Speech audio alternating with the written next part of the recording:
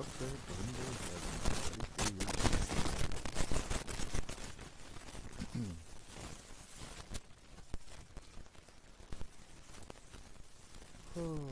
30-second delay.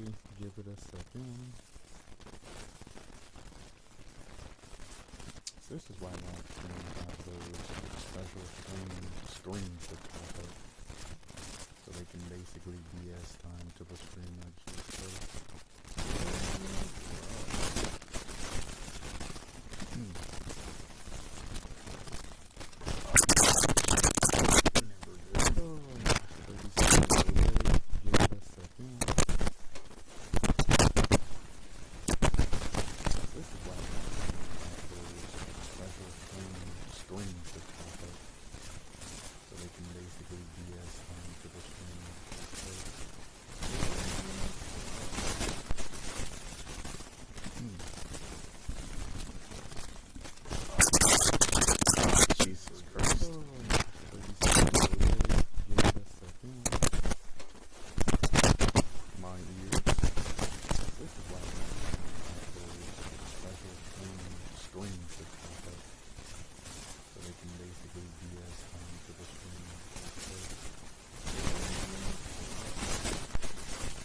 Pause the video until you see something.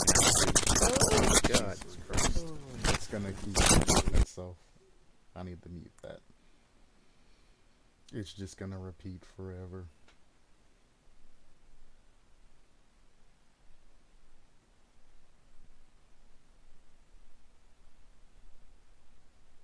Jesus. It's just getting louder and louder and louder. So I was listening to the audio, through the audio, through the audio, through the audio, through the audio. Now let's see. Forever.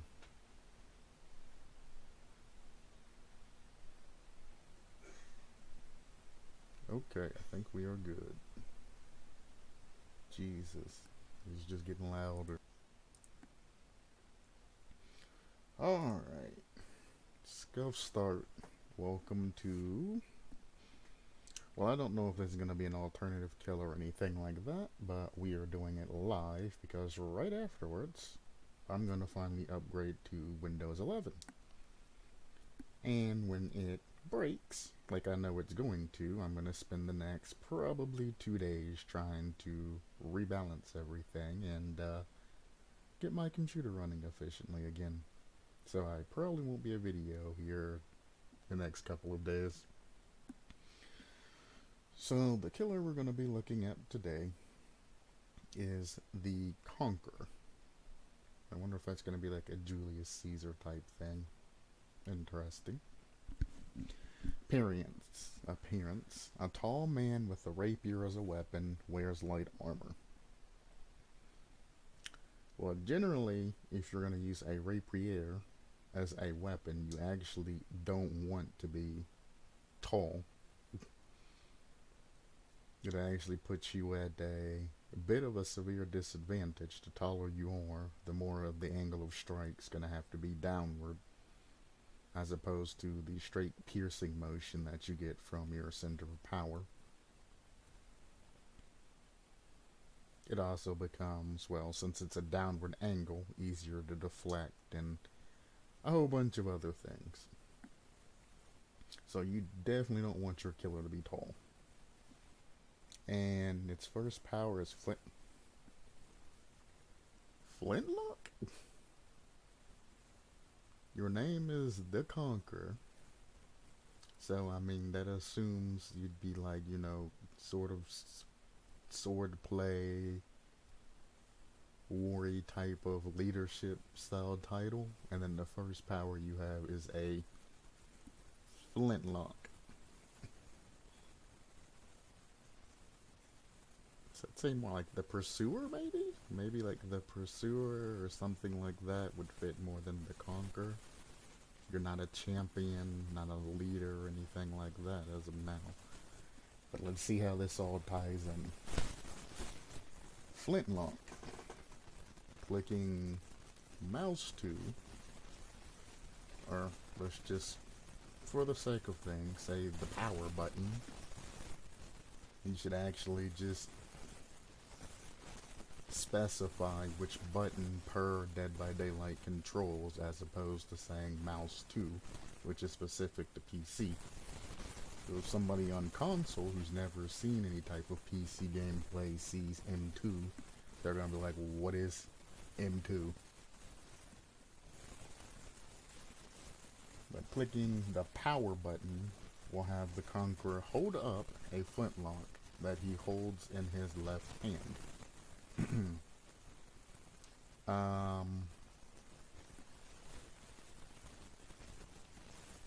I don't know if the hose in his left hand needs to be there, but gotcha.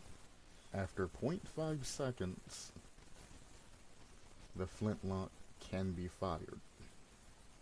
So I'm taking it you're going off of the Gunslinger's patches and things like that. However, Gunslinger shoots out almost a harpoon style of bullet with a rope on it, which makes the, well, longer now time. Instead of you being able to quick scope with it, you actually have to aim down sight, being meaningful. But I don't know what the flintlock power does, so let's keep reading on. 0.5 seconds, the flintlock can be fired. While holding the flintlock up, the Conqueror moves at 80% speed. This slowdown persists for 0.3 seconds after putting the weapon away by letting go of mouse 2. So, you click the power button, he holds up the flintlock.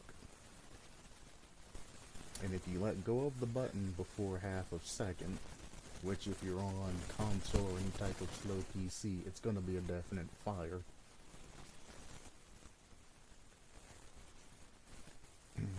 It automatically fires. It says can be fired, but there's no button to fire it. While holding the flintlock up, you move at 80% speed, and the slowdown persists for 3 seconds, or 0.3 seconds, after putting the weapon away by letting go of mouse 2.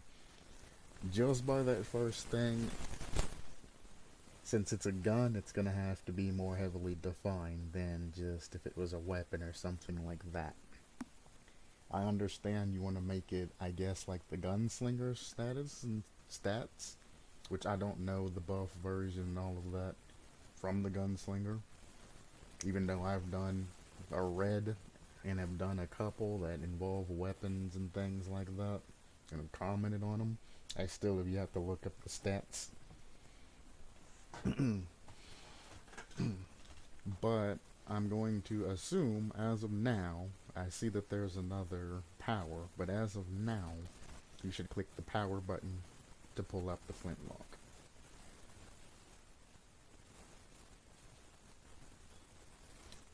After that, it needs to be more defined, because after 0.5 seconds, flintlock can be fired.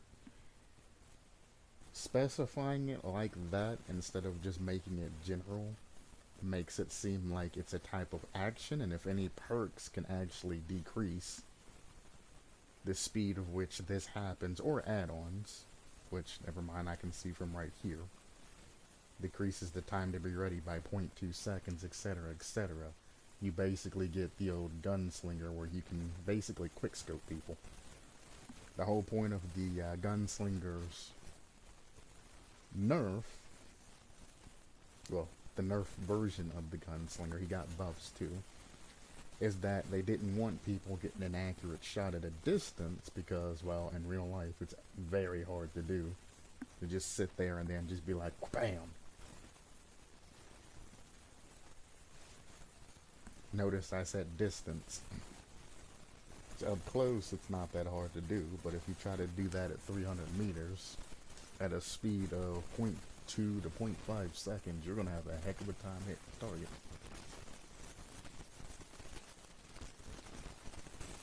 So I would further define what you're talking about. I would also nerf this to where it takes longer for you to actually pull out the pistol. Once the pistol is open, which by this time I would just define it and let behavior, if they decide to add it in, define it themselves as to you have to be aimed down sight in order to fire it. Didn't put ADS takes X to complete, just to further specify that. I would extend it a lot more than 0.5 seconds though, because that is extremely quick. The flintlock can be fired. Instead of putting can be, or since you're putting down the words can be, you need to insert some way to cancel your shot. Generally, like the huntresses, hatchets, or anything like that, you can just press the regular attack button, which would be R2 or mouse 2 or mouse 1 to cancel it. Or you can make it L2 to pull up and R2 to fire, or mouse 1 to pull up, or mouse 2 to pull up, mouse 1 to fire. Or, what is it? Left trigger to pull up, or right trigger to fire. So you can either make it like the hatchet, or you can make it basically a reverse hatchet. But anyway, by holding the flintlock up, the Conqueror moves at 80% speed. I'm not going to do the math, but it should be slower than the Survivor's speed. As long as it's, you know, decently lower than Survivor's speed, it can be balanced in PTB, etc., etc. If it's still faster than the Survivor's regular speed, then it's going to be be brought down, because you shouldn't be able to hold the gun and keep up with Survivor's speed.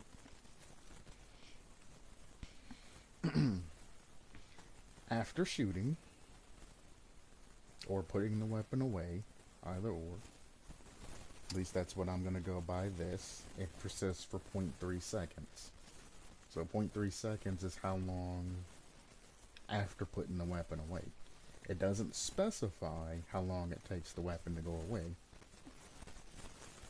It also doesn't specify how long the weapon it takes to pull out. So I'm going to assume it takes 0.5 seconds to come out after you shoot, 0.3 seconds to be put away, or if you let it go. As of now, it doesn't say any type of ammo or anything like that, but let's finish reading. The flintlock can be fired by clicking mouse 1. And there you go. There's the specification. The projectile travels as fast as Deathslinger's harpoon, but is significantly smaller. Okay. There is no max range to the flintlock shot, but it only staggers a survivor it hits for 0.3 seconds. A staggered survivor moves at 5% speed and cannot do any action while staggered. So there's the specification of how to fire it.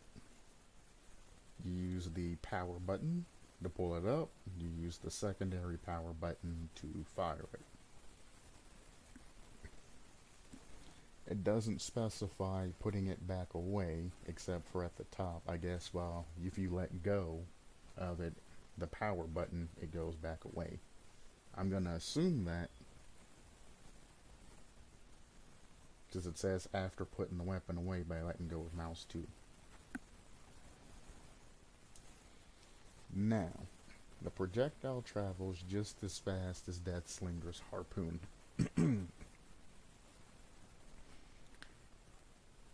Even though it's a flintlock pistol, which is kind of what I'm not understanding. For you who don't know, let me,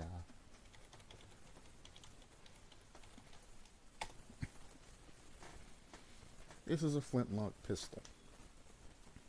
They have the old school that are small like shotguns. They have the longer version like that, and they have the ones that have the ends that look like blunderbusses. filled with black powder and everything like this. Now, let me show you the ammo that goes into this.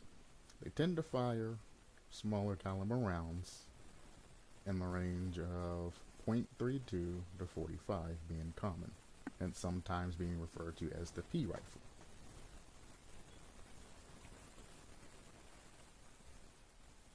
And let's see if I can get an image for you guys. This is what old school, you know, the cannonball, the cannon looking one, cannon blunderbuss looking, oh boy, I can't speak now. The flintlock pistols that had the flare ends like the blunderbusses and things like that fired bolts. As they evolve, they move towards bullets. And this, what I was trying to bring up is, you just saying that it's flintlock and all of that, and the projectile's smaller. Flintlock pistols are different. Is it going to be a ball that comes out? Is it going to be a bullet that comes out? What kind of flintlock pistol? Distances, things like that. Because some flintlock pistols actually act like blunderbusses, and you can put more than just one ball in it. And when it shoots out, it's almost like a mini shotgun. It just and everything scatters. The old school. Then the newer school ones actually use actual pistol bullets. Most use powder. I don't know if there's any standard flintlocks that actually don't use any type of powder. Black powder, by the way. But depending on what kind of bullet and what kind of flintlock pistol you're trying to portray, the mechanics are going to be different.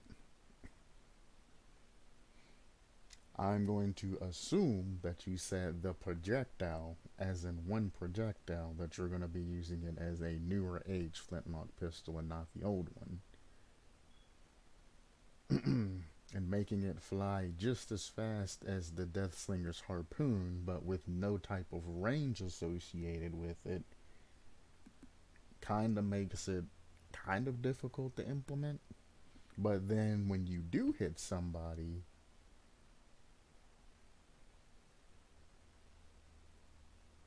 it staggers survivors per 0.3 seconds. So it's like the equivalent of like a rock salt round or something like that. It doesn't seem to have any effect. I mean, add-ons might give it an effect. But what I'm trying to figure out is, if it's the Conqueror, which uses a rapier as a weapon, but holds a flintlock pistol, but the pistol itself doesn't really do anything, at least as of now, it makes no sense. Because you hit a survivor, 0.3 seconds, I mean, I don't know if they were just trying to put numbers down, but I mean, 0.3 seconds is quick. It's extremely quick. You're going to hit a survivor, they're going to go, ow, and then they're going to keep moving. So there's not going to be any type of noticeable change in their state when you stagger a survivor. They may only move at 5% speed, but it's so very temporary, which makes me want to think, why even have the power of the flintlock? Unless this next power that we're going to go over significantly changes the flintlock, why have it there? It does nothing for this particular character, except for slow them down. So I would actually either rework, actually I would completely delete the flintlock, and I would give them another power, or take Wild Hunt and make it its main power. But I would completely rebalance and get rid of flintlock altogether. But if you don't want to, and it's part of your design or part of some other killer that already exists, I would definitely rework the entirety of this flintlock. It needs further defined and further balanced to where it actually is worthwhile to use. The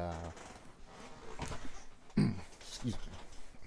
Deathslinger, his whole thing is if he hits you, he pulls you in. This guy, if he hits you, it's just kind of a meh. But let's see what else happens.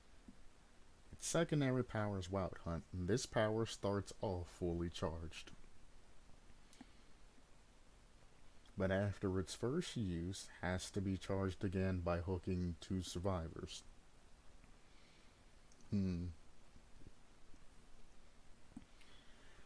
Clicking control will activate Wild Hunt. I don't even know what control is. I'm gonna assume that's another power button. Maybe the secondary power button or the active ability button. Whatever button that is activates Wild Hunt. After a 3-second animation of the Conqueror blowing a horn, during this animation, the Conqueror moves at 100% speed.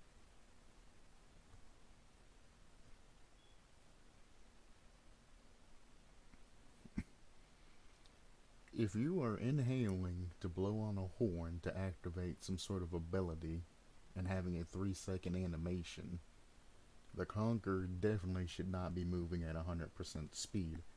That it kind of defeats the nullification of activating the perk. But let's see how good the perk is before we say anything. So for 30 seconds, the Conqueror moves at 135% speed and lunges 50% faster. This has to be further defined. Instead of, or I mean, you can say 135% speed, but I would also like to see how many meters per second we're talking about here. But I guess I can do the math. 135% of 4.6 is 6.21.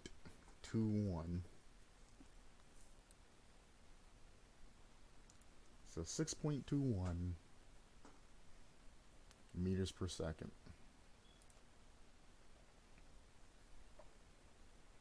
That's almost lunge speed, I think.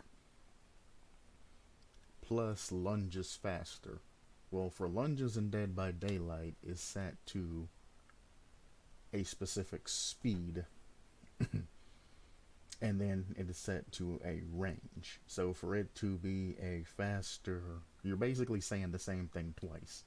The Conqueror moves at 135% speed, but its lunge increases its speed 50% on top of that.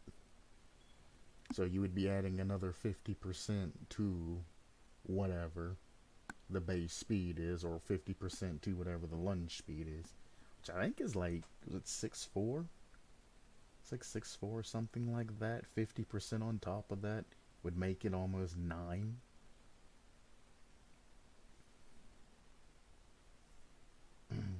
Now, if you're cutting it at distance, this will just make a extremely quick lunge, if that's what you mean by speed.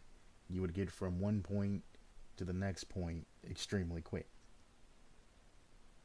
It's going to be basically like a teleporting strike, or a rapier strike, I guess it would be.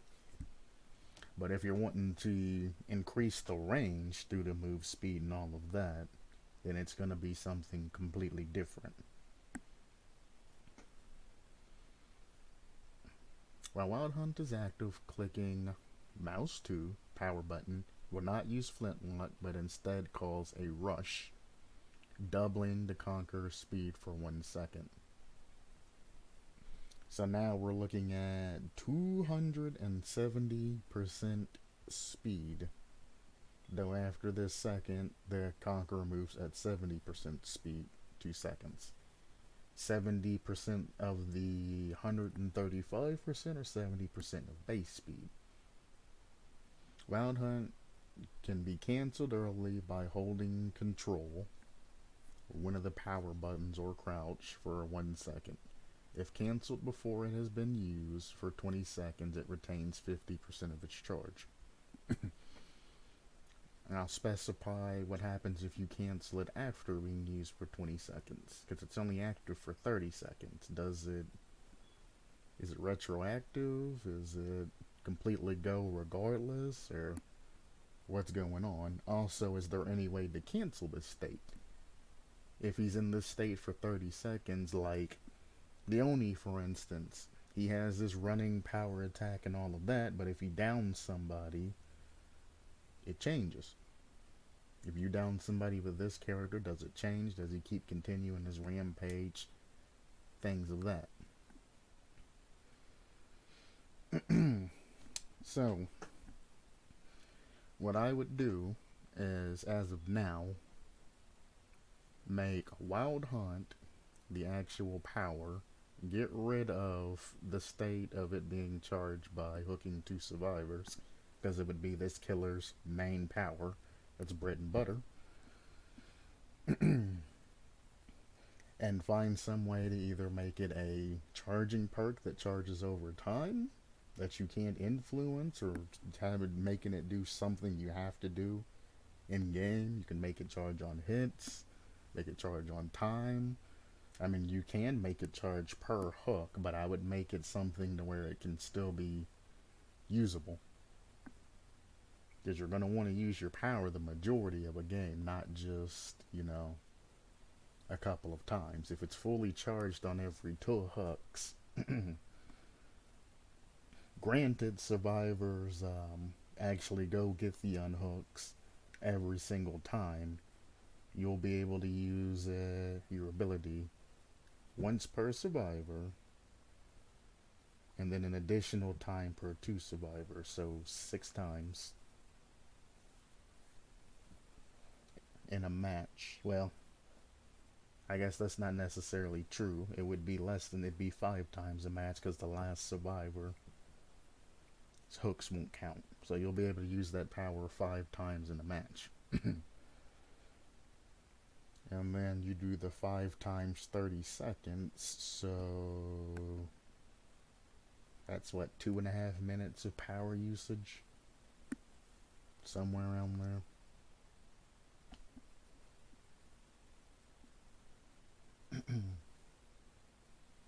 Yeah, 2.5 minutes of power usage throughout the entire match. Now, that's if you get every hook and get a 4 kill piece. Unfortunately, when you're playing against lower ranks and things like this killer, you'll be able to have some fun with it. When you go to the higher ranks, the powers and the way you use the killer itself is what gives that killer that advantage to keep up with the survivors and things like that. If you're not getting hooks because you're getting ran and things like that, you're not going to be able to get those 4 kills, because you're never going to be using your power, which in turn just makes this a regular killer that can stagger you for 0.3 seconds. And then if you manage to get 2 hooks after the first use of your power, you'll probably only get 1, maybe 2 activations. So, let's go back to what I would do is, I would make the rapier the primary target of things, because that's the actual weapon. I would get rid of the flintlock altogether, but if you do want to keep some sort of backup secondary range attack or something like this, I would redo the entirety of this and make this do something different. I also wouldn't necessarily use a flintlock. I know flintlocks are slow loading and things like that, but if you're wanting to stun somebody, there's a lot more things that you can do. Like, you can have them throw a bolus, which is just basically 2 rocks and a rope. Yeah. Just a regular. Of course it's gonna show monkey nuts. That's cool. Just do that. A bolus, well, I guess you could be 3 rocks. It's just rocks tied in tandem with a rope. When you throw the rope, it hooks around the legs of whatever animal or person and then keeps them from moving. That would be the better concept, which would fit the build of the rapier and all of that in the warrior style of a conqueror. Or, as I said, if you want to change the name to pursuer, it even fits it even more. Instead of a flint lock, which would make more sense. Yes, you would have to limit the range on how far the bolus can go, but when a survivor gets hit by the bolus, it keeps them in place till they can break out of the bolus. So it'd essentially be like almost like the trapper, but instead of putting traps on the ground, you're throwing traps, or like the death slinger. When it hits you, you're got. So balancing around a bolus instead of a flintlock would be more themed towards the character, especially having this secondary power called Wild Hunt, which would make it make more sense. But putting the Conqueror and then with a flintlock and a Wild Hunt doesn't suit the need of a Conqueror.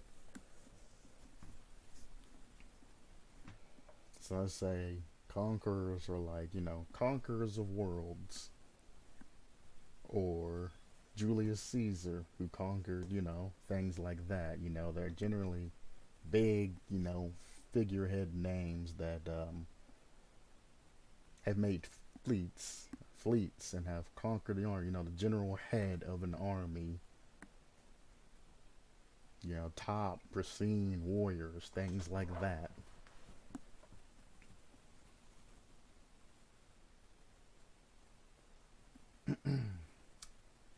But yeah, should change that to a bolus. The secondary wild hunt power should be balanced along the rapier.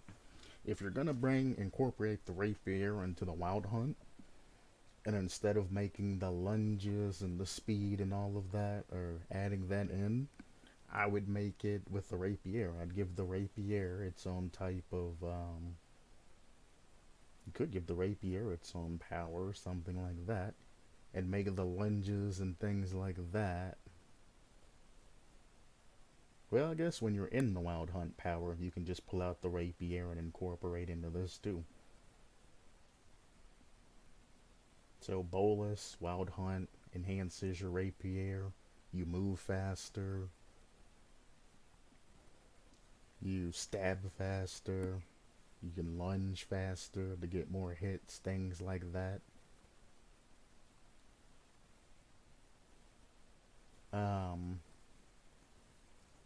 Unless your character is going to use a lance instead of a rapier, I would get rid of the rush style action though, because 135% speed, even 200% speed off of a base speed is way, way, way too much. This part needs to be nerfed or incorporated different.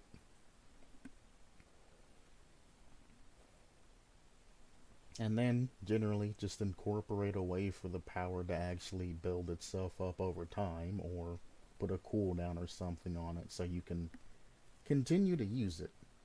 Then you can make add-ons that go together with it all, which I just seen off the top of my head. The flintlock inflicts the broken status effect on injured survivors.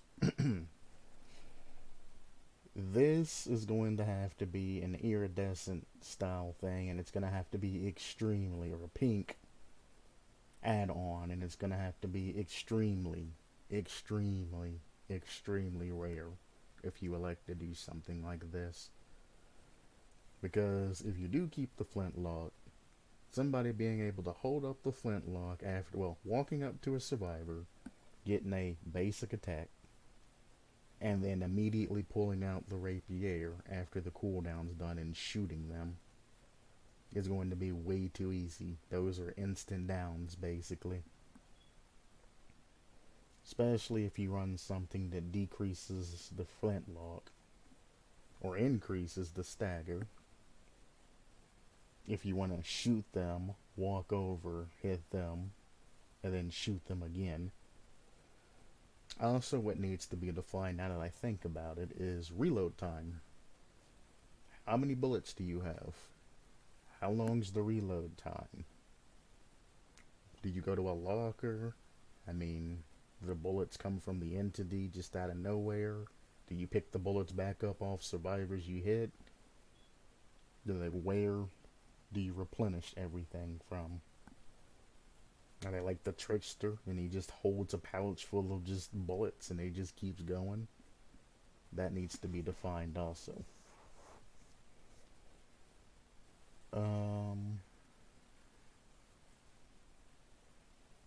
Wild hunt, duration, things like that, yeah. Wild hunt charges passively and can be used when not at full charge. You could use that too. Just have wild hunt charges passively or doing something and can be used at any time. Like chainsaw charge. They just charge, it charges up in time, and if you use it before it's full, you get whatever duration's left. Oh, you have iridescent add-ons. When Wild Hunt is activated, all survivors within the Conqueror's terror radius becomes exposed for a duration of the Wild Hunt. Increases the consumption of the charge by 1.33 times. Decreases the speed of Conqueror, activating Wild Hunt to 30%.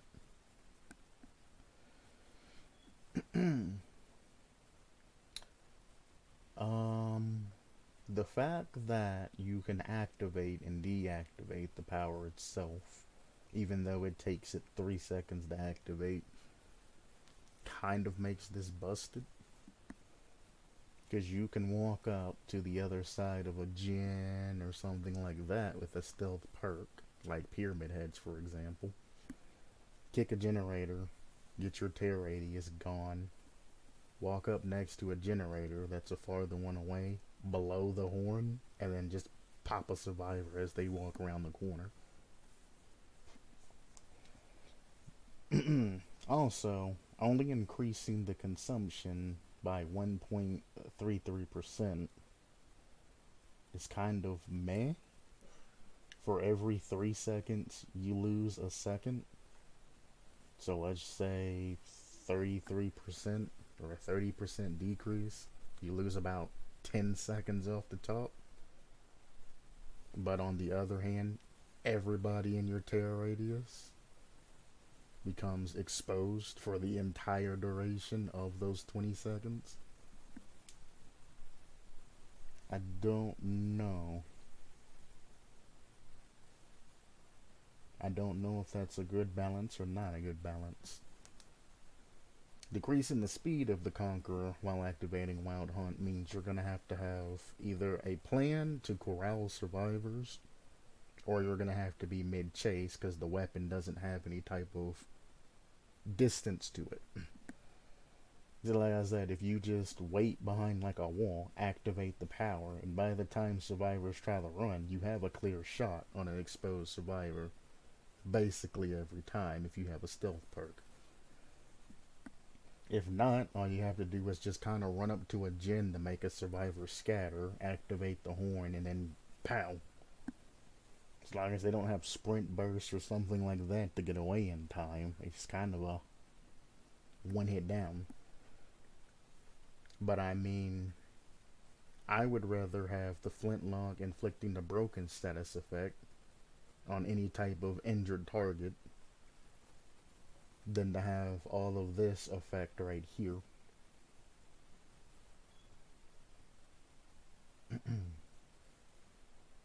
Also, if you do combine them together, because you're going to have it away, so I guess that means the actual thing. What's the point of activating it and using this as an iridescent thing? Because the flintlock by base doesn't do any damage. So when the Wild Hunt is activated, the survivors within the Conqueror's terror radius become exposed. But your speed is decreased, so you can't really do anything. Because if you hit him with your flintlock, well, now you can't hit him with your flintlock. Because you can't use the flintlock in that.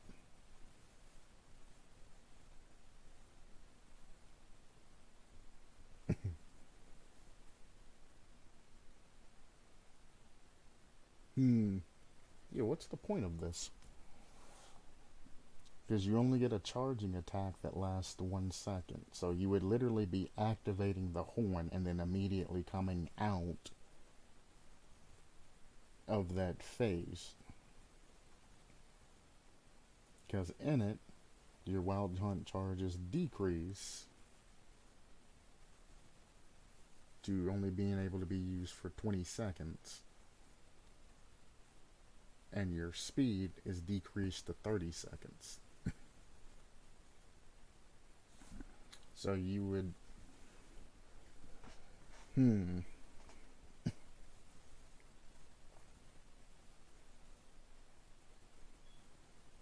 There's no purpose for this being iridescent.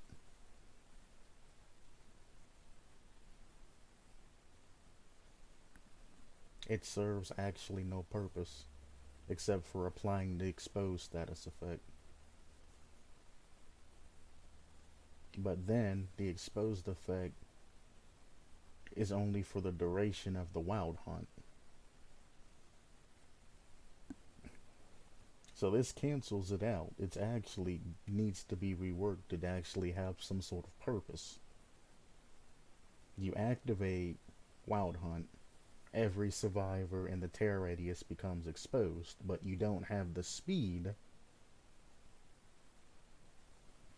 to do anything unless this is worded, because it says decreases the speed of the conqueror.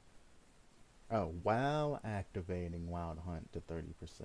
Gotcha.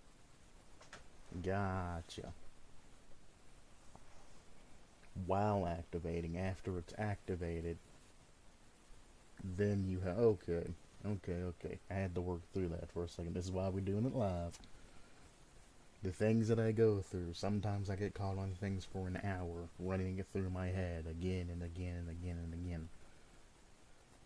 And if I was writing something for this person, I would literally spend hours going through it to make sure I understand everything, going through, making sure there aren't any misconceptions and things like that.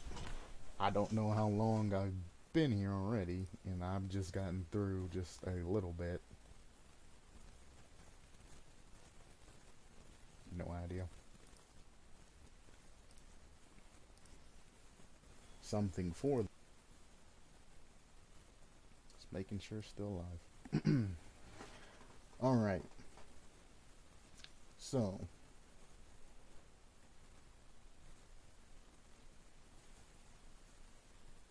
That's way too OP. So 4 seconds, when you're using the horn, your speed gets set to 30 seconds, or 30%. Afterwards, you get the increased buffs and all that for 20 seconds.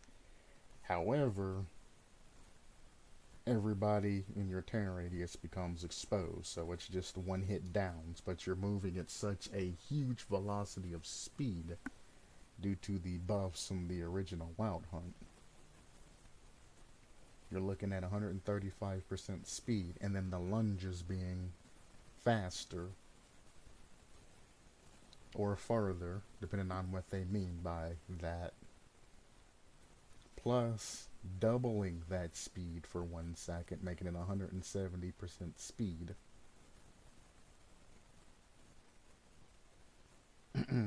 Lets you catch up very quickly, and then, you know, yes, you move for 2 seconds of 70% speed, but 70% speed out of this doesn't really make that much of a difference.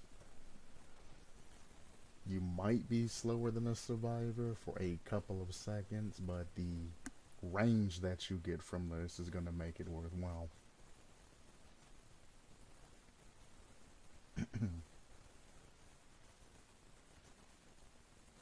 So yeah, this is definitely going to have to be reworked. Then trophy case. When Wild Hunt is activated, a red circle encompasses a 32-meter radius around the place the Wild Hunt was originally activated. While in this area, the Conqueror moves at 230% speed instead of 135%. Each hook charges Wild Hunt by 33% rather than 50% with the passive charge on. It also charges slower.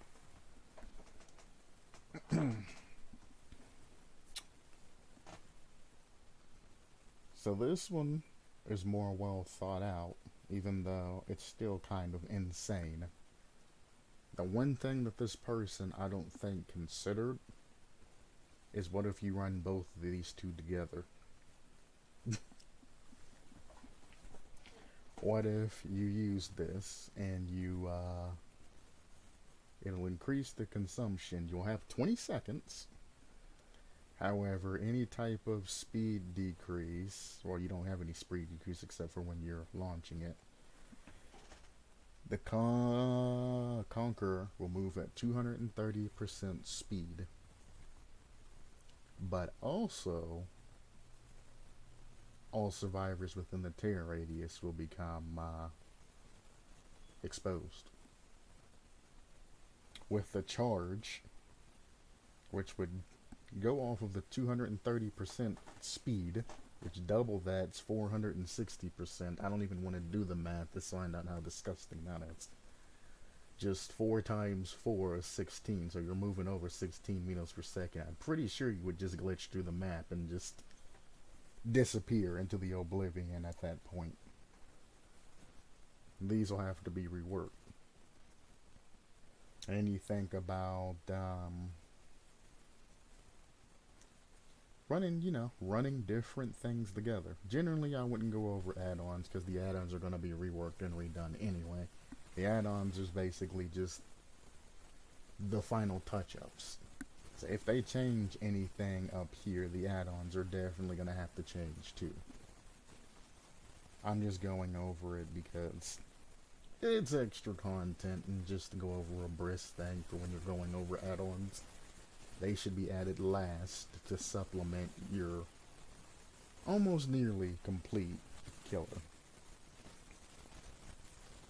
And then one thing you should look for is how much of an advantage will you have if you run both of your Iridium add-ons together. Perks, prying eyes. If one is to hunt, they must be able to get into the heads of the prey. Now this totem remains standing. All auras the survivor sees are shown to the killer in white. When this hex totem is destroyed by a survivor, all survivors are blinded for 90 seconds.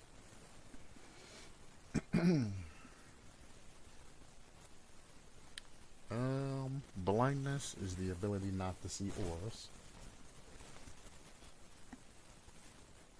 So while the storm, all auras the survivors see are shown to the killer in white. The only problem I see with that is if a survivor comes in running empathy, or comes in running a key with the obsessions ring on it, or any other type of perk that really benefits. Like there's a generator perk that just came out that when you're working on a gen, all survivors see the aura of the gen you're working on. Things like that.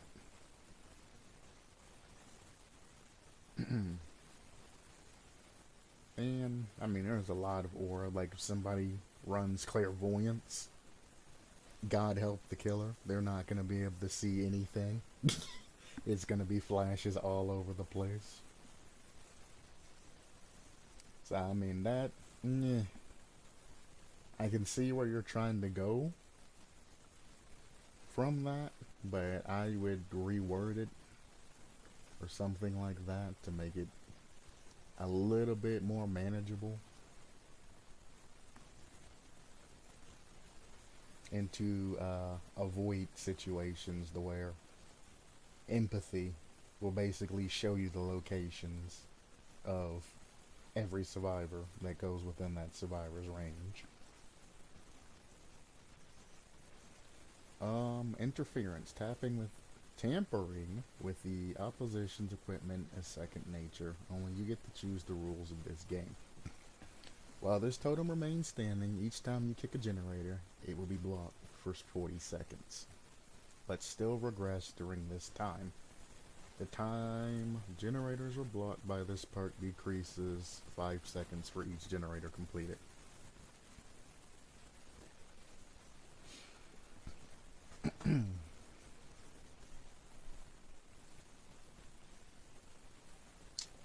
problem I have with this particular perk is I think it's called Jolt. Whenever you, it's either damage or down a survivor near a generator, all generators within X distance pop and then continue to regress. The thing about perks like that is it has to be made to where a survivor can actually go and save the generator from regressing.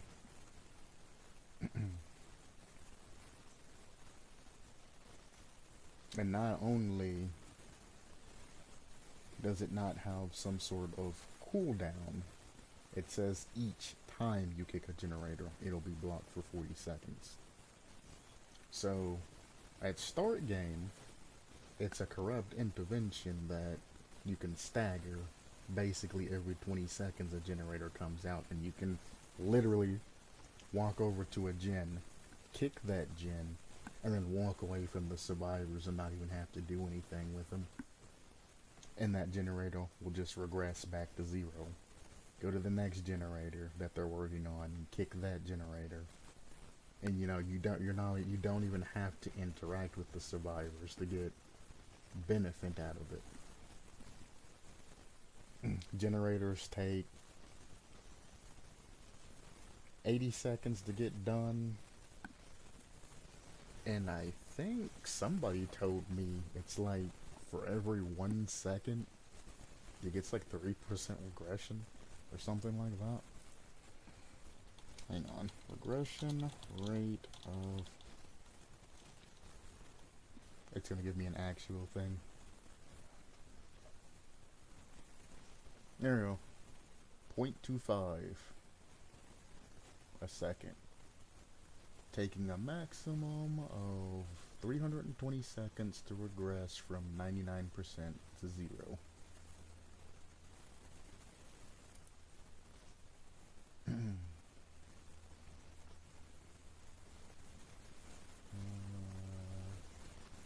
Doesn't say.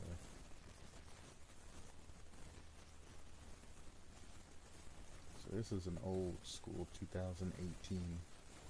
But let's run with it for now. So 0.25, so a fourth of a rate of however many seconds go through, which don't seem right. I could have swore I've had a gen regress faster than that. That's not even ruined.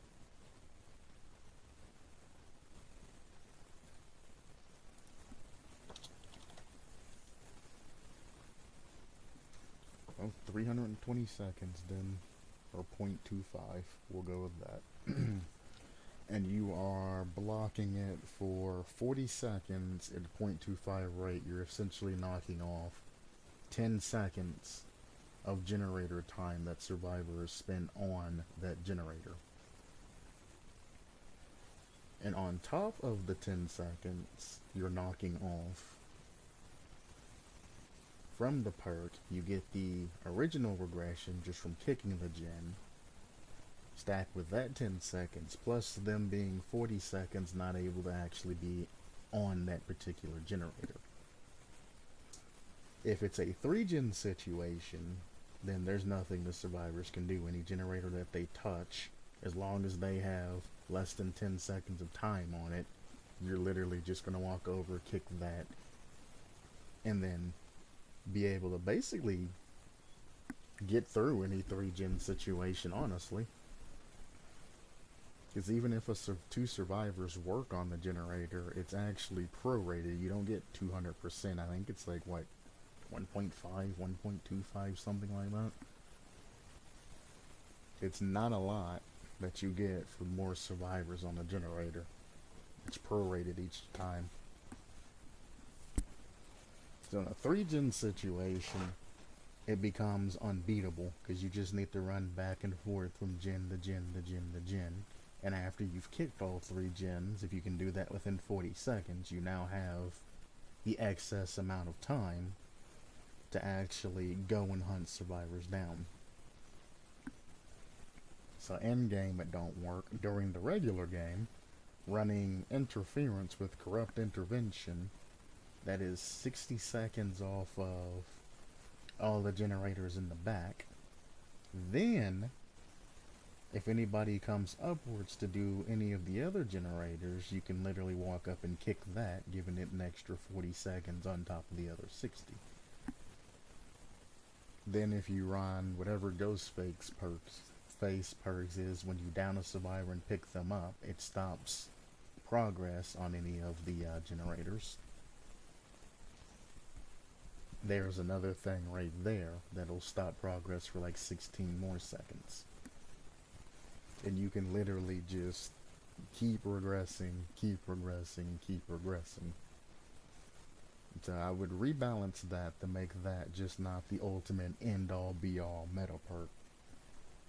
Because it actually is almost on par with Ruin.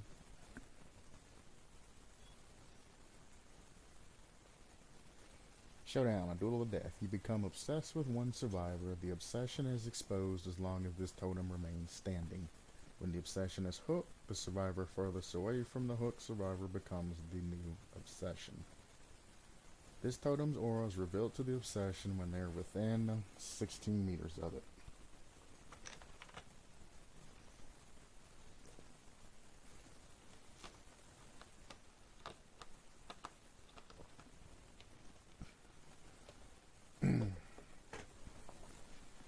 It needs some sort of activation. It's almost perfectly balanced. Almost. I do like the concept of this perk, but it needs a little bit more tweaking. Because as soon as the trial starts, the survivor, whoever the obsession is immediately exposed. There's no ifs, ands, buts, no reasons, no activations, no nothing like that. Now I could see at the start of the trial, whoever's the obsession immediately has gen speed or action speed or something like that against them. Then as you do X action, it ramps up and ramps up and ramps up. Or something along that line. But basically forcing no mither without benefits upon somebody. I don't think that's cruel, and nobody's going to want to go up against this killer. Whoever spawns in as the obsession, especially if they're unlucky enough to spawn right next to the killer and go down immediately, you're going to have a bunch of reg quits and DCs at the beginning of matches. Then, anybody who uses decisive strike or anything like that to get away from killer that transfers the obsession to themselves, they now can't heal. Yeah, they got an escape and another chance at life, but now they can no longer heal unless the hex perk's taken out.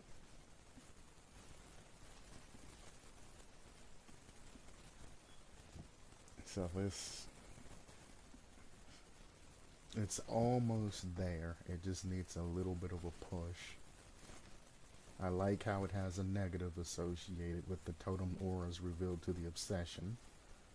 So as soon as this hits them at the beginning, they can go on a look for it and things of that nature. But running around looking for it, if they come in contact with the killer, they just got themselves a down. And that's more based upon an RNG thing as opposed to any type of skill-based thing. You're either going to be spawned next to the killer and get whopped, or you're going to be spawned away from the killer, or even possibly right in front of the totem deactivating the perk, or another survivor being spawned right in front of the totem deactivating the perk. It's too RNG based. Is that it's almost there, and I like the concept of it. With just a little bit more tweaking, which, like I said, some things can't be tweaked unless they're in public test beta. But we'll see how things go. All but that last perk sounds great. Perhaps to make it a little easier on survivors, make the last part 16 meters. That way, the weakest version of the perk is a little easier to combat. Oh, so the totem being revealed to the obsession actually originally wasn't even part of the concept. That was actually added in, and it was nerfed already from that.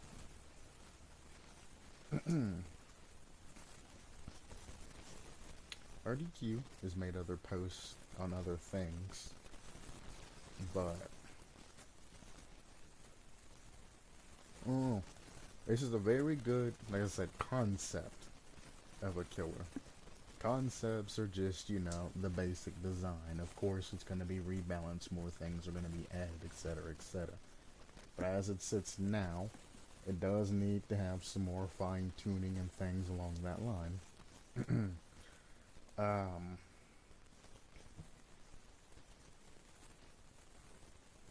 Instead of writing a comment on everybody's video, especially when I do these live streams and things like that, I think somewhere down the line when I have like 10 or so posts, I'm just going to create a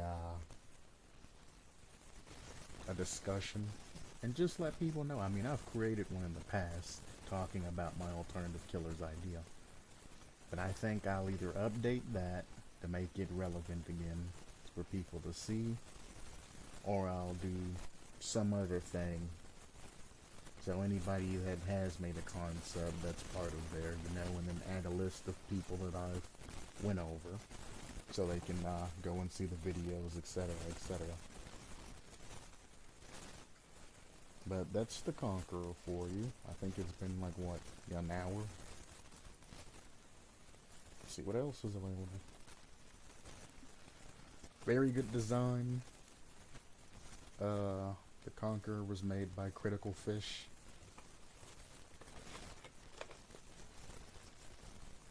It has a future. If I had to name it as an alternative killer, but as of now I really wouldn't. Maybe an alternative Deathslinger or something like that.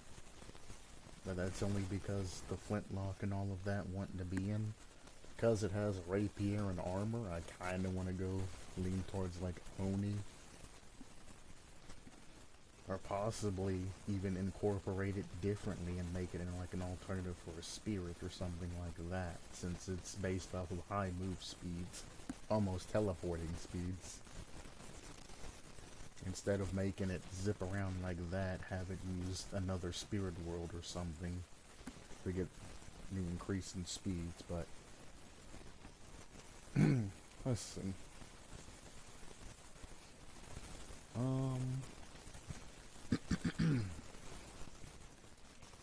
I went over partially of the Dark Pictures Anthology chapter. I don't think anybody else has commented. Yeah.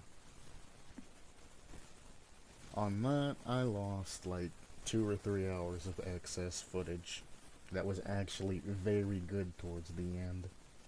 I had reconvened and did everything and compiled everything. It was so good at the end. And stream ended. So, Skinwalker. I know that's a killer from some movie. I don't remember what it's from, though. Skinwalker by Sushi and Sax. Appearance: a giant humanoid covered in matted fur with long clawed hands. It is adorned with bones around its body and a giant deer skull with glowing red eyes over its head. It's also a lore for something, but I can't think of what the Skinwalker's from at the moment. Oh, okay. Power. Eyes of the Forest. The Skinwalker can place up to 3 skulls, matching the ones on its head, to act as the killer's watchful eyes. The skull can either be placed on the ground or on the head of a survivor in the dying state. So we're talking about Pig's reverse bear traps with special abilities, except for you can place them on a survivor, you can place them on the ground. placed on the ground, the skull will emit a 16-meter tear radius. Survivors within the tear radius will be revealed by dark scents for the duration they are in it. I think he's talking about killer scents. I'm pretty sure it's called, or killer instincts. I think that is what they're talking about by dark scents. If there's any other thing called dark scents besides the perk, let me know, but I think he's talking about killer instincts. If the killer is within a given distance of the skull, he said 32 meters sounds about right. When a survivor is willed in this way, he can teleport to the skull and rise from beneath it, using it as his new head. Does the old head drop? Where he teleported from? Who knows? After teleporting, the killer will have a short burst of speed and run on all fours to chase down those who trespassed on his land. That makes sense to have. He can place 3 skulls and keeps one on its head, and when it teleports to one, it drops a skull and then comes up throughout another skull, making it actually 4 skulls. That's actually a clever way to incorporate 4 skulls, since there's 4 survivors. I like that. The only thing that having that cleverness does is, if he puts skulls on survivors' heads, which we're going to go through next, he can only place 3 skulls because he keeps one for himself at all times. So if he's within 32 meters of a skull that a survivor steps into, which transmits a terror radius of 16 meters, he will be revealed within the killer instinct, and he can teleport, so I guess there'll be a teleport notification like Pinhead, and he can teleport and rise from beneath it. Afterwards, he gets a short burst in speed, and I'm assuming it's going to be based off maybe Wraith speed or something like that, to chase survivors. When placed on a down survivor, the survivor will be raised to the injured state and be given a burst of speed to escape the killer while they end their animation. The survivor will also be placed in a first-person view, as if looking out of the skull now on their head.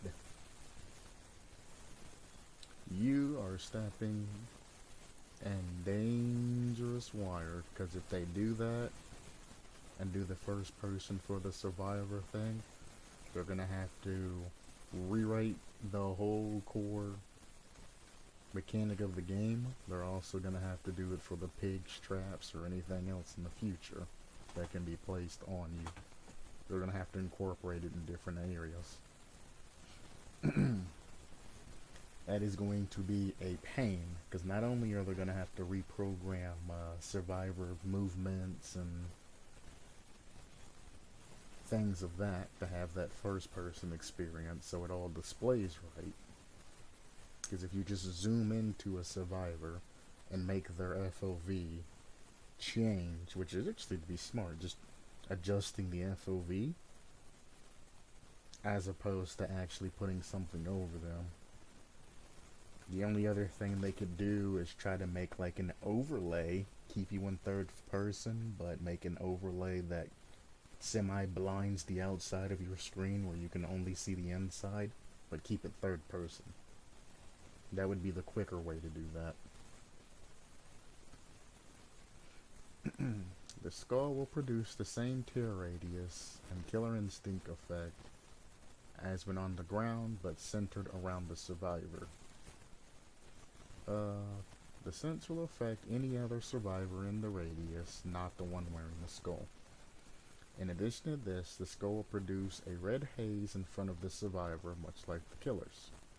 If the same teleportation criteria from the ground state is met, the teller can cause the skull The killer can cause the skull to engulf the carrier of their skull in black tendrils and swap places with them. The survivor will no longer have the skull and will resume their normal function as the survivor, while the killer runs on all fours for a burst of speed and can chase the next victim. Again, you are changing the core mechanics of the game. As of now, survivors do not have the ability to teleport or do anything like that. They can do like dead hard and things like that, which increases their movement, but they don't have a state of teleportation. So they would have to encode that into the survivors, which is going to be extremely buggy. Especially if the killer elects to stand somewhere where a survivor can't get out of, or find some sort of glitch, or stand in an object because their hitboxes are different, and abuses that, and then teleports to that survivor. Now the survivor's stuck. The black tendrils and all of that would just be the reskin pinhead chains that come out of the box. So what you're essentially wanting is a pinhead-esque alternative killer, but slightly different, as it's a hunter instead of like Pinhead, who's more, well, a Cenobite.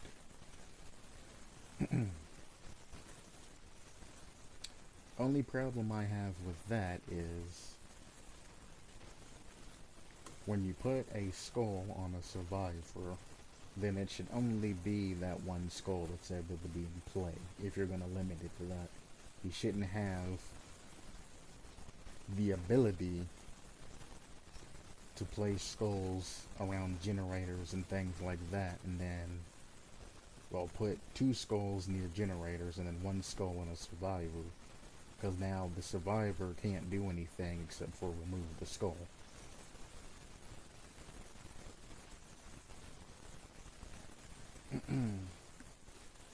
Then it says the survivors can dispel a skull on the ground the same way they would dispel a totem. Survivors wearing a skull, it can be removed by 2 methods. First is another survivor to remove it from their head. Second is an altar, like the pig's machines, to remove it at the cost of 1 health state.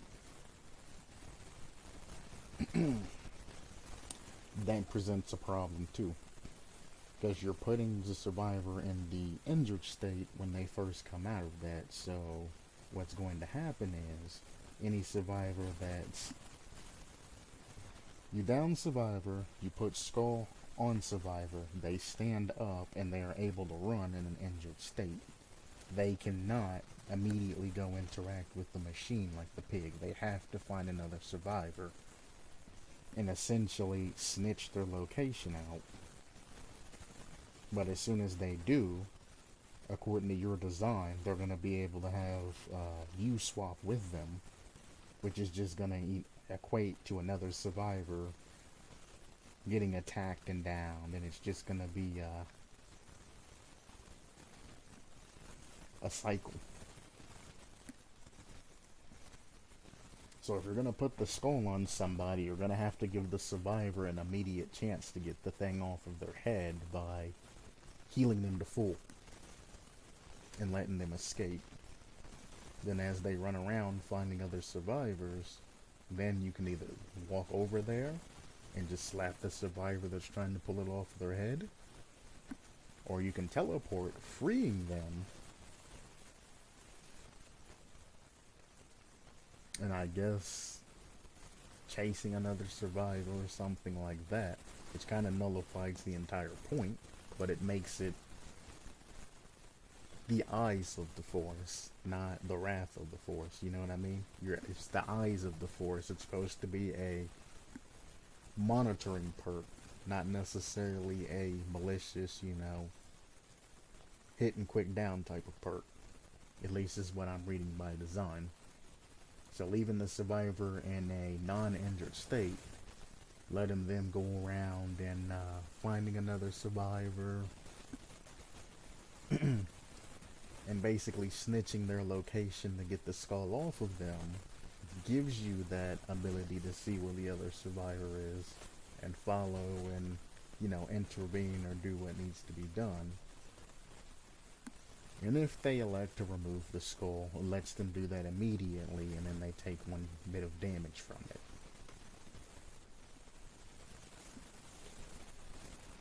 I could see something like that.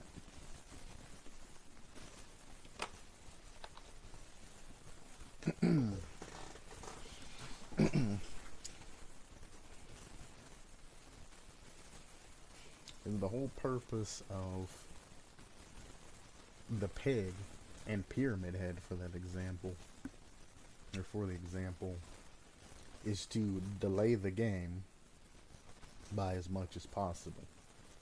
By revealing locations of survivors, if they elect to play your game and run to a survivor for help, they then have to reveal the location of one or more survivors, and anybody they pass and don't see on the way gets revealed too.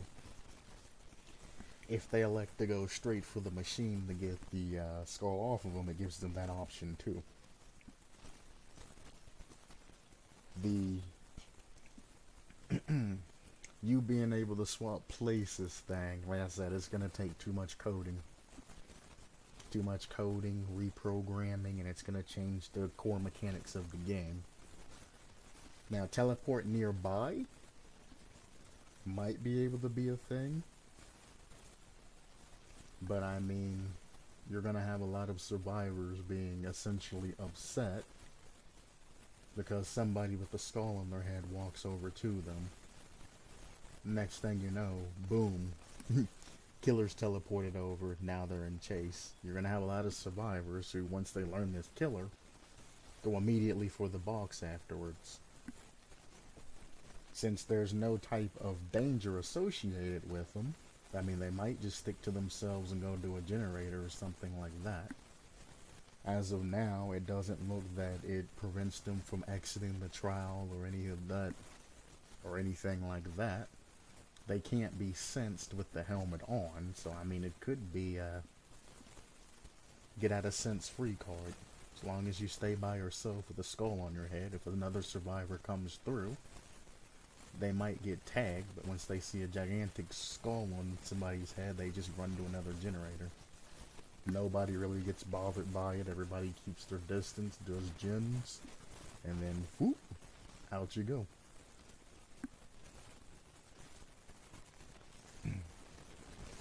So in this case, this just, instead of making you have to move fairly quickly to get the device off of your head,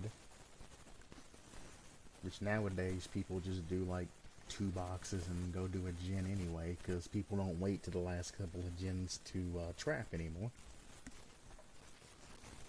You have essentially an unlimited amount of time with the skull. The only negative is if you get near a teammate or they get near you, you can be teleported to. The swapping back and forth isn't gonna, unfortunately, be a thing, probably for a long time, if any, because that's gonna be a lot of programming. They have to program the survivor teleportation, make sure, you know, survivors aren't clipping into anything, on top of rewriting the killer and everything else. Please stop. The killer and everything else, then every new survivor that they incorporate is going to have the same base code and same base animations to do everything.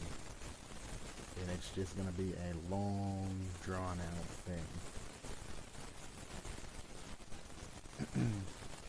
But sensory-wise, this can be redone to be amazing and actually fit within the ramifications of the actual base game.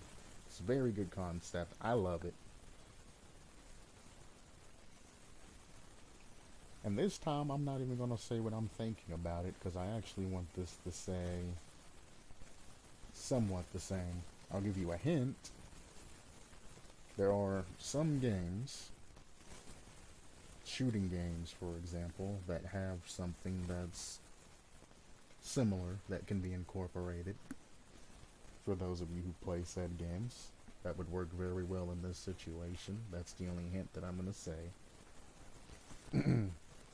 That would work well like this. Perks. Unwilling assistant. The entity invades their minds and betrays their allies to you. When unhooked, a survivor will reveal all surrounding survivors within 16 meters for 12 seconds. Or, when a survivor is hooked, they become the obsession until another survivor is hooked. While the obsession, the survivor will reveal any survivors that are completing tasks within blank around them, that are doing actions around them.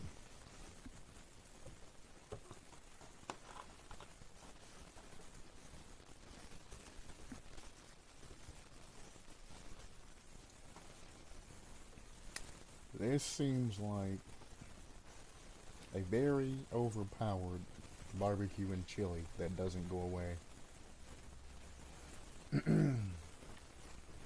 At least the second one.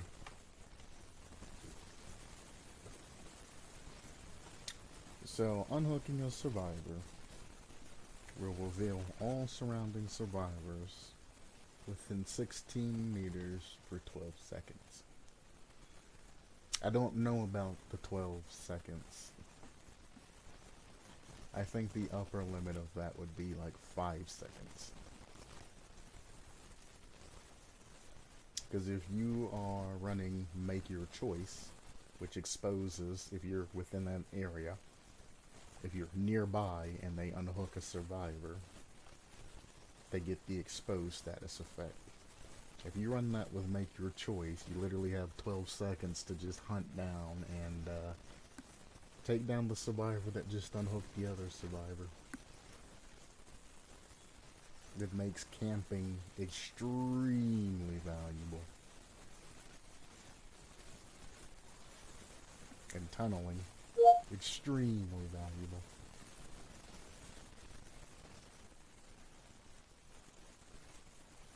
And then the second version of that is just like an overpowered, action-oriented barbecue and chili. Second, territorial claim. You detest meddling in your own domain. You squash their hopes and reclaim your land. You receive a visual cue when entering a boon's radius. And will remove boon totems. Will be revealed 8, 12, 16 meters around you. That is this killer's meh perk. Boon totems aren't that hard to find. Because, I mean, you can hear that sound to let you know they're nearby and things like that. That's this killer's meh. It'll probably never be used except for when you're building this character up to get other perks. Afterwards, it's just meh. Hex. Nature's resistance. The land holds allegiance to the entity. It will fight for you. The 3 closest generators to the totem will be affected by this hex. Every other skill check made while repairing will be a difficult skill check with only a great success meter. If this skill check is missed, the generator will regress and be tied down by vines from the land, making it unworkable for 60 seconds.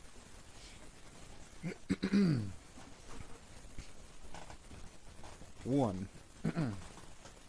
Making it 3 generators closest to the totem. 1 allows you to triangulate the totem and take it out very, very quickly.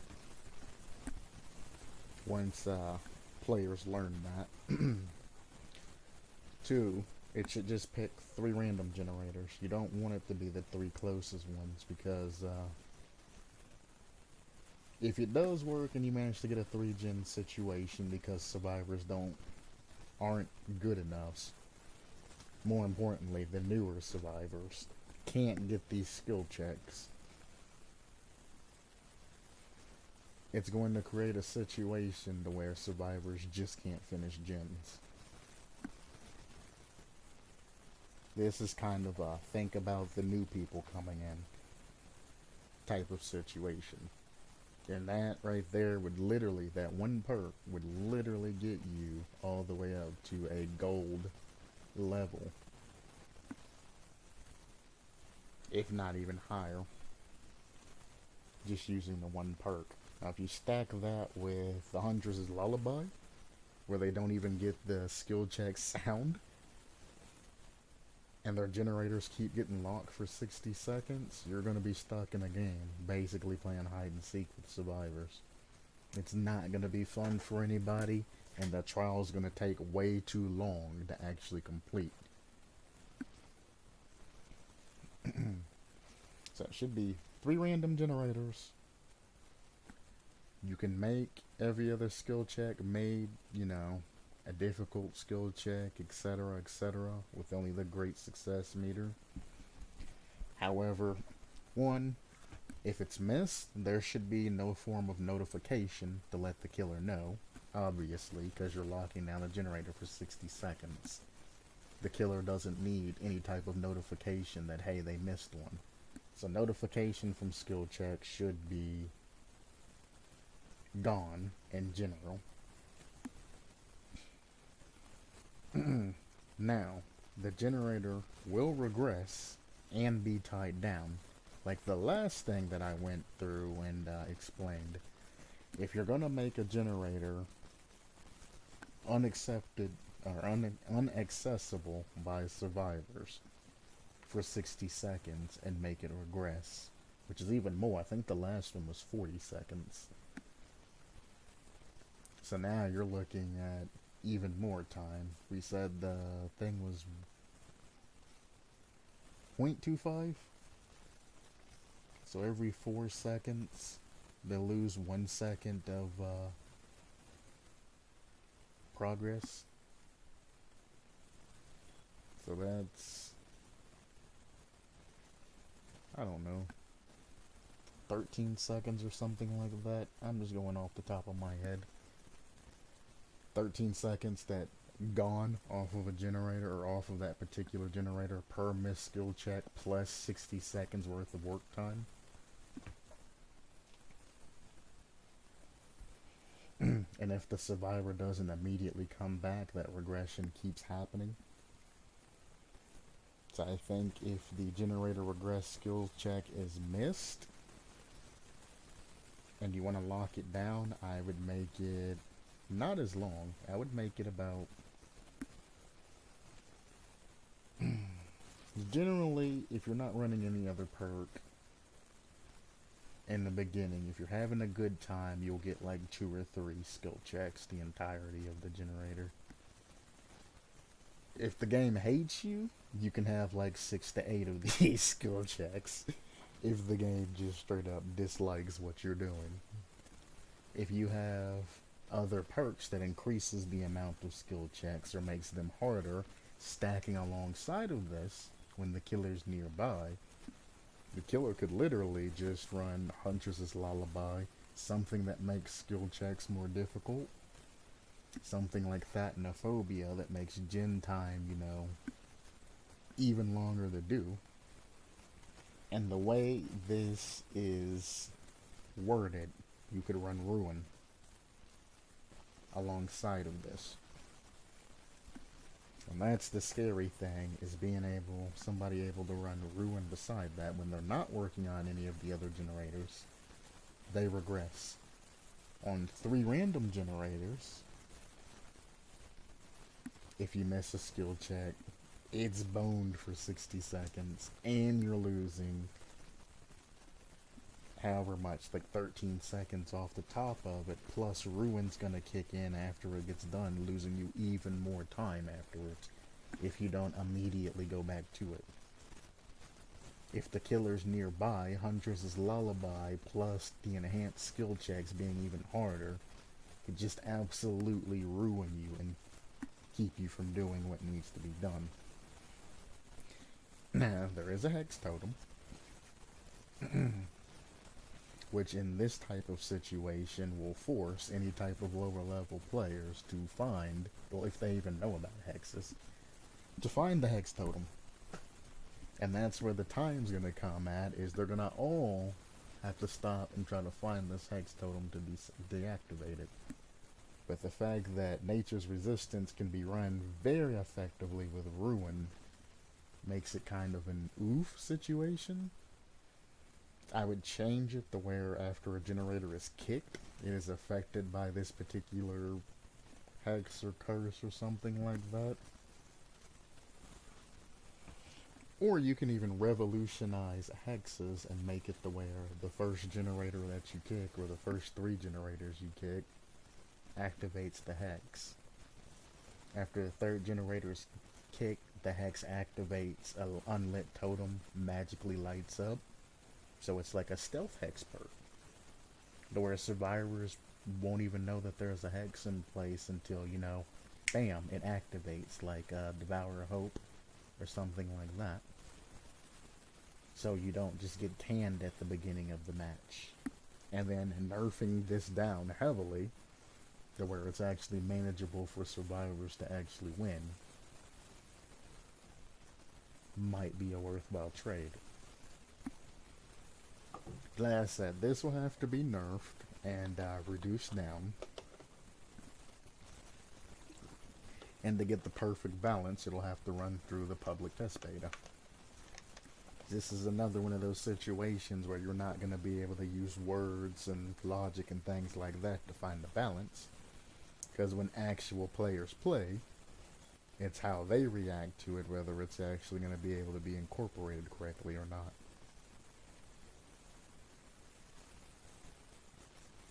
Plague.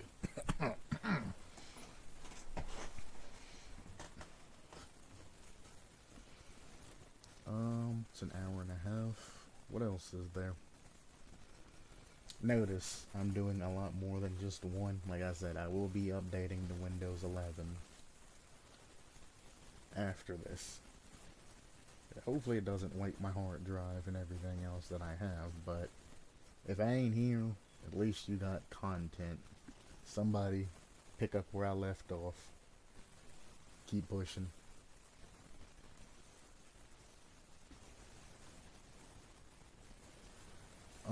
This is just named Killer Idea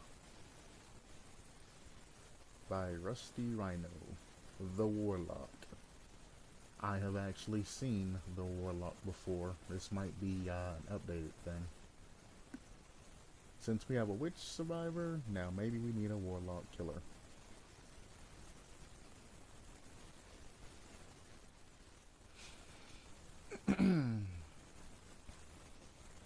Oh, I guess it's not the same because I don't have the comment that I left on a previous one. Alright,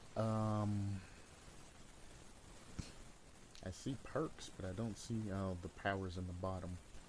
You know what? I'll read it exactly how it is. Maybe there's a reason for perks to be first. Mirror of Light. Any survivor that drops a pallet during chase, resulting in a successful killer stun, will be affected by blindness and exposed for 30 seconds. You recover from the stun event 25% faster than you normally would. Mirror of Light has a cooldown period of 90 seconds. Sounds good on paper, needs to already be nerfed. Which says that I know by this time everybody's like, alright, well what's he gonna say needs to be nerfed this time? Like, but you gotta understand, when people make a killer, they make a killer in their particular image, and they want the killer to succeed, so they generally make the killer overpowered. And when it comes to perks, they love to add different perks from the game together to create a new perk. But the thing about it is, in Dead by Daylight lore, if you're adding multiple perks together, they have to be less than the original perks, and then rebalanced to actually be more usable. Which is why I always say this has to be nerfed, because generally when something happens, there's a perk or some sort of thing that interferes, or another perk can be ran alongside this particular perk to increase this build to being just stupidly powerful. Now, recovering from the stun event 25% faster than you normally would is one of the main problems that comes from that. If you're gonna expose a survivor that successfully pallet stuns you for 30 seconds, then the recovery from the stun should actually be longer. So if you make it too fast, the pallet hits them, bam, they get stunned, they walk around the pallet, or some might even take the time to break it. You got 30 seconds. And you're back on the chase. I did in a previous video, stun time's not even that long. I think with Brutal Force, I think it came down to like 2.6 seconds if you're using Brutal Strength. Which is, what is it, like a 50%? I don't remember. I literally did this like yesterday too.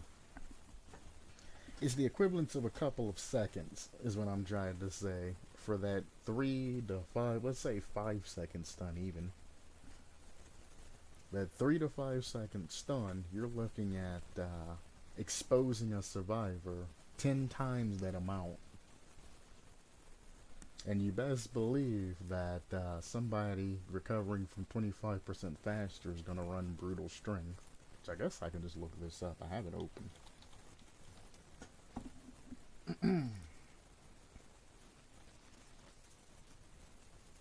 That's 20%. There you go. 20%, which decreases it to like 2.6 or whatever I said. I believe it was 2.6. So Brutal Strength makes all of that decrease by 20%. This by base makes recovering it 25% faster, or 5% more faster than Brutal Strength.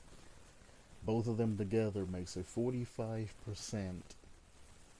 recovery from stuns. Taking it from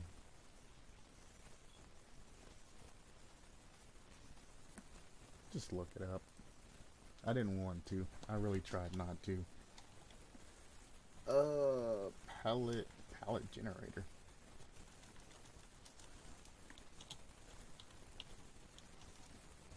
Thank you. I can't spell.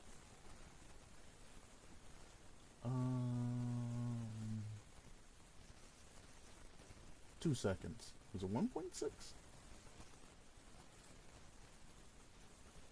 Apparently, enduring is something you can run as well.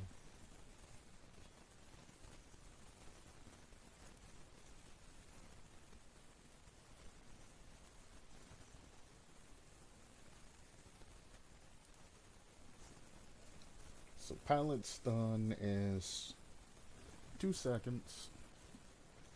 Brutal Strength is 20% action speed. No, that's breaking speed. That's what it was. It's 2.6 seconds to break that. And then enduring, that's what I was thinking of.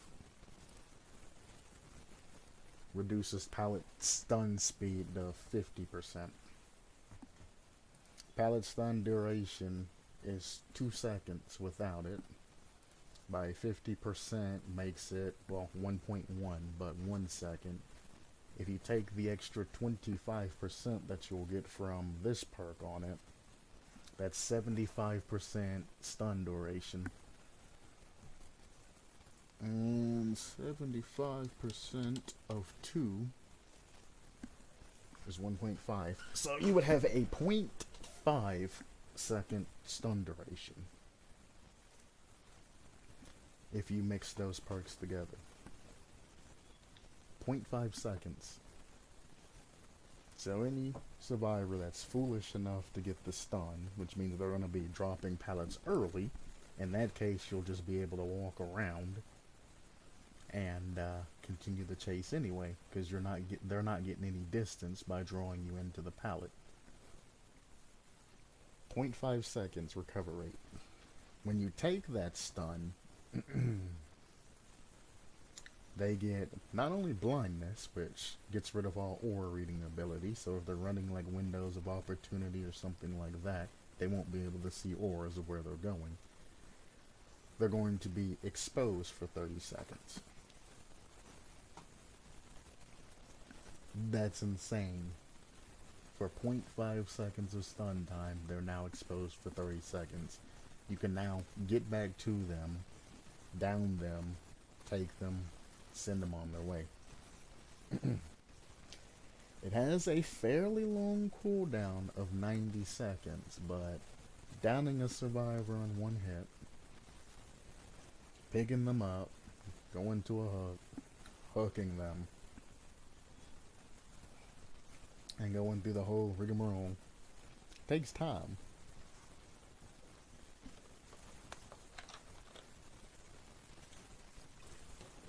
But I do like the cooldown. Stun speed should be slower. Instead of it being a 2-second stun speed, it should take more time. If you want to use the whole 30 seconds of exposed status effect, it should be like a 5-second stun. That gives you 25 seconds to refine, catch up, and then dunk on the survivor. That is more than enough time. And then it should be prorated. If you elect to go less, and they're only exposed for 20 seconds, then you should be stunned for like 3.5 seconds. Or if they stay exposed for 10 seconds, then you can do the 25% faster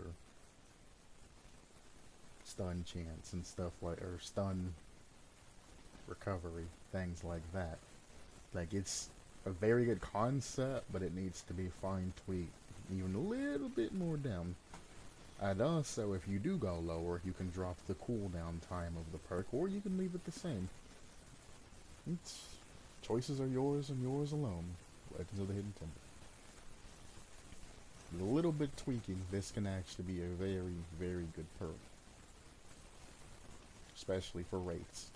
But I'm not going to go there. Harrowing Presence.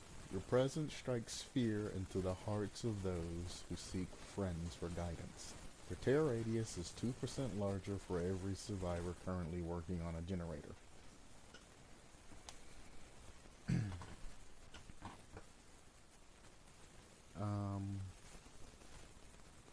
Anytime a survivor joins another survivor on a generator outside your terror radius, that generator is highlighted with a green aura. It would be yellow.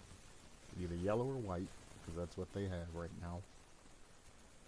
For 5, 7, or 9 seconds, and Harrowing Presence activates for 30 seconds. Any survivor working on that generator during the moment it enters your terror radius will be faced with a tremendously difficult skill check. Failing this skill check will result in immediate 15% regression. Brand new part is 15%, right? Regression of the generator's current progress up to a maximum of 30%. If a generator is successfully regressed in this way, Harrowing Presence has a cooldown period of 120 seconds. So you're trying to balance a lot of things with almost a pseudo excuse of, well, it has a cooldown period, a pretty high cooldown period, bro. I think the perk is balanced that way. I mean, it's kind of witty, and you can get away with a little bit more, but giving something a higher cooldown period doesn't generally mean that it's going to be accepted as is. And you shouldn't look through cooldown periods to buff a perk. You should actually look through just balancing the perk as is and going off just the basis of the game, Look at a couple more perks that are similar or have some sort of thing, and then balance it off of them to make it, kind of all flow together, as opposed to saying, For 30 seconds, every survivor, or for 1 minute, every survivor is exposed, or every survivor takes one hits, one injury state automatically, cooldown 5 minutes. It's like it's not a very good balance, making an OP statement and then covering it with, well, it can only be used once a game type of situation. I like how you're trying to incorporate cooldowns, but you should also balance those with what the perk's doing. And I'm going to try to grasp this. So your tear radius is 2% larger for every survivor currently working on a generator. So 2% of, I think it's 4.6, or is that movement speed? That's movement speed. Tear radius is 34? Somewhere around there?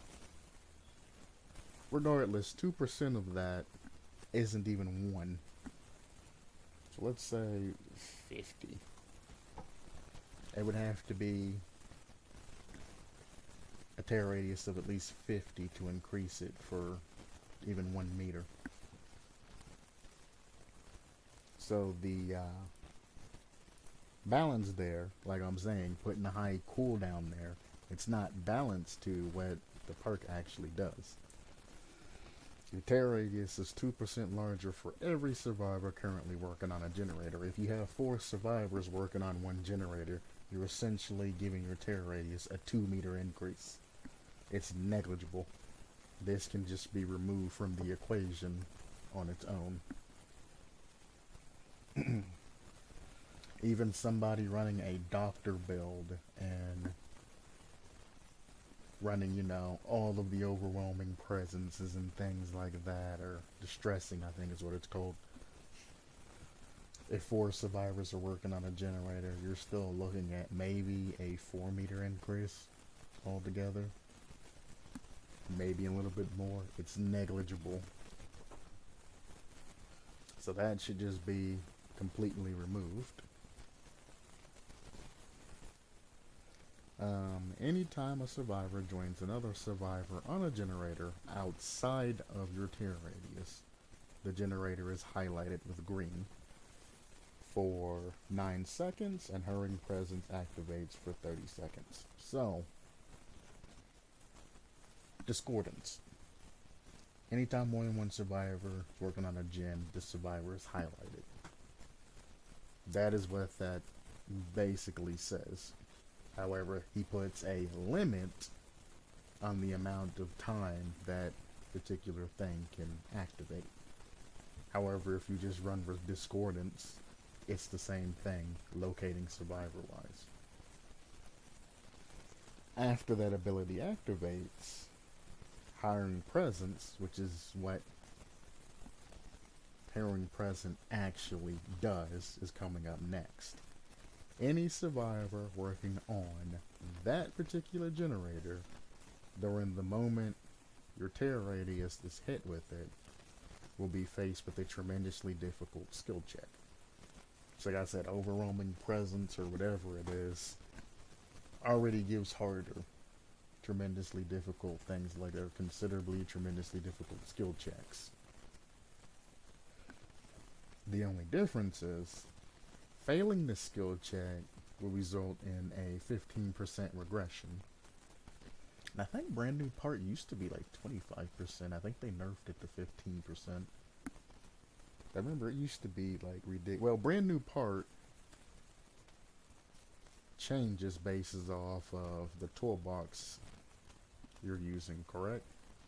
I think that's how it actually works, and I always run it on a crap toolbox, so it's like 15% for me, right? I think that's how it's been rebalanced. These are also perks. I'm not going to find anything there. Brand new part.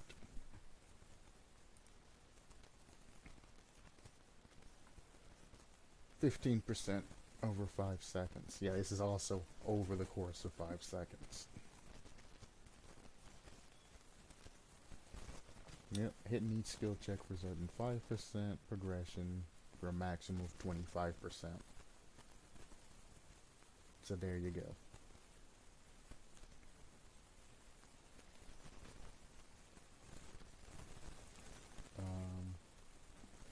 Back here, if you miss a skill check, you get an immediate 5% progression.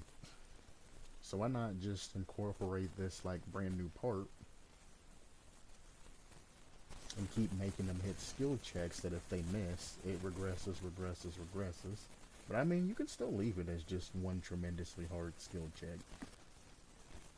You don't use the words great skill check, so I mean, it's just going to be a difficult skill check, which means it'll be a great bar and it'll still be the regular skill bar. So the bar is going to be fairly huge. But if you run this with the Huntress's Lullaby, and you have 2 people working on a generator, it's almost a guaranteed 30%. And that's, what, a third of a generator? So you're looking at 25-ish seconds coming off of that. That's 25 seconds on the generator gone immediately if you both miss. And then a 2-minute cooldown on it, so it can't be used over and over. The only problem I have with this is, like I said, it's discordance with, like, is it overwhelming? I don't think it's, I think overwhelming present makes your toolbox usage and things go down. Yeah, that's toolbox rate. Oh.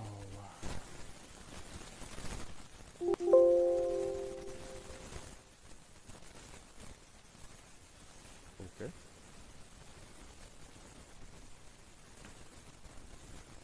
I gotta find it now.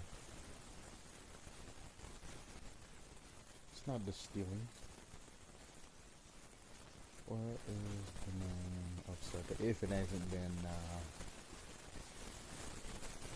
taken out or retired, a lot of things have changed.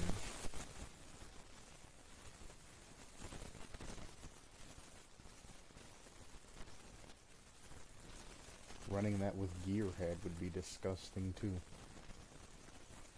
Each time a survivor succeeds a good skill check while repairing the generator will be revealed by yellow aura, as long as it's being repaired.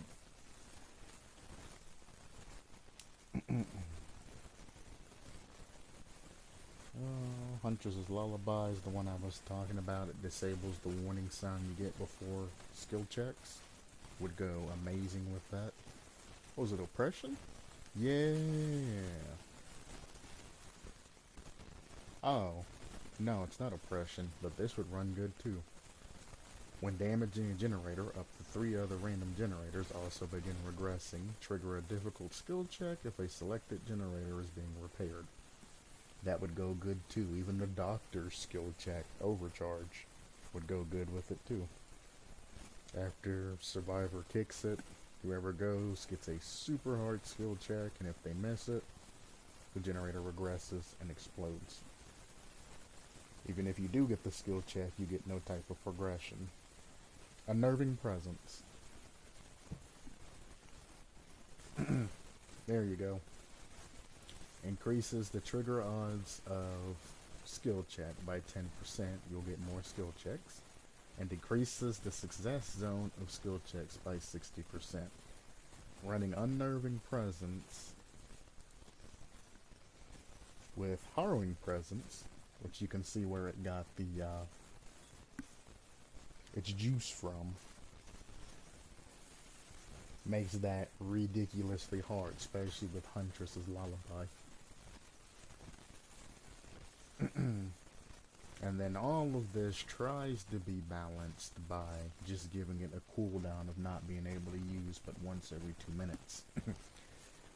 One, you're using Discordance, Unnerving Presence, and a anti-brand new part all in one thing. You're combining a lot together to get this perk.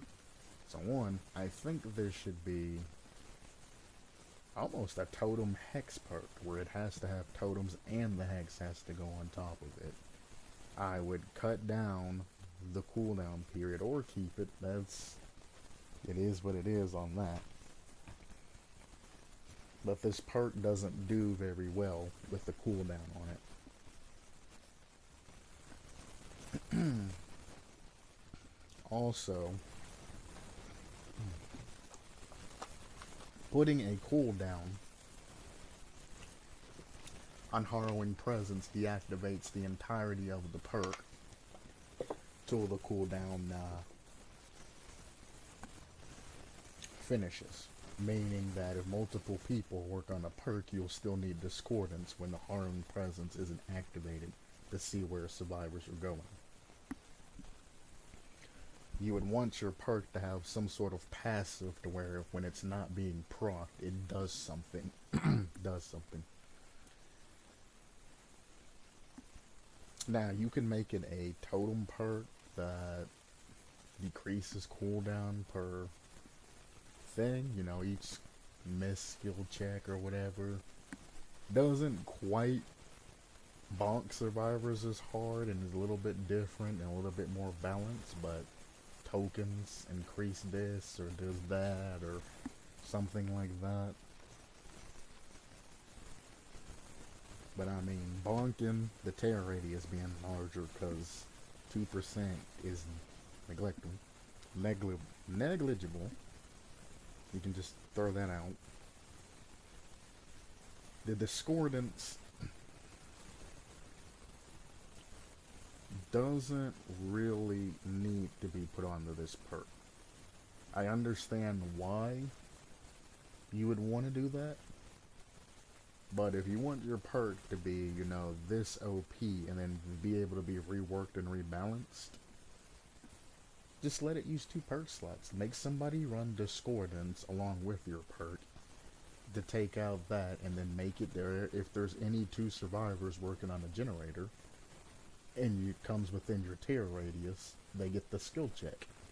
If they miss the skill check, they get regression up to X amount of maximum or something like that, and then just let it go from there. I can see why he wanted to be immediate, because if it is set up like brand new parts and that skill check kicks off and then the second skill check kicks off, they can actually let go of the generator and not face the 3rd skill check. So I can see where the brand new part idea has its holes and things in it. But a 15% immediate regression that can end up being a 30% regression with a very high skill check or cooldown is just needs balancing. I'd even just keep it at a 15%. A random survivor gets the skill check. If they miss it, an immediate 15% regression, and then shorten the cooldown to make it able to be used multiple times.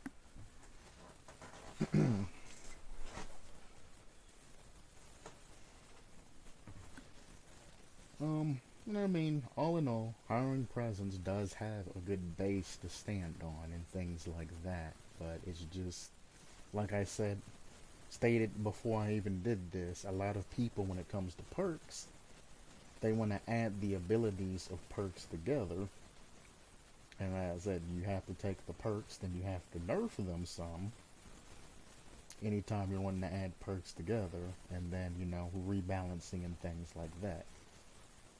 He has the Discordance, which only lasts for 9 seconds.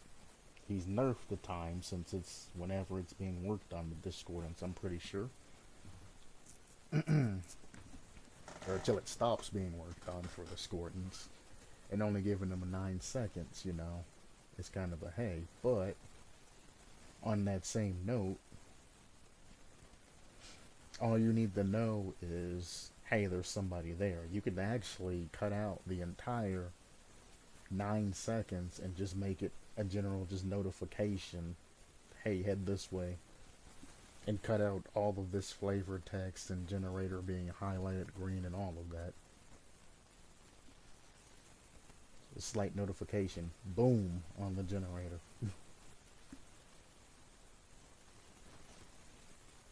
Because you don't need that 9 seconds of all of that. That's just time for the killer to notice something's going on. That I said, I would just basically keep the bottom.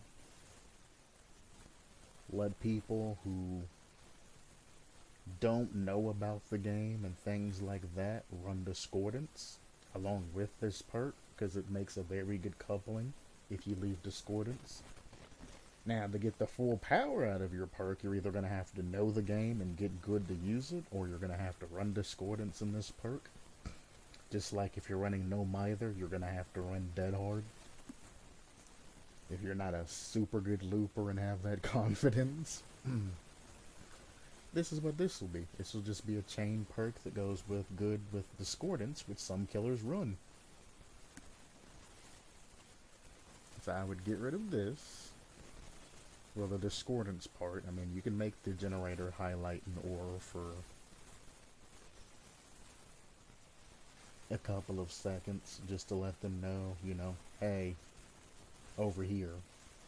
I wouldn't make it last for 9 seconds though, because you said you're killing discordance. That's the only thing that it does, is let you know that multiple people are working on a generator. If you take that from it, then discordance becomes useless. Even if it's for a short time. Most people would run this perk instead because it's the same thing, but better.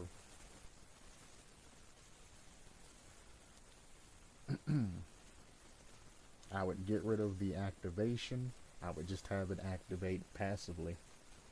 If you walk to a generator has multiple people working on it, when the skill activates, you will know that multiple people are working on a generator within your tear radius, so you'll know on activation. And you'll know to pursue that generator, or, you know, do what you need to get done. That way, you can twerk the cooldown time and the regression time and the maximum progress, and you can keep tweaking it and tweaking it. Then it can be put into PTB, where it can be tweaked to finality. But I ain't even gotten to the next perk or the power. Hex consumption. Your mastery of the dark arts makes those around you less proficient with their tools.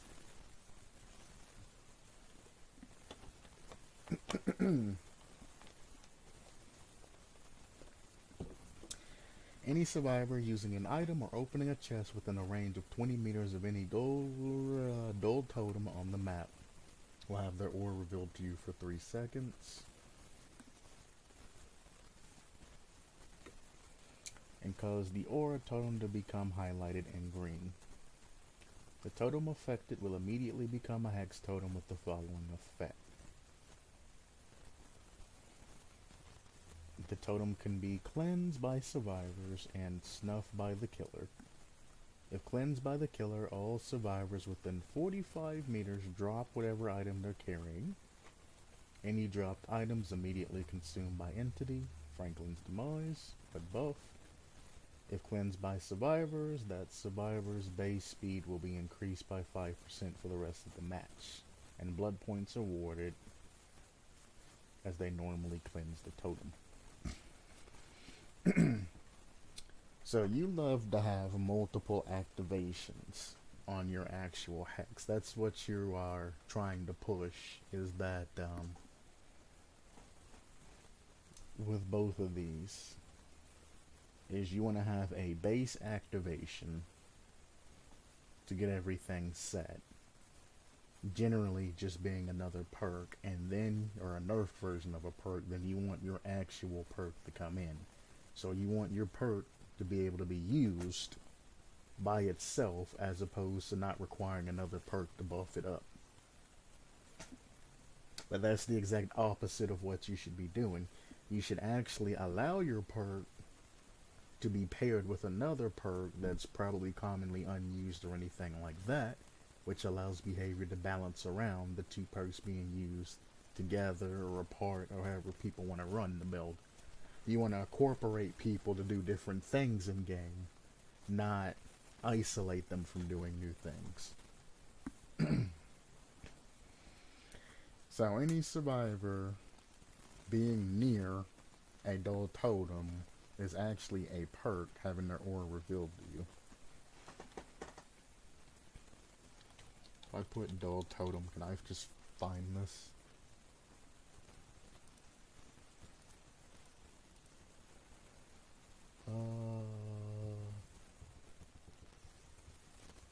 There. It starts, and I guess this is kind of an activatable perk, Hex Undying. Any survivor standing within 4 meters of any dull totem auras are revealed to you, and then if the hex totem's clear or broken, it transfers to another hex totem. So Hex Undying is essentially what this is, but spun in a different way. The activation is any survivor using an item or opening a chest within 20 meters. Which is kind of smart because a lot of totems spawn near chests by pairings and things like that. A lot of totems spawn near chests in the old. I don't know about the boon totems and how they flushed out and redid the totem system now. But in the past, totems spawned up near chests quite often. And that's what that's pulling from. However,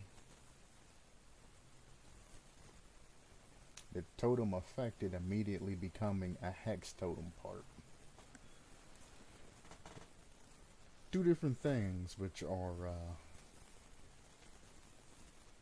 the issues.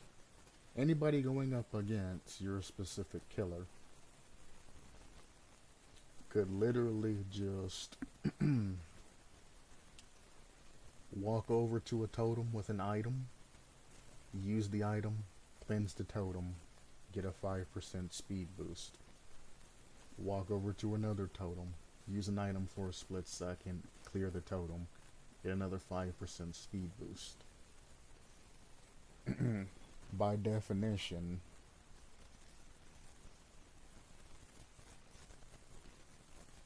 it just keeps going and keeps going and keeps going. It never says anything, any type of, there's no definition of when this totem is extended, it's deactivated, or there's no definition of it, not stacking or anything like that. It needs to be further defined. Because the way this looks, it can be used as sort of a Hex Undying. It's used, it lights up this totem and it gets broken, but you know, the auras and everything nearby, it lights up. However, I would definitely further define if it's just a one-time use thing. Survivor uses item near one totem, they immediately break totem, and then they get speed boost. Also, I would like it to be defined that, how will survivors know that this general totem, how do I explain this?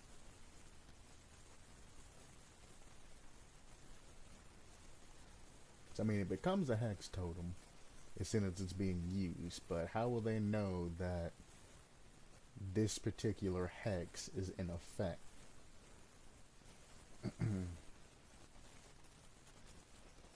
Because, I mean, if you don't know the killer and you're new to the game, it's kind of an eh. If you're playing against the killer, then it's just a 5% speed boost for Survivor. The killer will probably never get that, which will make this perk low to be used. The next problem that we're having is if cleansed by totem, all survivors within 45 meters, which is a huge span, drop their items and they're consumed by the entity. Even Franklin's demise,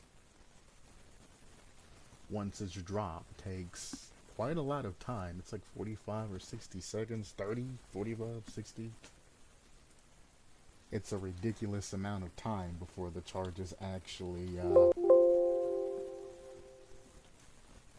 Please stop blowing out my eardrums. If not recovered, it's 90 seconds. They'll have their item or charges depleted. It also shows fate, time, etc., etc. To balance taking survivors' weapons from them, the game dev have balanced the auras of last items are revealed to you within 32 meters. Also to the survivors. But it takes 90 seconds for that to happen. So even 60 seconds is still kind of a woof idea. But to have this hex totem, as soon as the killer puts this out, which they can immediately do, all items are just gone. Oof. I can see two things coming from this. One, survivors are just gonna abuse the heck out of that hex totem that spawns. They're just gonna grab an item, or even they start with an item, go over to a totem, use their item, get that 5% speed increase at the beginning of every round of every game. Whoever gets it first gets it, and you have to deal with it. Or I can see survivors just dropping their items wherever they need it, you know, walking up to a generator, dropping their item, heal pack or something like that, hiding it somewhere, using the generator if they get hit, just running over to their item when they get a chance, using it and sitting it back down. It's kind of a redundant play style, but you know, if you're running a key or something like that,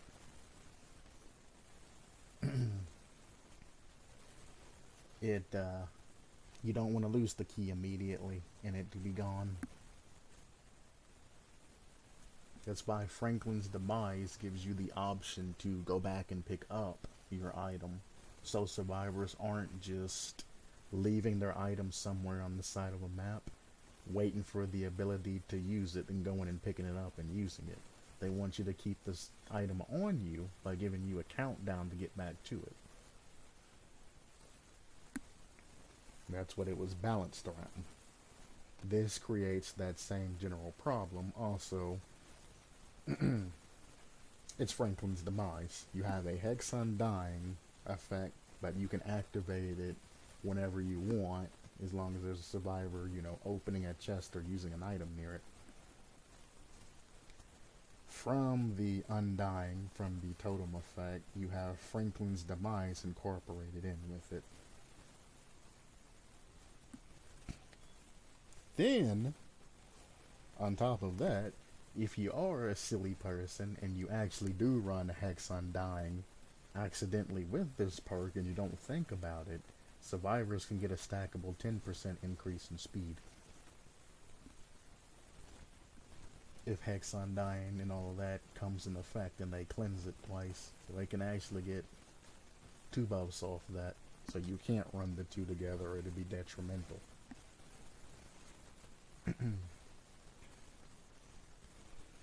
I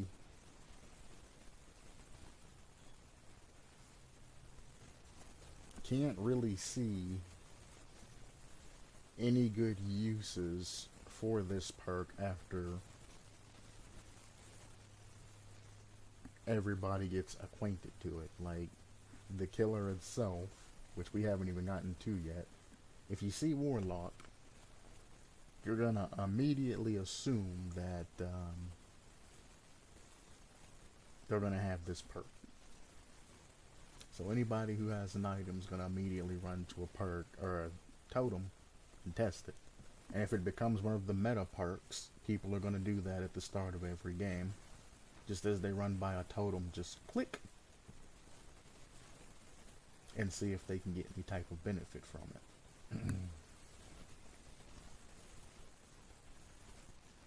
Starting out, when people don't know about the perk, it's going to be extremely OP for killer, because they're just not going to know. They're going to be running around and their items are going to fall out of their hands and disappear. Sucks if you were running, you know, something extremely rare. It's gone. Now, if you have a flashlight squad that don't know about this perk, it helps a lot, but so does Franklin's Demise.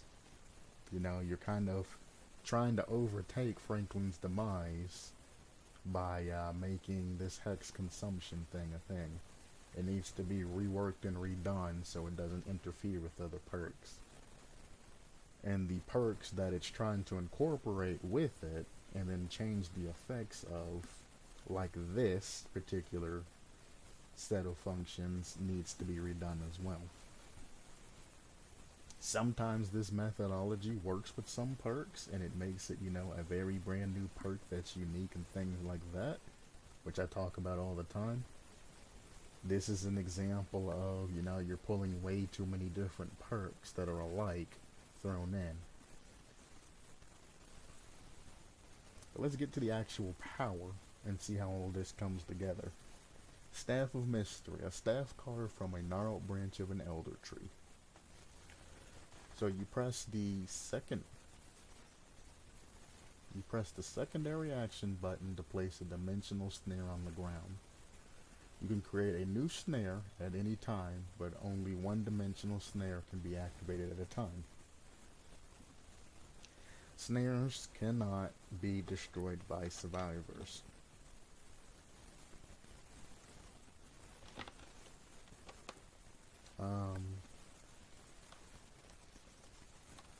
Okay.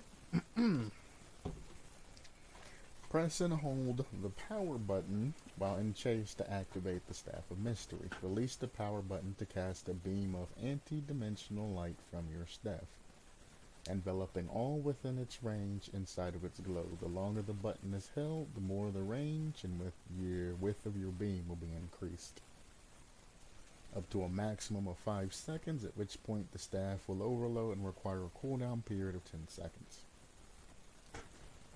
Any survivor caught inside the beam will be afflicted with blindness for 15 seconds and be immediately warped to the location of the dimensional snare and held there for as many seconds as the power button was held for. This can affect up to 4 survivors with 1 cast. Use of the staff to warp a survivor. Survivors will create a 30-second cooldown period to reactivate Staff of Mystery. Again, how do I keep picking these? Survivor warping and moving survivors and all of that is not incorporated into the base game, and a lot of programming will have to be done. Plus, you would have to program and redo all the models and all of that for every single individual survivor. The snares that the survivors are caught up in, you would have to redo that for every single individual survivor. Dead by Daylight, I'm pretty sure, uses SFM to make all of its models and things like that. So it's not just a base model that's just reskinned that you can just keep copying and pasting over things. You have to remodel, reanimate, and do all of that for every single time for every single ability. Then you have to make sure the warp location and all of that doesn't have any issues. Like during the PTB, people with Pinhead were teleporting in the objects and things like that and getting stuck. Then you're putting 1 trap on the ground or 1 snare, but you can have all 4 survivors warp to that individual place and 1 cast. The only way that I see them getting away with it is for the snare itself to be big enough to hold 4 different survivors, and each survivor already have a predetermined location in the actual snare, or, you know, through some advanced programming, assigning a survivor as they go through it, but that would take an even longer amount of time to process. Just keep it simple without going any type of advanced programming and coding. Assign the survivors 1, 2, 3, and 4, and anytime light meets number, survivors teleported to that position of snare. Which means the snares in layers that's going to have to be big enough to hold all 4 survivors. So it's going to have to be a big boy, which limits where it can be placed.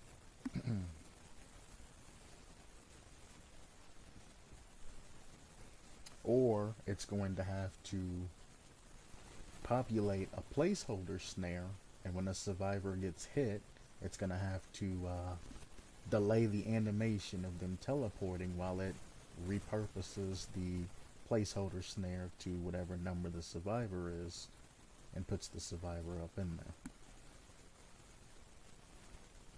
Or you can go even more advanced, but I'm trying to keep it simple for those who don't know coding and programming and things like that.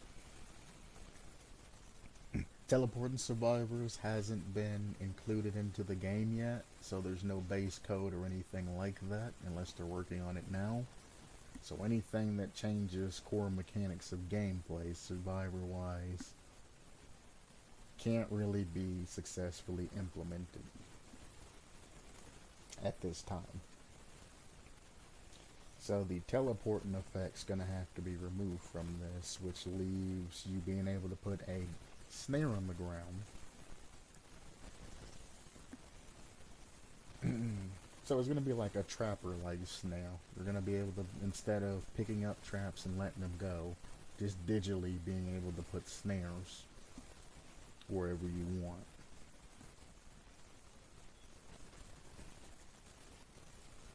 The beam's gonna have to be changed since, or the orb, I guess is what I should call it, is gonna have to be changed, because as of now, if you take out all the things that can't be implemented, it's only gonna blind a survivor.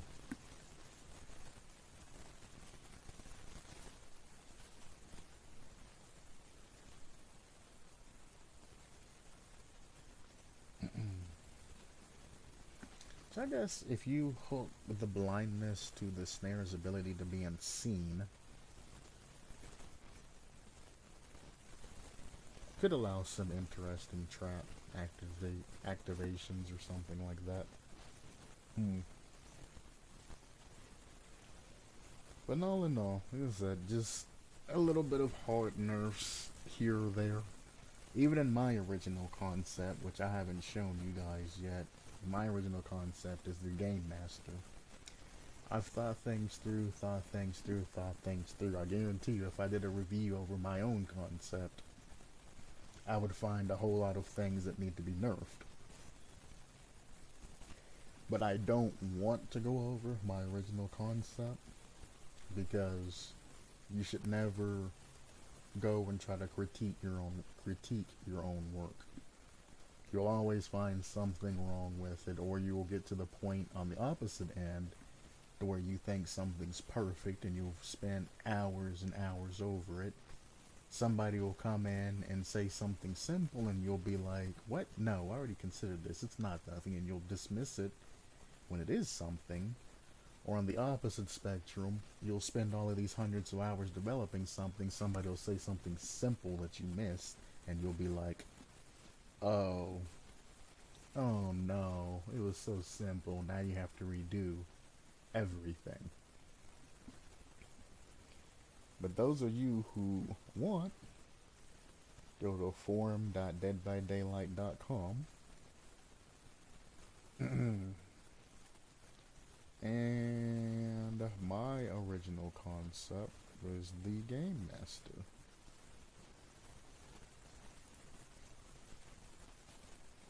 It is second page right here. On October 15th, I submitted it.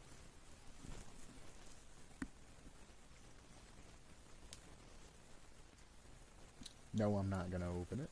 If you want, you can come on down to forum.deadbydaylight.com and then go to categories and then creation.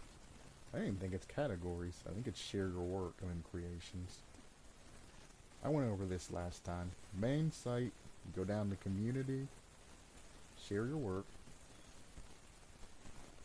and then go to creations. And that'll bring you to this page. Oh, Tunes of Spite. Oh, he just submitted it too. Oh no.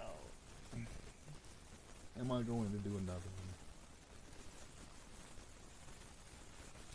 It's not that long. Alright, we'll take a couple of minute break, come through, shoot out this last one, and then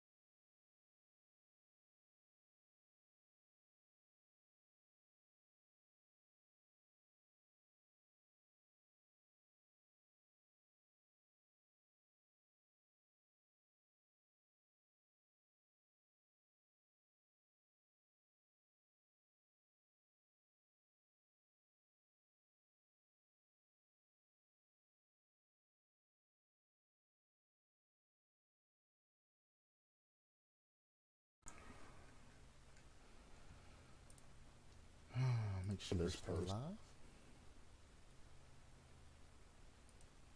Still live? Heck yeah. Chapter concept. Tombs of Spite. New killer, the skeleton. Am I about ready to read a Minecraft meme right now?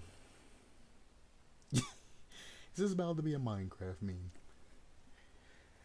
Skeleton with a bow and quiver, rotten flesh hanging off some places, and with a shovel.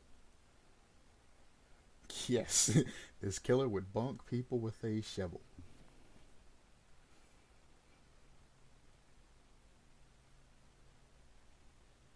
This killer does not have the 4.6 movement speed.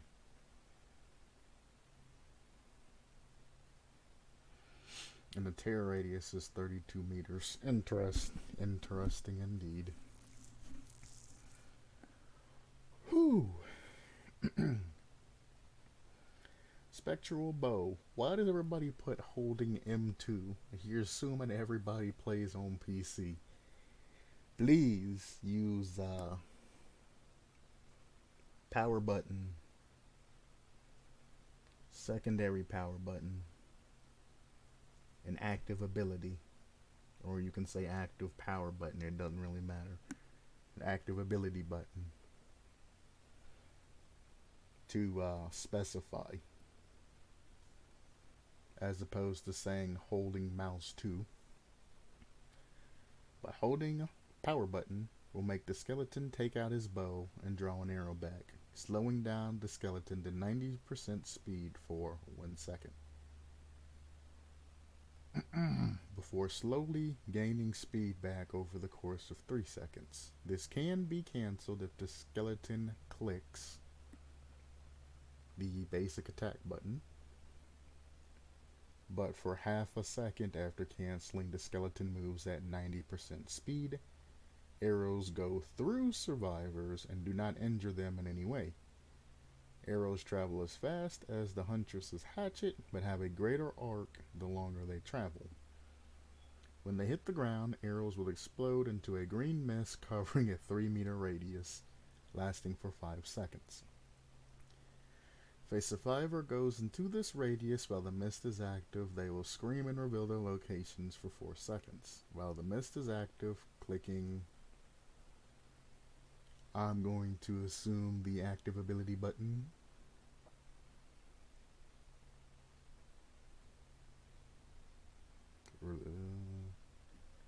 will teleport the skeleton to the mess that was spawned the most recently. The skeleton can only teleport once every 20 seconds. So you have a bow. The bows go through everything. But when they land, the arrow explode into a green mist covering only 3 meters, lasting for 5 seconds. If survivors go into this radius while mist is active, they scream and reveal their location for only 4 seconds. While the mist is active, you can teleport to the mist, but you can only teleport once every 20 seconds. Why so nerfed? Give the skeleton some more meat on his bones. He's so nerfed. If you hit the survivor with an arrow, it does nothing. It doesn't even make a deep wound status effect or anything to force them to have to stop for you to catch up. And just for this in general, I want to know survivor movement speed is 4 meters a second, while killers is 4.6.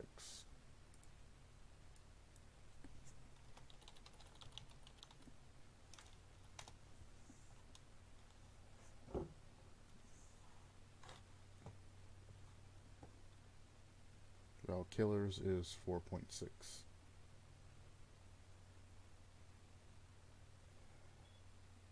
Yeah, most killers without a ranged attack is 4.6. So he went through and made it 110% speed because ranged. But the ranged attack doesn't do anything, so why nerf your killer when your ranged attack doesn't do damage? I would leave it at 4.6, since your killer's arrows don't, by default, do any damage. So 90% of 4.6 so you'll move at 4.14,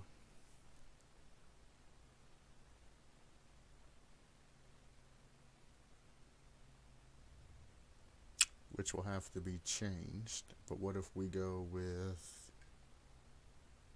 oh god,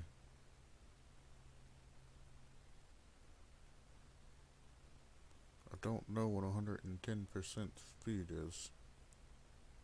Well, 4.4 is 110% speed, so 4.4 90% of 4.4 is 3.96. That's what I wanted to know. So based off of the way this is balanced, when you're pulling out your arrow, drawing back, the slowdown of the skeleton becomes 0.04 meters per second slower than the survivor. So it's basically the same speed, because it would take a lot of seconds for the survivor just to get 1 meter from you.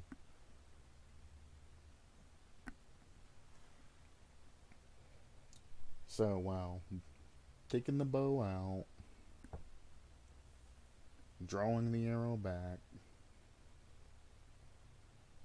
and doing all of that, the first second you move very negligibly slower, so about the same speed as a survivor. And over the course of 3 seconds, your speed goes back up to 4.4. So about 0.1 meters per second per.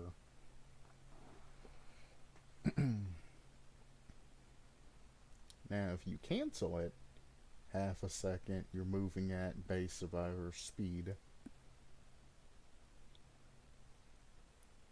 Okay. So let me go over what I just went over, but a lot more clear. The power, how it is, doesn't impede survivors. The only thing it does is make them scream and reveal their location for 4 seconds. The killer moves basically the same speed of the survivor when he's pulling out his arrows, but they don't damage the survivor.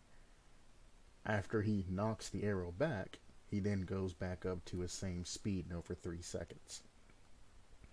If he shoots and the survivor runs into the mist, which you'll probably be shooting at the survivor to make them spawn on them, so as long as you're within 3 meter radius of where it lands, the mist will reveal the survivor's location to make them scream for the next 4 seconds. I don't see any real shebang except for the ability for the skeleton to be able to teleport to where he shot the arrow, because killers are faster by base. Now, if somebody's going for like an unhook, or they're running towards a pallet or something like that, it basically gives you the ability to have like one nurse teleport without any type of negatives. So I mean, I can see how this can be used to move around and things like that, but besides that, the arrows and everything not giving any type of advantage makes this killer very lackluster and hard to use. The only good thing about it is survivors basically won't ever be able to escape your sight. It's kind of targeted, but boom, radar button. But you have to be very accurate about what you're using it on and how you're using it, because it goes through everything until it hits the ground. So if a survivor pallet stuns you or something like that, or if you're coming over to a generator they blew when they dipped, you can shoot arrows, you know, in different areas that you don't have to check. So it's almost like the doctor's static attack, but limited to a 3 meter radius or circle.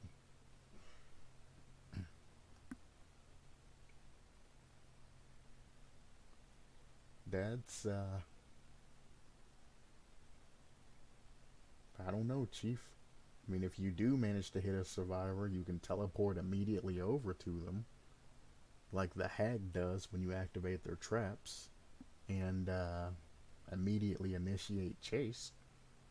Or if a survivor's running to a pallet, you can shoot an arrow over the pallet, teleport to it, and then do that for fakes, but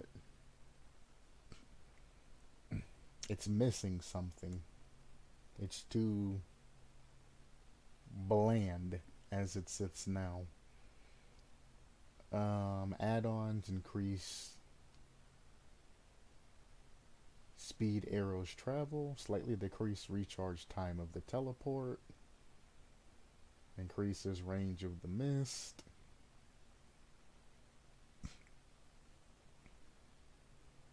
inflicting different status ailments to survivors when they enter the mist.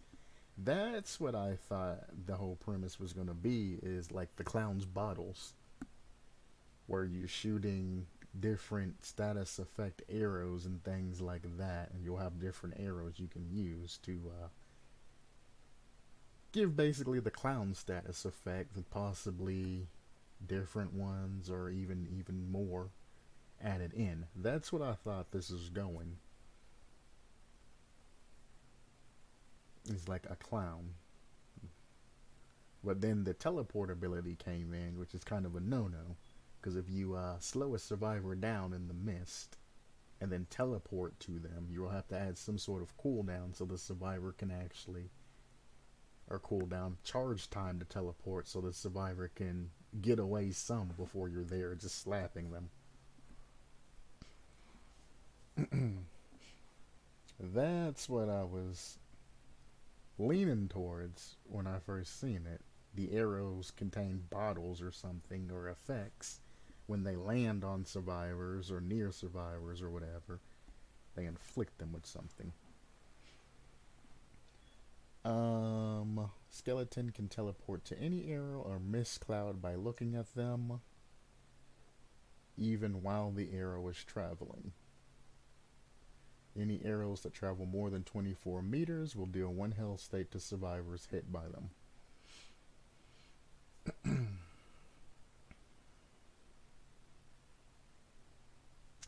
So now it becomes a skill-based style of like Robin Hood shot almost. Because it can shoot through, I'm led to believe that since it can go through survivors and it's spectral, it can go through objects. So any survivor that's been tagged by that and has their orb revealed for 4 seconds that try to hide behind something can just immediately be tagged at a distance and damaged. Granted, this is an iridescent add-on.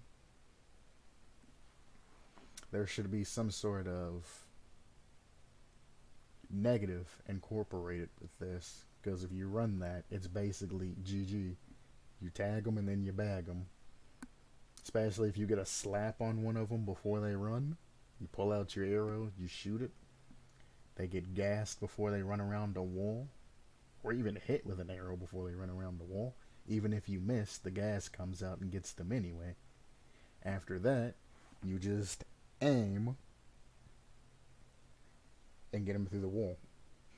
At first, it's going to be hard to learn, but once you learn, it's just basic downs, like Huntress's hatchets, but they can go through objects.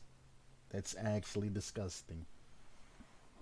So this needs to have some sort of negative on a particular add-on, but like I said, add-ons are the last thing that you'll probably see incorporated, so all of this is subject to change anyway.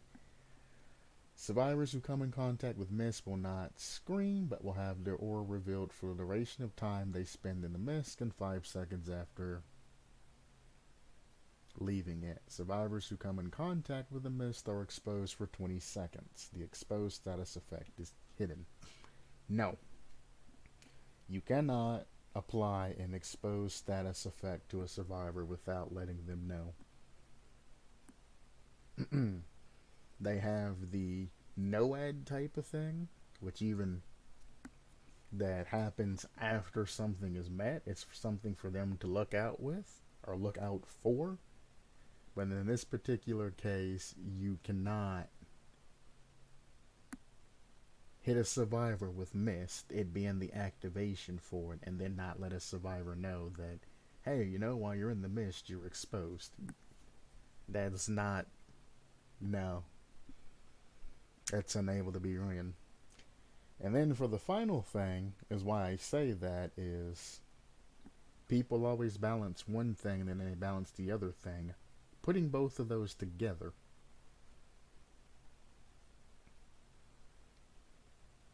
any survivor that gets hit with an arrow that travels more than 24 meters, it'll deal 1 health state. The skeleton can teleport to any arrow or any mist cloud by looking at them, as well as any survivor coming in contact with the mist will have their auras revealed for 5 seconds afterwards and exposed for 20 seconds. Running both of those add-ons together gives the killer a stupid advantage. I'm talking like you literally shoot an arrow.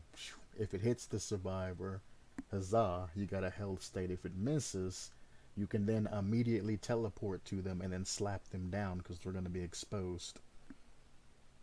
In some cases, you might not even want to hit the survivor. You just want to shoot beside them, teleport in, and then slap them. It's basically a nurse's teleport, but if you get it right on the first teleport, it's an instant down for survivors.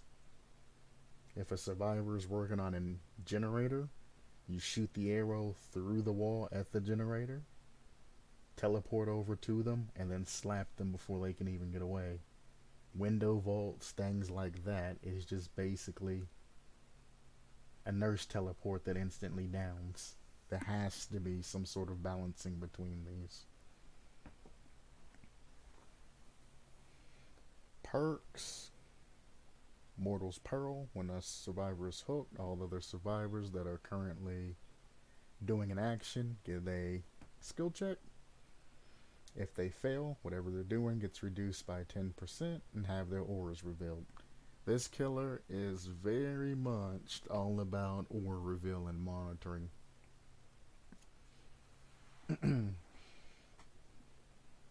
It's all about knowing where survivors are and getting these shots in, but you really don't need to know because the arrows go through things. At least that's what the spectral arrow does, is goes through things. That's what I'm pairing the word with what it says, and that it goes through survivors and things like that. If it doesn't go through anything, then it needs to be specified.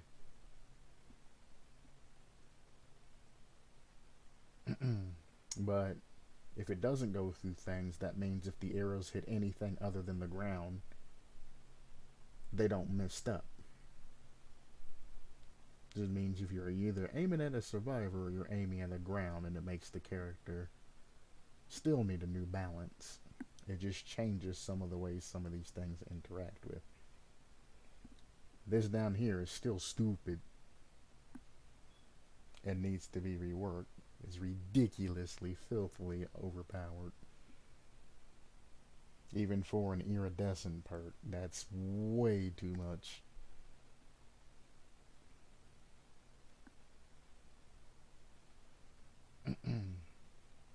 When a survivor is sacrificed, all other survivors are exposed for 60 seconds.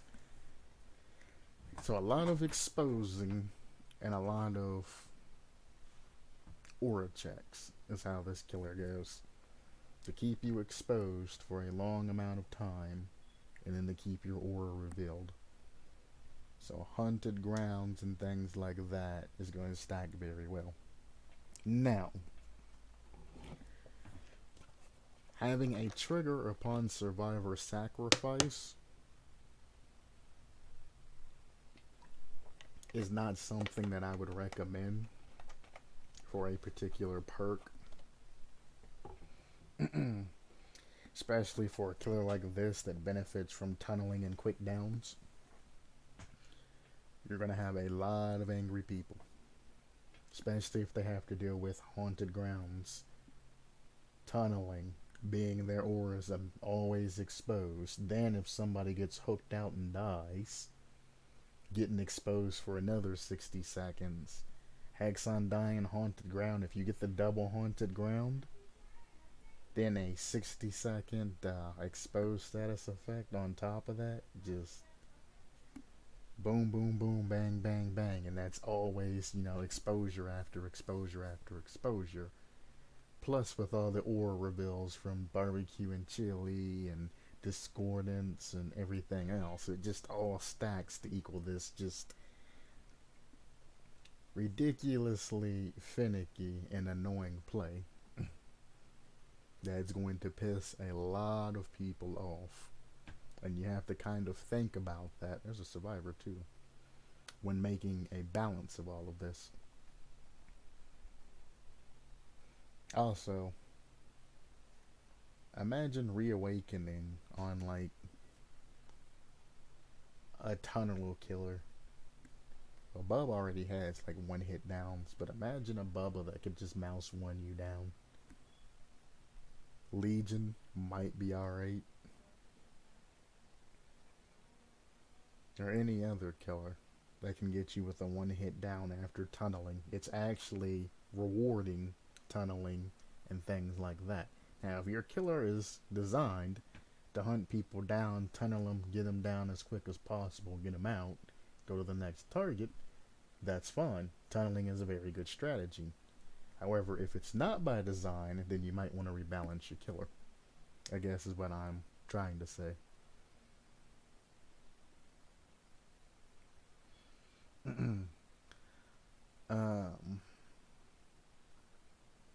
Forgot Mortar's Peril.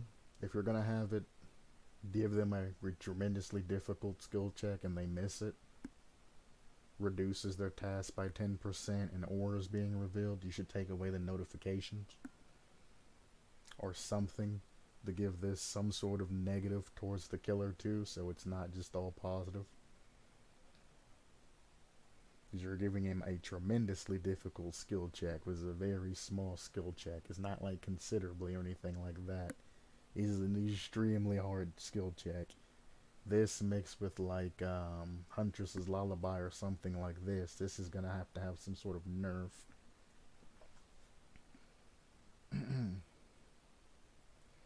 Reawakening, this said I wouldn't make it on sacrifice. I would make it either some sort of different state. I'm not gonna say the same thing I usually say, like making it a totem or a hex or anything like that, because all it is just an exposed status effect. It's basically haunted ground with another way to activate it. I would respin this to do something else or be activated in a different way. Buried alive. While this totem remains standing when a survivor is down, all other survivors scream, revealing their location for 6 seconds. When survivor is hooked, all gens, totems, or exits currently being repaired, cleansed, or opens are blocked until the survivor is unhooked. Boy, what's this have to do with being buried alive?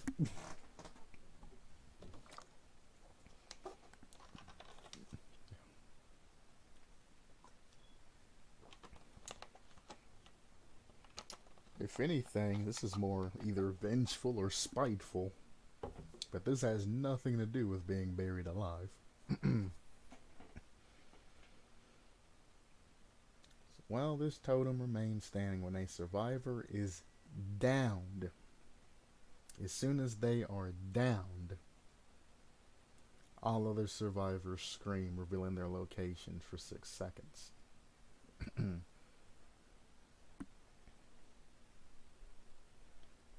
On top of that, which the survivors screaming when they're down, any survivor within the killer terror radius screaming is the same as another perk.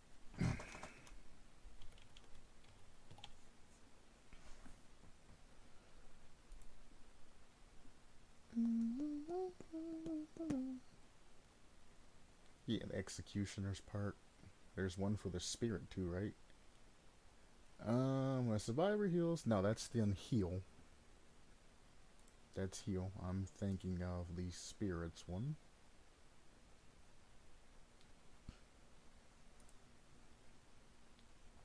No, terror or plague. That's what it is. infectious fright. When you put a survivor into the dying state, by any means, all other survivors within your terror radius will scream and reveal their location to you for 6 seconds. Again, when people try to think of perks on their own, they always end up looking at another perk and then trying to incorporate that, a perk that they either like or a perk that isn't used a lot, and then they try to incorporate it and respin it in a way that makes it more usable. But instead of changing the regular perk or anything like that, they intend to push that perk out and bring in a perk that's more usable. When a survivor is down, all other survivors scream, revealing their location for 6 seconds. Why would they put in your perk Buried Alive, which is a 2-part perk, when they already have a perk called Infectious Fright that does that when somebody goes down? That's what makes Buried Alive needing either this first part taken out, which makes sense because it blocks all generators, totems, escape gates, you know, all of that. Apparently exits, because it says cleanse door open, so I'm assuming it blocks the exits too, like Blood Warden, which is a completely different effect that, if it is part of this, needs to be pulled out as well, because you're taking multiple perks and you're jamming them together to create one super perk. Like, you can't do that when you're creating something original, because you're just going to have people saying, well, this perk is this, this, and this together. You know, how original behavior, even though it wasn't behavior's concept. So when a survivor is down, all survivors scream and all of that should be either rebalanced to do something else. If you want survivors to scream, keep in mind all the other scream perks and then create something unique along that line. When a survivor is hooked, everything gets blocked until the survivor is unhooked. You can't do that. Just reading it sounds just completely unfair. Imagine if you have, let's say, a Bubba that basement camps to get his kills. Grabs some survivor, goes into the basement, hooks them. Now, if you guys want to escape, you either have to wait for this survivor to bleed out, or you have to unhook them to be able to escape, or open the exit gate, or work on generators, or even take out any hex totems that are in effect. To do anything or interact with the game itself, you're going to have to immediately go and interact with this survivor. If not, you're going to have to wait for survivor's timer to bleed out. I don't know the bleed out timer when you're on the hook, but I assume it's like 2 minutes or something like that. 2-3 minutes, I don't know. And a basement hook or hook camping Bubba who gets a survivor at the beginning of the game, hooks somebody, stands there, waits till that survivor to die, goes and finds another survivor. Now it's 3 survivors versus 1 killer with 5 gens left. And before they can even start on generators, especially if they're not running corrupt intervention with it, blocking the generators from start, he goes and finds another survivor, takes them down, hook camps them. Everything else is blocked. The other survivors can't do anything. That survivor dies out after being camped. Then it's the last 2 survivors. You go over, you take that survivor, you hook them. After you hook them, the other survivor can't escape or do anything until that survivor dies. So now it just becomes hide and seek. whether that survivor can live past the other one with the new hatch physics and everything else, or implementation, all of that. It's going to just create a problem of unlimited camping. Even adding a cooldown to this still makes it still not really feasible.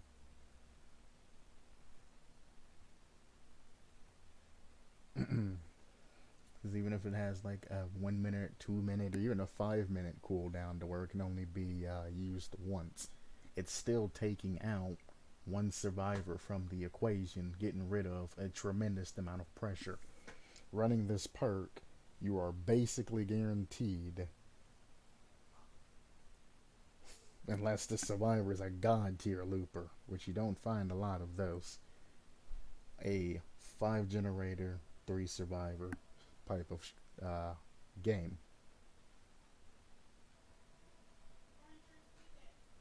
So that's going to need to be severely reworked to where it can't be exploited. You're going to need a whole lot more than just the cooldown. You're going to have to rework all of this, unfortunately. Then survivor-wise, we have Defiance. If the killer injures another survivor 8 seconds or later after you are down without picking you up, you recover 50% faster. This perk can only activate once per trial. Why the seconds? Well, why the seconds? If the killer injures another survivor 8 seconds or later after you are down without picking you up, you recover 50% faster. Why? Why?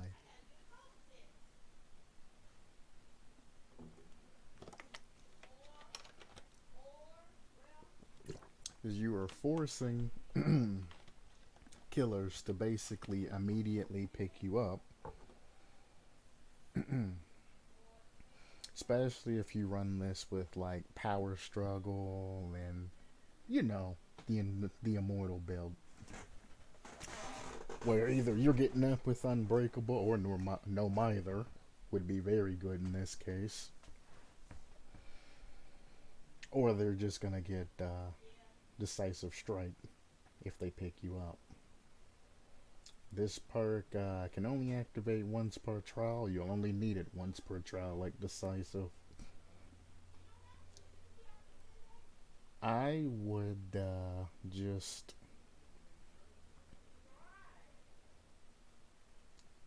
I would change this entire perk. I would strip it and just make everything different, unfortunately. I don't know how to explain this, because I mean, like, Unbreakable gives you recovery speed. No Mither, I believe, gives you recovery speed. This will give you recovery speed.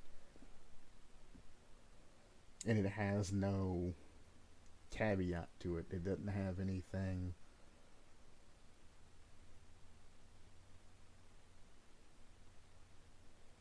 It punishes the killer for slugging. I can see that, but it doesn't punish them in an effective thing. If you have a game full of toxic survivors, and by toxic I mean actual toxic survivors that are showing butt, all running flashlights and trying to bully the killer, you know, things like that, this is just adding more fuel to the fire. They basically are trying to just obstruct the killer. They don't care about the gameplay. They don't care about, you know, any of that. The only thing they want to do is just bully. They want to be toxic. They want to get in the face. They want to make you mad for no reason. Actual toxicity. I'm not talking about the entitled, well, he tunneled me type thing. I'm talking about actual toxicity.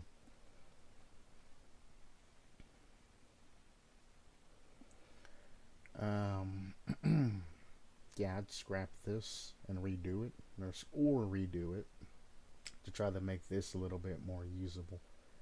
Alchemic Remedy. While one or more survivors are hooked or downed, you can click control while healing another survivor to heal them 33% faster, but you are inflicted with the exhaustion status effect for X amount of seconds. I assume control is the secondary power button, and they're just throwing that in there instead of saying what it actually is. Um, doesn't a survivor have a once per trial they can like instantly heal another survivor or something like this?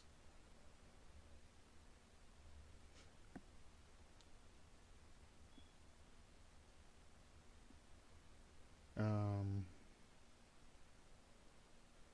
speed boosting and things like that. I mean, it's not bad, and it has an interesting concept, but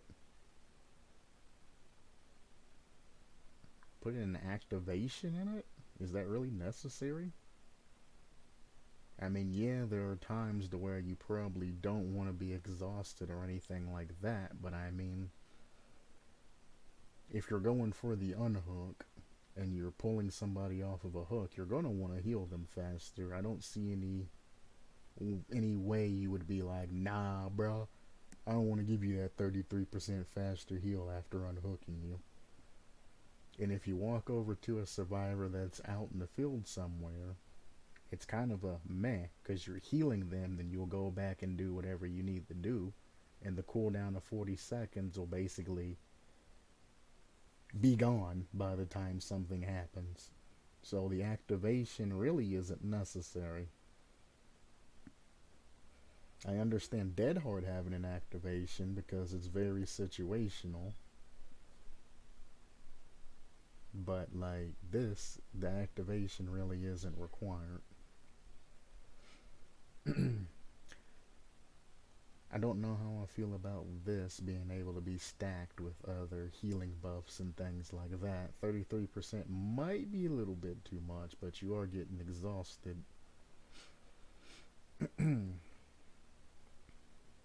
Because of it.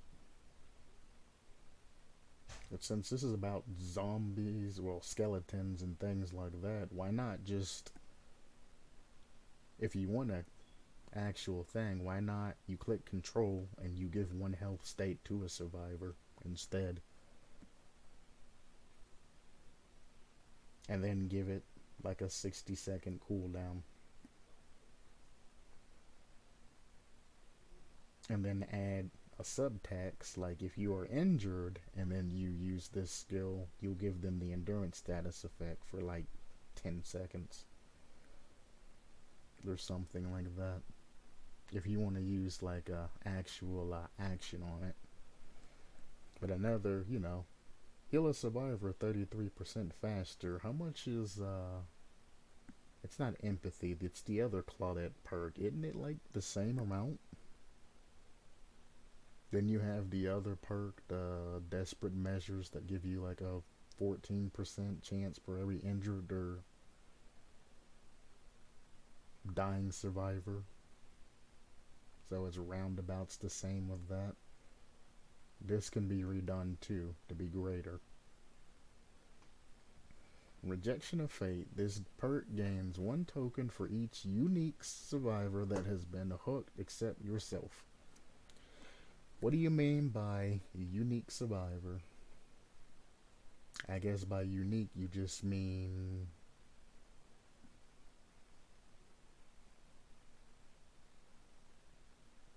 different survivor. So each new survivor that gets hooked gives you a token because it gives you a max of 3.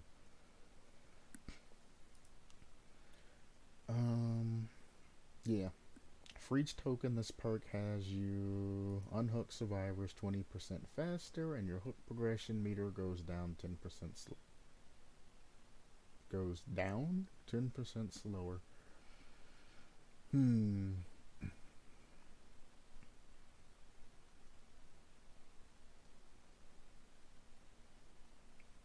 So for every time a different person gets hooked, each token, your unhook speed's 20% faster. lot of perks to give you faster unhook speed. But I mean, 60% unhook speed, the desperate measures, which is, you basically just separated desperate measures into two perks, is what's happening, and then you added on hook progression meter goes down 10% slower on the end of that. And then you added an exhaustion status effect to that. It's like I could run desperate measures. I think it's what it's called. It gives you the, let me show you what I'm talking about. Hey, guy, it's, no, I was right. It's E.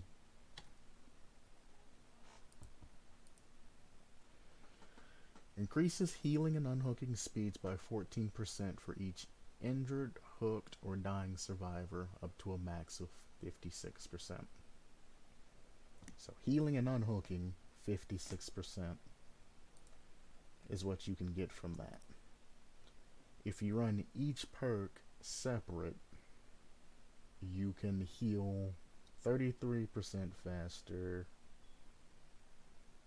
but get an exhaustion status effect, or you can unhook a survivor 60% faster, and then your hook meter goes down 10% slower. I would rather have the 14% increasing buff up to 56%, not have to deal with the cooldowns or anything like that, and then just sacrifice the 10% slower, which is where you come between these two perks. It's just desperate measures, but separated, defined more as one stat instead of increasing, and then something on the end added to it. And here's the change log. Defiance used to let survivors be able to pick themselves off the ground.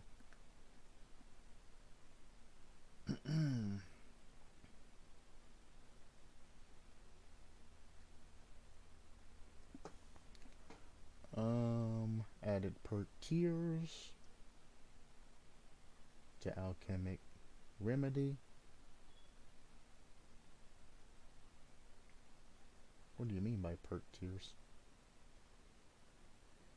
I don't see any perk tiers. Unless you're talking about the, oh, you added in the exhaustion status effect. The timing going down, okay. Remove the requirement of you being injured to use alchemic remedy.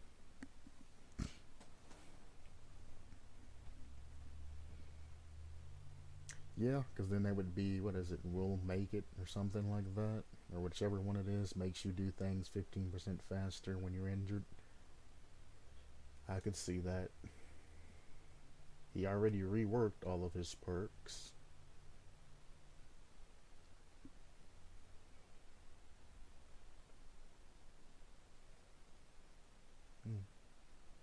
This is a decent concept, but it's going to need to be reworked quite a bit. Like I said, I'm not going to go through and basically say what I've said over all of these hours and then just keep, you know, like, no. At some point, I'm just gonna put in one big old form, unless it's against the rules to basically advertise, and I'm just gonna be like, look, alternative killer ideas, I've reviewed some of your guys' creations, things like that, see what they can do, things of that nature, and then, you know, possibly go through and write like a chapter in each thing or anything like that, like during the live stream, like chapter it to say which killer's which, but I don't think I'm going to, let's be honest. But that is that,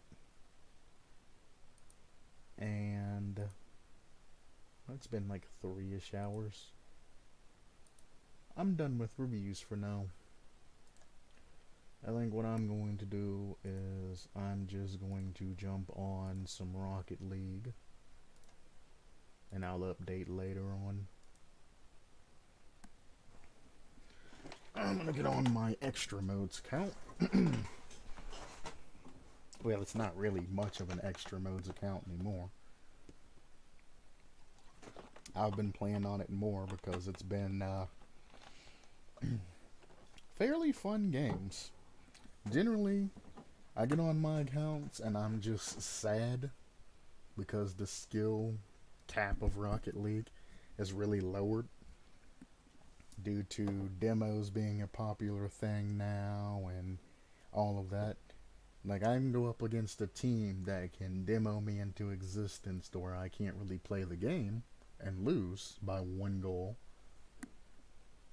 But they're constantly whiffing the ball, constantly triple committing, constantly playing like crap. And I'm like, bros, you might win, and they're toxic about them winning and things like that. And I'm just thinking, like, I know you won, but I mean, you have to notice that your gameplay, it's not good.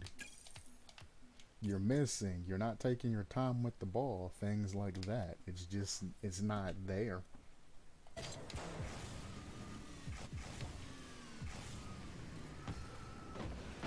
Scuff.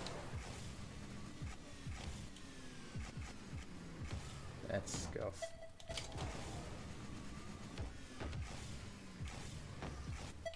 Scuff. It's all so scuff.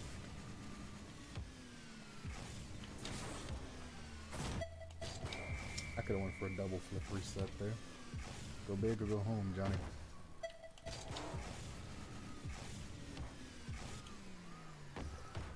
I know what it wants me to do. It wants me to use my arrow right and to fly up there and catch the ball. But my controller pulls back into the right.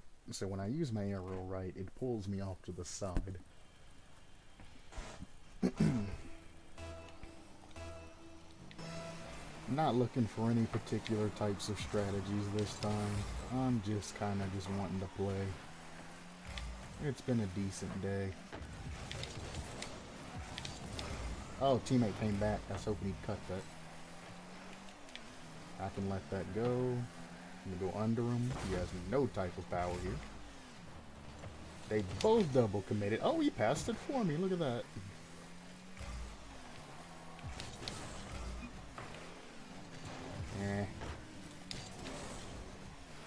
I'm gonna go opposite post rotation. So this issue right here doesn't happen. If you're a middle rotator, watch yourself. Check your goal. Especially if you're slow in getting back to make sure nobody's there. I just baited him and taken my boost. Now he's going to be slow getting back and awkward. Put it behind him. None of us are back.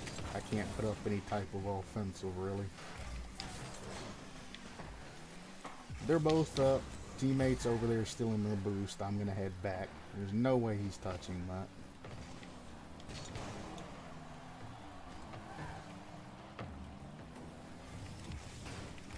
See, that's what I'm talking about, bad play.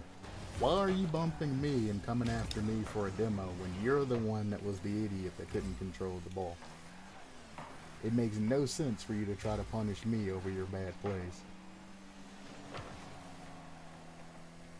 Go hit it to me.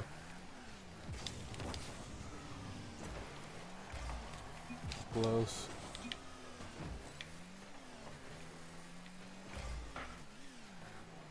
Very bad touch. It's awkward, but it's not unmanageable. Push this out. Close. Let this go. Fake that up. Hit it to the side. My teammate was there. There we go. Should be able to get another touch. He got blocked. It's fine. Don't hit it towards me. Thank you. I can post up to the side here. Pick this up. Hit it left. Make him go for it. See if I can block him.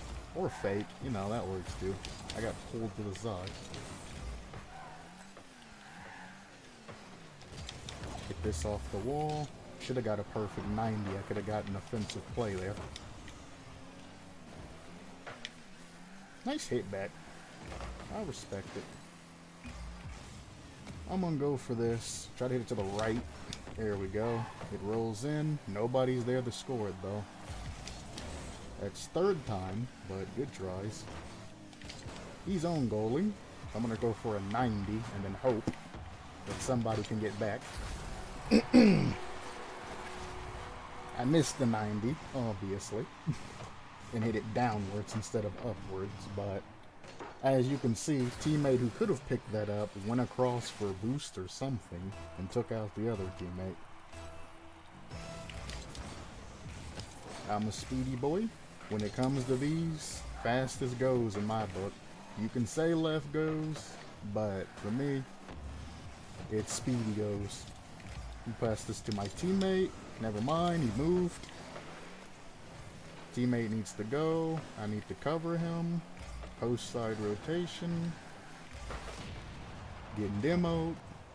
They can't score double taps. It's fun. He passed it to teammate, but teammate turned back. Not so fun. I'm going to try to stop it for a teammate. And get that little bit of boost. Hope he wins at 50. Just be rude and interfere. That's a bad touch. I'm going to have to cover this. Never mind, he's going to ruin my cover.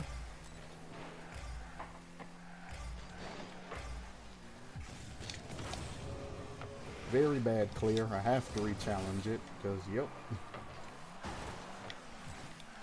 No boost, but I need to be in a position for if they clear it. They're not. This teammate has a habit of running away and not covering. There, you see things are going wrong, but that was the other teammate. He sees things might not be as great, but he's already pushing up like he's going to clear it when he just had to turn around because he was out of position. Missing. Shouldn't matter. He should pass it back to me. Should pass it to me. Okay, he's just throwing. He is just throwing.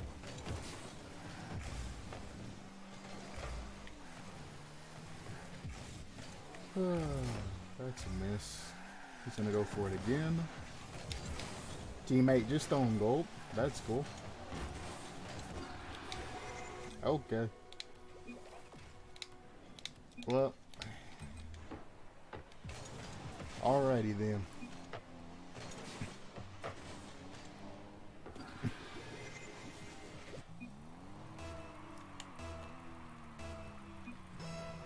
It's always the bottom guy too. What made you feel so inferior to everybody else in the lobby that you would start helping the other team? GG guys. Everybody played good but one guy. And he kept making misplays. And then he just, I guess, lost hope.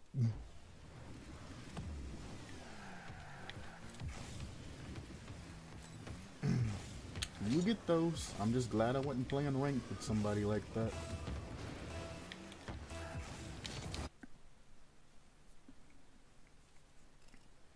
What I hate is when I try to get away from something like that and the game forcibly puts me on their team again.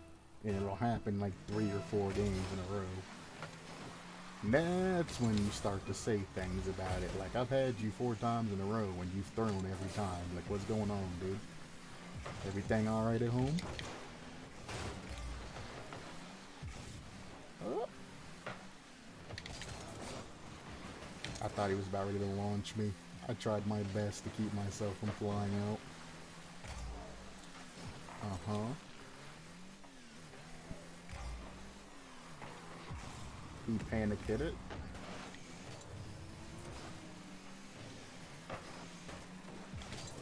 Notice how I'm saving boost, so I'll have enough to do whatever needs to be done afterwards.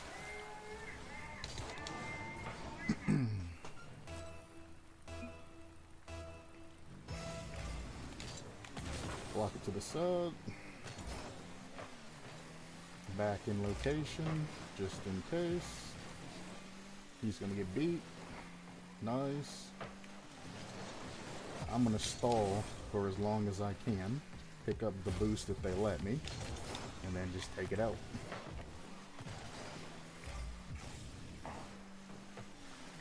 Nice fake.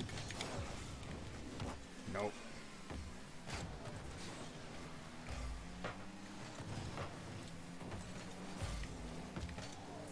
Yep, go ahead and take it. It's perfect 90 off the wall. Gives us control. I don't even need to challenge that.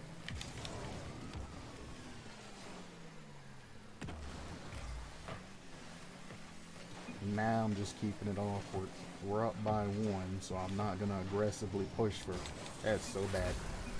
Not gonna aggressively push for something I don't need to, like this touch that he made. We were absolutely fine until that happened. If he would have just let it go, it'd have been fine. Don't panic and then touch the ball. If you don't feel, or even if you feel obligated to, if you don't have a good line and you don't know, check, maybe, something, do anything. Just don't just randomly hope.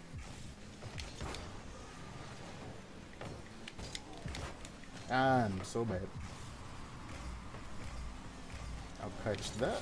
Well, not catch, but block. The original idea was to catch that, but it was in the air. But teammate... Teammate?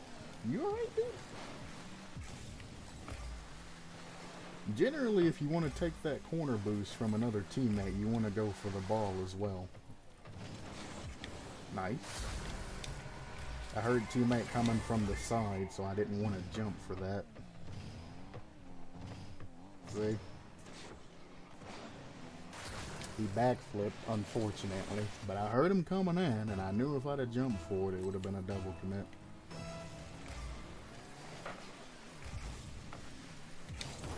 Block him. Teammate still has control.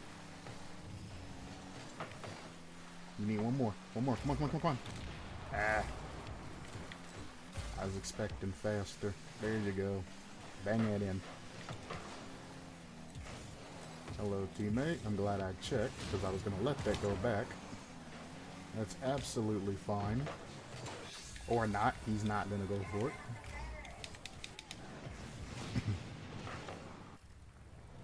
It's what happens when you rotate in middle and not post rotation.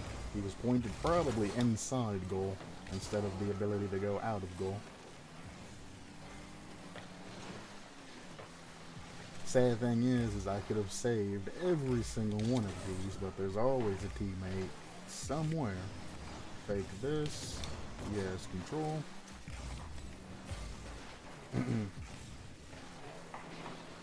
That wants to jump in. It's a miss. To a very bad touch by him.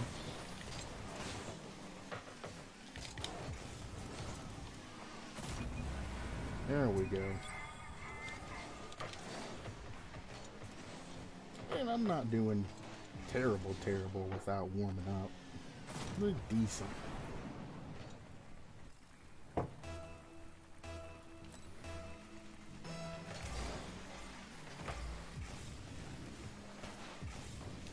Put it straight down, see what he can do with it.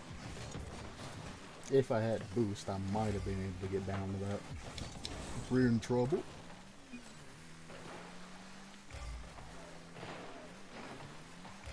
Well, okay. We take those. We were in trouble, then they started panicking.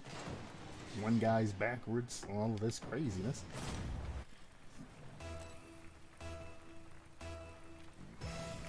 I should fake this.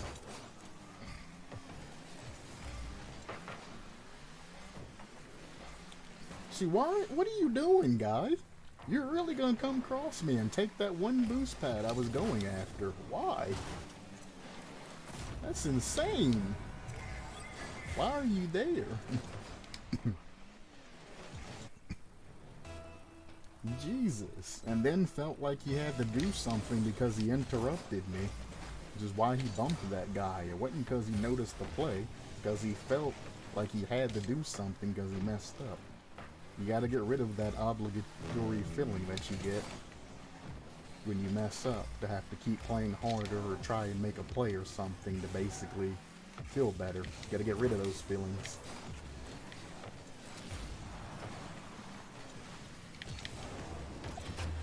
I got you, buddy. Go for it. I'll sit back. You're fine.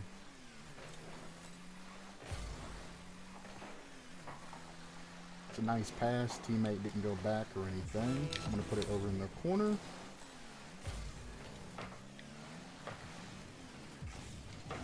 Boink. Ooh, okay. I don't have enough boost to get to it.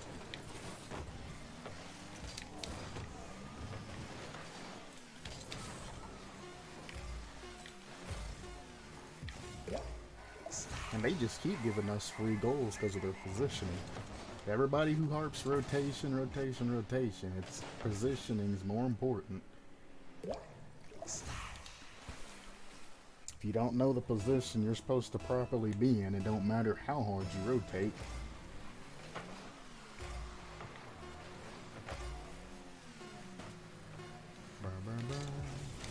Oh, you got me. I didn't even mean to bump him. GG. That was an extremely scuffed game. I'm also going to make sure I'm still recording because I've had this happen. Yes, yes I am. Oh, you got.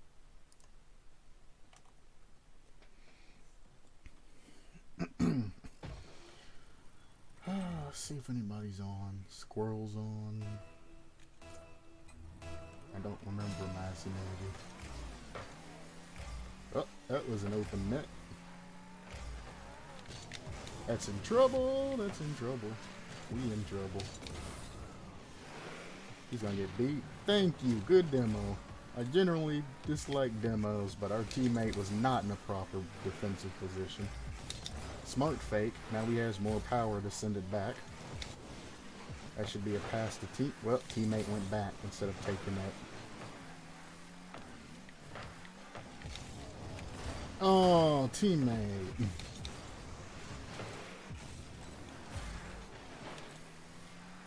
He's gonna cut. Okay, I'm gonna fake for as long as I can till he can figure himself out. Oh, that would have been a free snipe shot on their goal too. Put it on the wall. Hopefully he touches that. He did not touch that cross, and it's in. I trusted you, teammate. He didn't know what to do.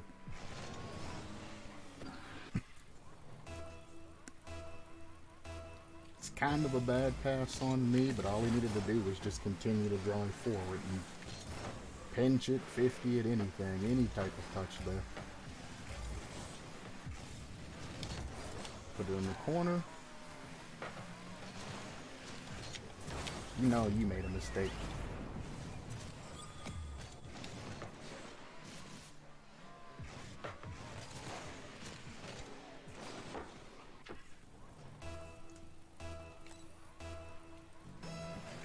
Bad kickoff. Perfect. Hit it back to me. Somebody scored. Actually, I can probably hit that. Never mind. You gotta go back, son. Don't go for that. You gotta go back. Oh, my scuffed goodness. There you go. Only thing I could do there was sit and hope he'd fake off me, but he had control.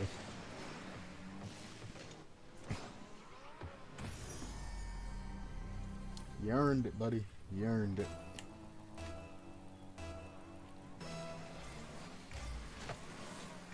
Sad thing is that shouldn't have been a double commit right there. That's such a bad position. Try to fake. Ah, he hit it towards wall. Low levels always hit towards wall and not out. That's why it's harder to play I'm taking your boost, buddy. I'm sorry. We gotta move faster than that. Get it to me? That's not to me. Please don't continue to take that. Thank you. Thank you. That's a bad touch. Oh, no, we got a good double touch off that. Nice. Nothing I can do here. I can fake this.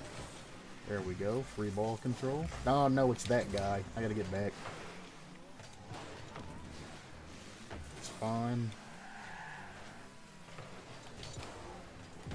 Put it down gingerly to the side. I wish he'd have let me pick that up again. He just passed it to him.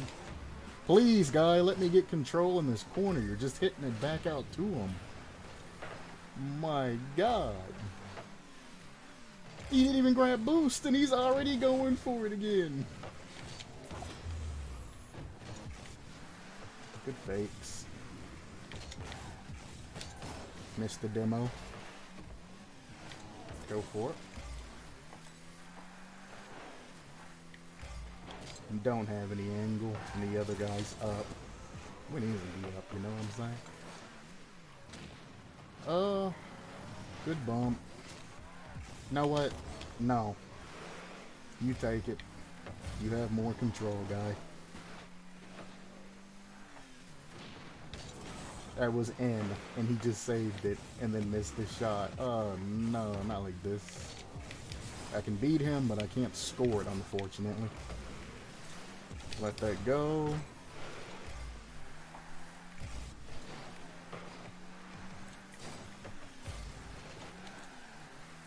He's not even back yet. Ah, don't touch it. You're just...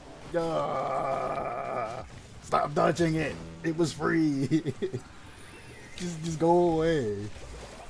Jesus Christ. He was all the way back, faced the opposite direction. And he's just going ham past. Like, holy.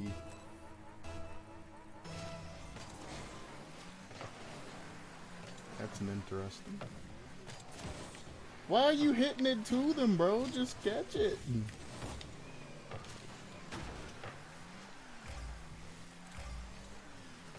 I see you back there. Chicken eye. Chicken eye down. I'm gonna be rude boy here. And apparently missed the shot because I'm bad.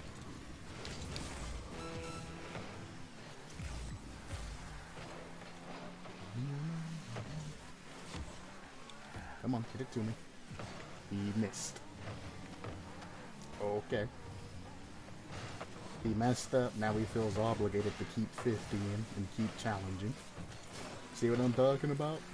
When he messed up the first time, he immediately wasted the majority of his boost to turn around and try to go for it and make a play immediately afterwards. It worked out, but you gotta get rid of that impulse. I messed up, I need to retake control and do something. Get rid of that impulse. You do need to do something, but you don't have to immediately do it on the ball.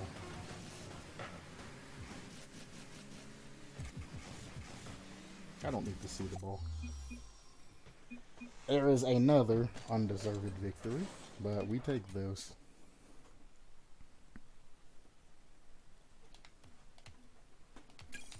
Do we take those, though? Yeah, we take those.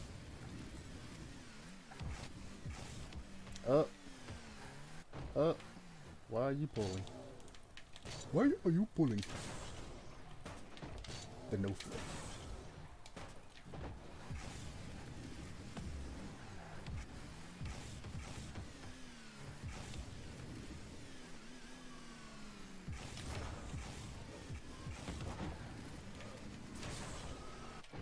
One of these days, I'm gonna perfect that shot.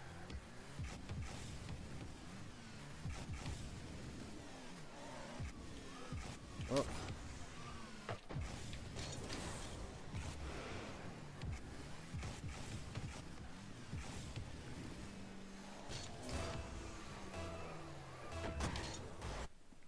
No, I need control when I go for those.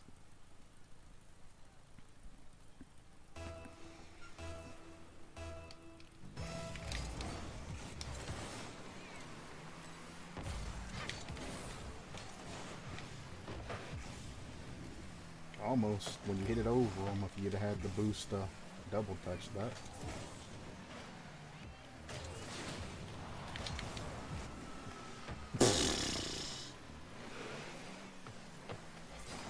I gave you time to get the boost, son. Now you're just passing it. That's fine. I still got boost. Oh, I got beat though. Oh my god.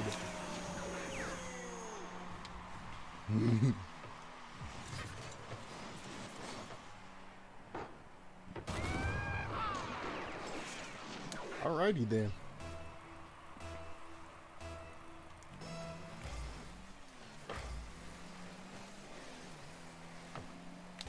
Put it in the corner where he's at. You have to turn awkwardly. Yep. It's a very hard shot to make, even though it's so simple. Ugh, because of the angle that I gave him. If you learn how to set other players up like that, to where they really can't make a shot on goal, it makes this a lot easier to predict where they're going to be hitting the ball to and countering.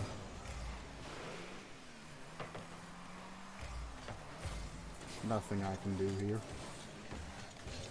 There we go. Nice lift. Unfortunately, I got hit in the back and I couldn't get high enough. Hit it over him. Hit it up. See if he can finish it. No, he went for a boost still. Put it in the corner. I seen a teammate behind me. There we go.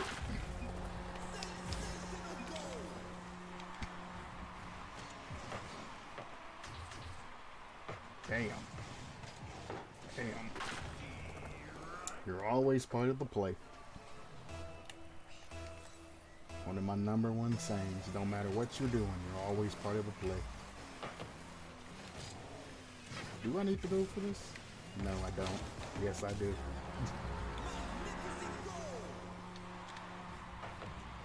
I didn't know where my other teammate was the issue. I didn't look up, I looked to the sides.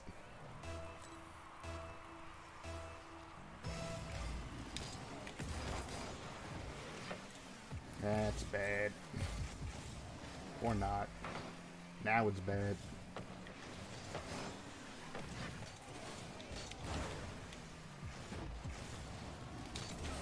Couldn't on goal that, huh? Put it behind him. Try to go for a quick shot. Oh my god! My aim is just not there. You don't go to training, you don't get the aim, son. That's beat. Yeah. No, no, no, no!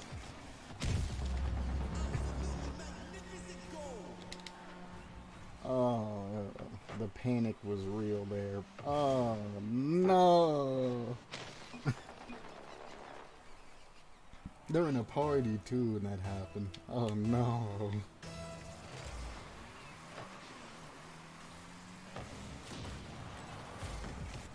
Now they're opened up the anything to win type strategies. See, I'm going to have an issue playing with this team. Not because they're going for demos and things like that. The teamwork and the inherent skill that comes along with it just ain't there. We are 3 people playing an individual game. And then those 2 are probably Twitch streamer and viewer, or Twitch streamer and friend.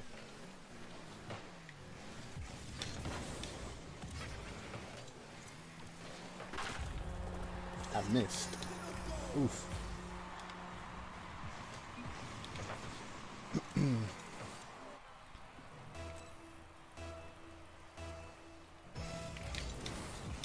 Demo should be a free hit. That's another reason why I like when... Oh, I seen that coming. Right people go. You can actually demo the other person, letting for an open play go.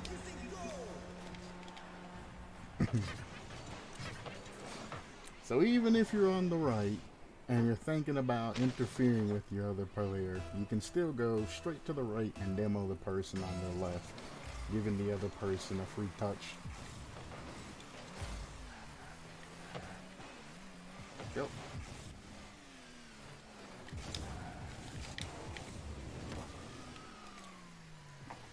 hate when I get pulled to the side like that. I wanted to go another way, but controller be controller. You can't score that. Stop panicking. Oh, maybe you can.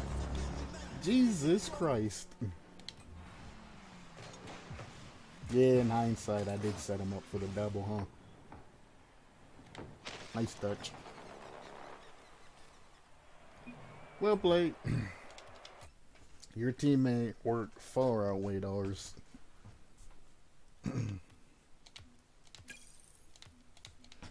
And that's as simple as it is. They weren't better than us in skill or any. Well, I don't know. Twitch streamers and all of that, they're talking in chat, things like that. Probably distracted. But they were better than us in teamwork skill, but not necessarily individual skill. And that's why we lost that.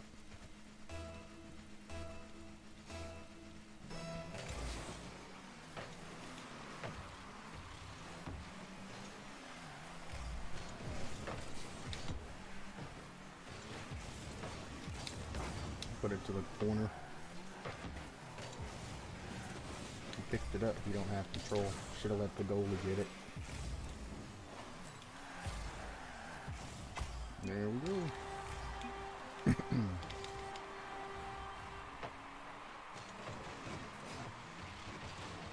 Oh no. He got stuck in that corner and it ended him. Yup. Bad kickoff. Didn't get the double touch. Unfortunate. He's getting bopped. Yep. Put it over there like that.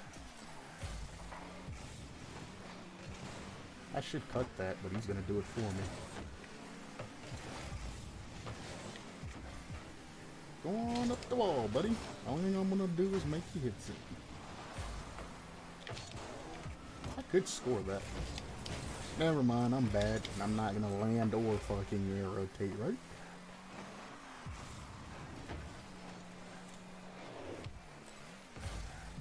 Get her up. Uh-huh. Oh, please, no!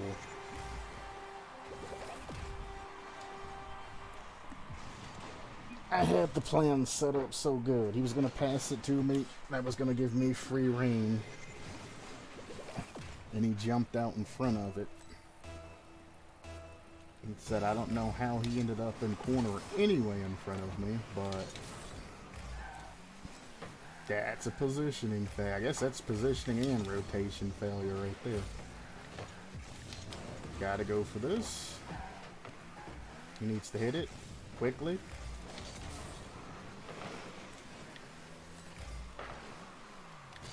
I can 90 it maybe? Yeah, very, very nice, slow 90. I got 5 boost. I'm going to try to pass it. There we go.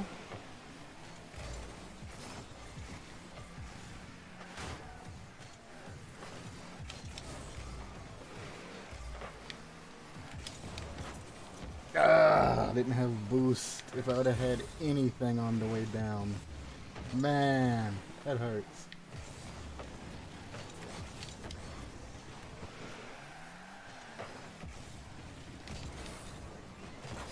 I was like, please don't hit that into me. Don't know what happened. I took my eyes off of it for a second. And it was heading back. Ah, that's what happened.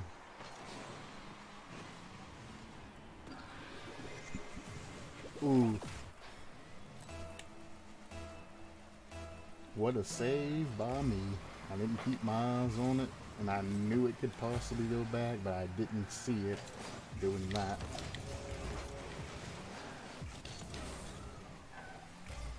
Go for it, go for it, go for it, go for it. Hurry up.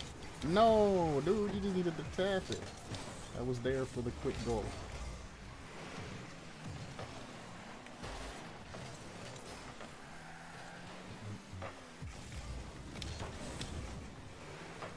Well, okay.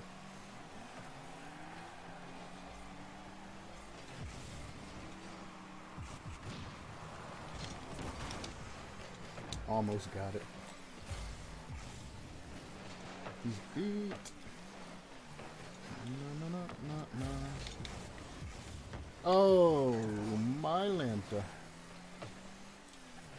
Do I even want to control this? Like, honestly, just because if I try to control it, that guy's just going to interfere like he does every other time.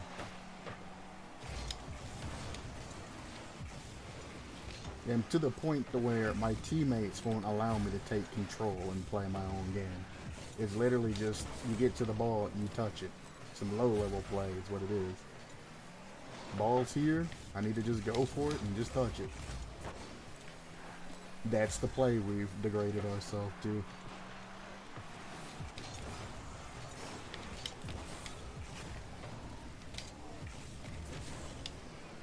Okay, it's not where I aim, but sure. Going to the side.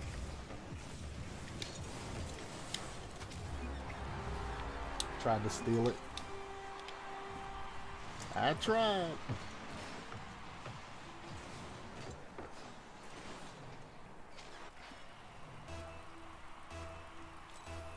Fake.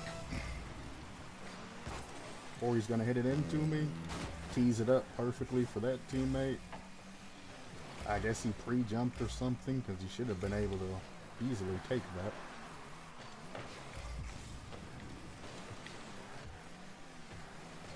Batmobile flick? Nope, he didn't even use that booty.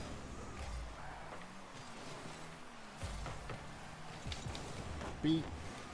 Double beat. He can't get an angle unless he's a fucking actual Rocket League god. Got that. That's fine. I need to peace out and get boost. Hopefully this guy holds on to the ball and clears it. Yeah, right. Missed the demo. That's the only chance we had of a goal there. Hit it up to teammate. He jumped off the wall. Hit it around. Get one more touch. Not good enough though. And that's GG.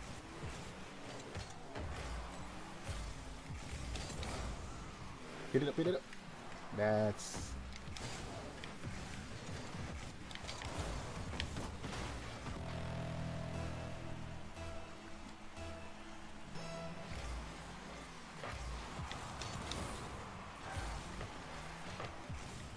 nice touch. We're in trouble. I'm stuck. Let him touch it off wall. Less I own goal it. That's the end of that.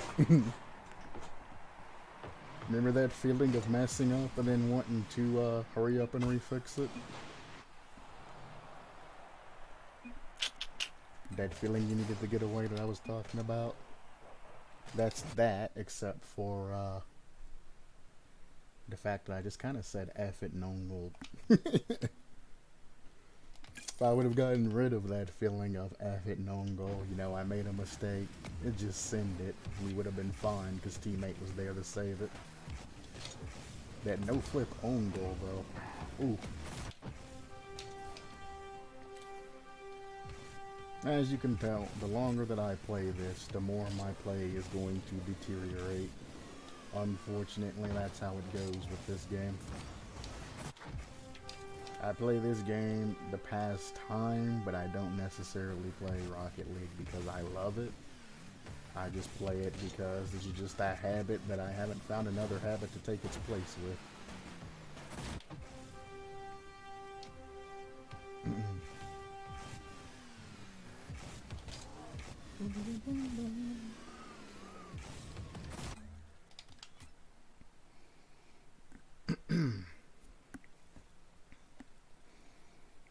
I thought my level was high, but no.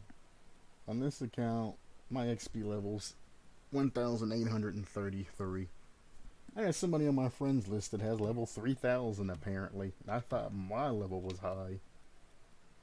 Apparently max level's 1,900, so I guess that's something to look forward to, but it's kind of a meh for me. I've played this game for far too long.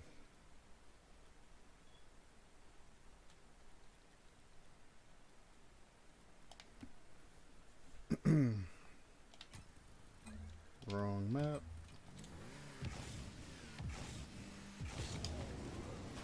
What happened? I went to do the breezy, and my car just drifted off to the side. Interesting.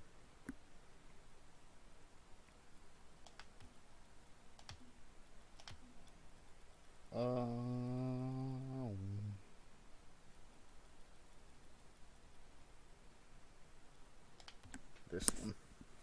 Keep hitting my mic. It's probably all staticky and crap now.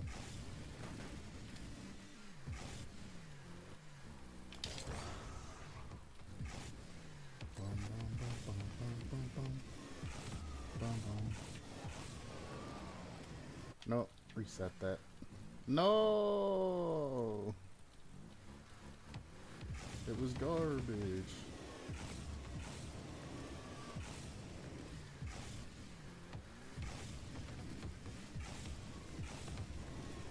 I can't get under the ball here. Hello, ramp? But now that I'm under it, I'm going at an angle. That's perfect, but you're going at an angle.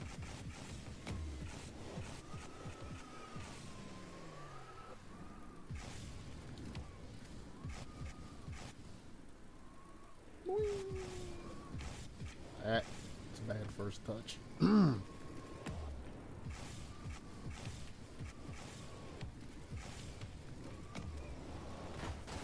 What?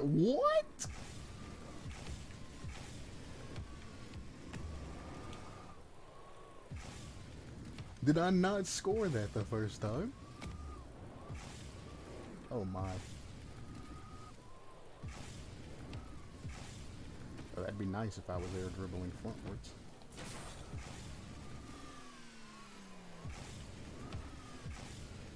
Don't hit the ceiling, don't hit the...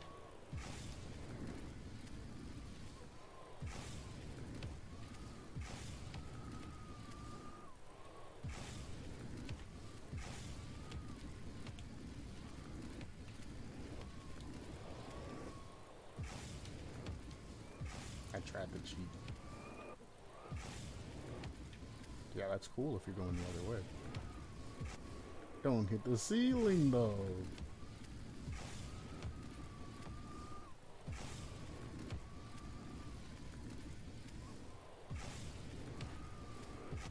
This ain't even the hard part, dude.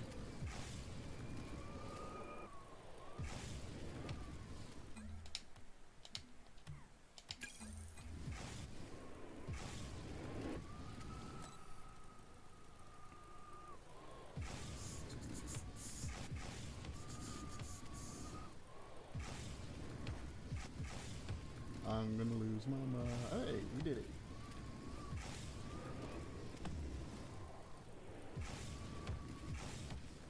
It's gonna hit the top. I don't know what to do. There's a ceiling. It's so hard not to take it up to the ceiling. And when you try to take it straight, it just goes down.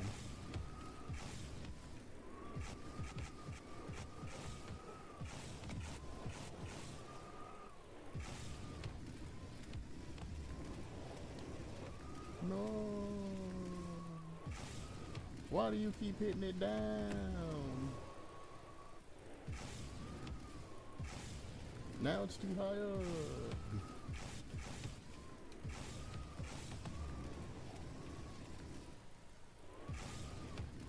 Oh my.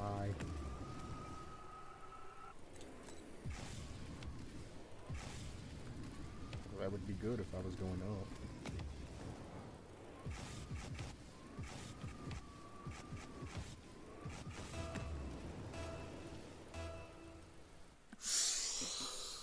I'm gonna say that made it. Prove me wrong.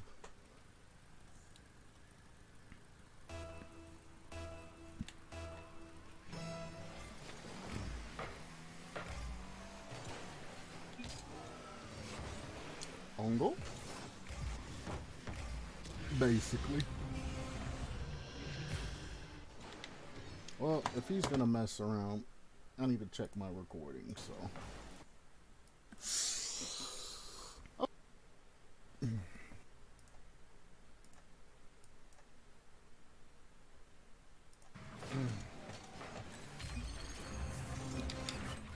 It's also a special mode, so I don't even need to sit in that game. Generally, I wouldn't leave games early, but, you know, I'm gonna be put right back in the same game. It don't matter. That's what Rocket League do. Bum bum bum. Speedy boy.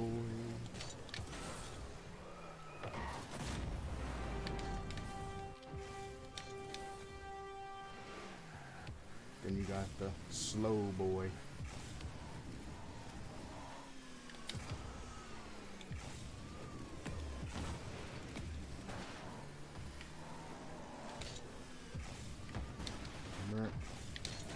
I'm not very good at doing the slow boy.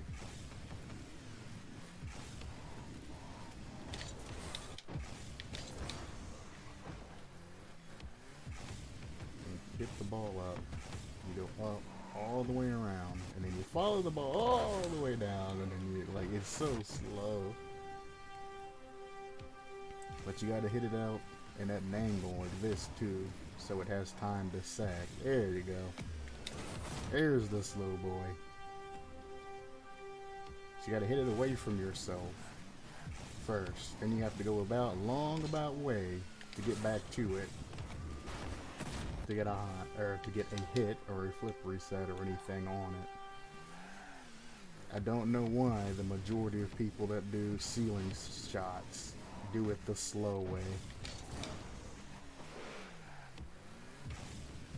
Go, you hit it at a stupid angle to the side, go up, go all the way back around, and then try to score it. If your launch is good, it's the same with the flip reset. You should be able to follow the ball up whichever way you're going, and then continue along when you're doing. It is a little bit more difficult, but I mean a ceiling shot ain't supposed to be something you learn your first couple of times doing them.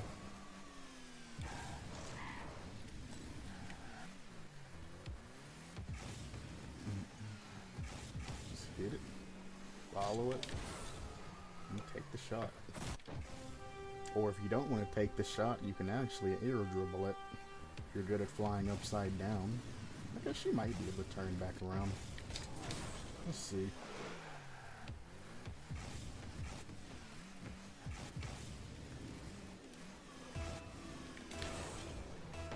You can get a flip reset off the ceiling by doing that. I don't know.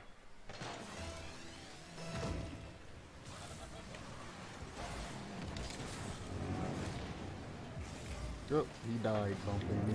I'm sorry, buddy. He died bumping me too. Just in a more direct way.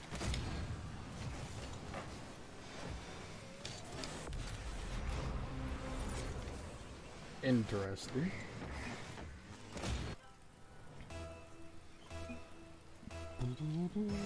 Is this the same game?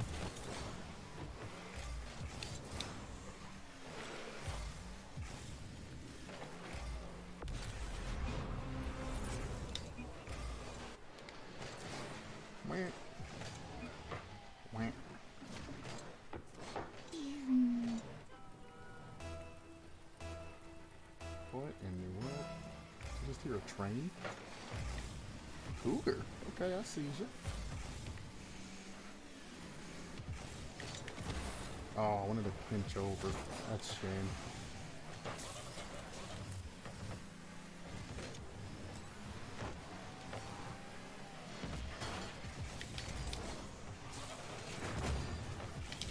Oh, that would have been such a nice shot. Thanks. I read that semi-perfectly, and it hurts my heart.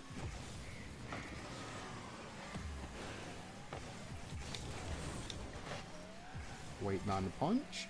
Nobody punched it.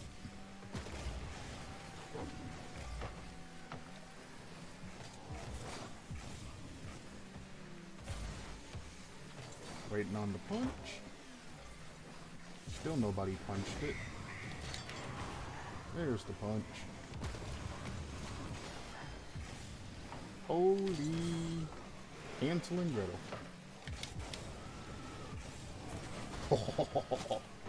I was dimed on that one.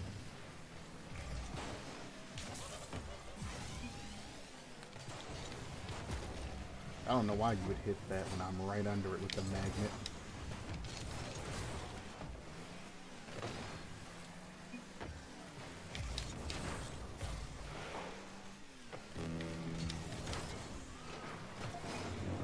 He activated this power-up trying to flip.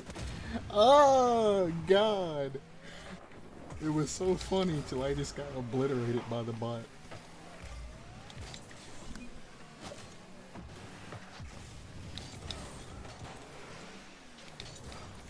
I heard it.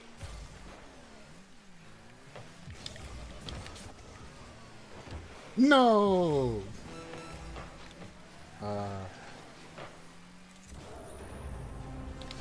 Okay.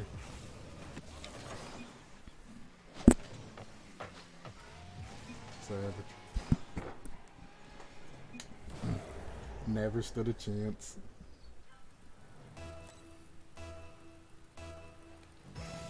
Can't use my kickoff when the bot's on the other side.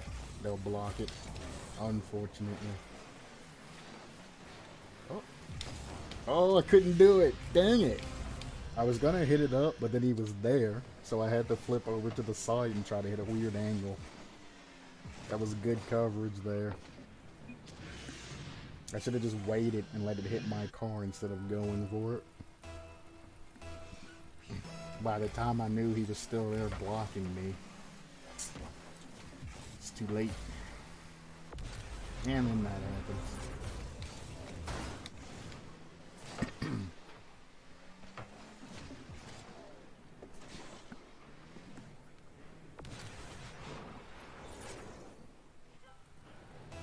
After this, we'll play one drop shot and then go on with my day.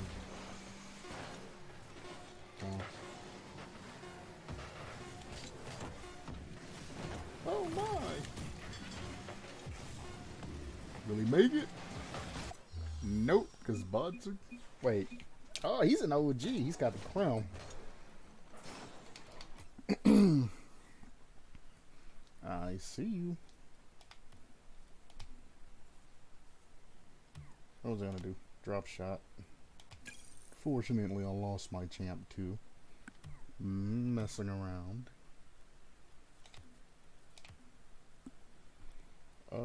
Why not go back to the dribble too? Never mind.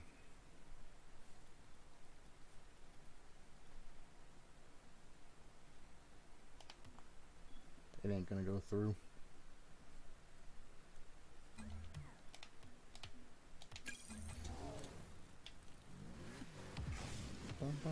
Why does it just randomly turn to the left like that? Now it's going straight. Weird.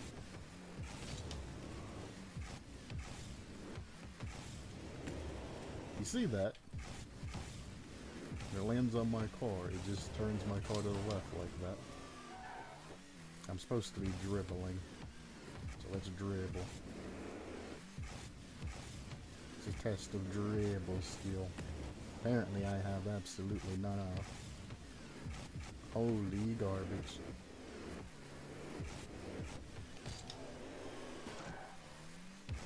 I hate this one. I never get it on the first try. Every time I do that.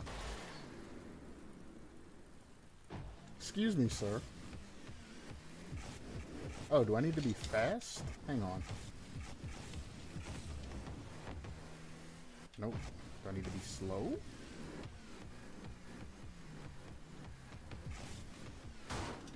Yeah. Slow. Slow and steady.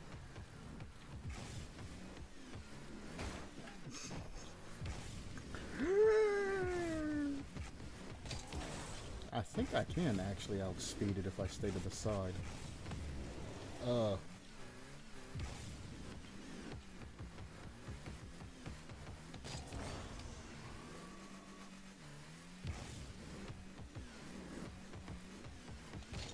I am struggling. I'm thinking about this way too hard. I don't even think the edges of the wall extend out to these sides. I think I'd really just need to just go there and go around like this. Yeah, I thought about that way too hard. Now there's two. I've seen that. You can't lie to me.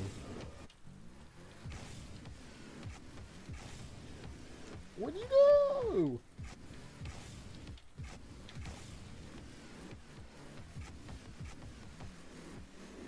Oh, this one extends all the way out, huh?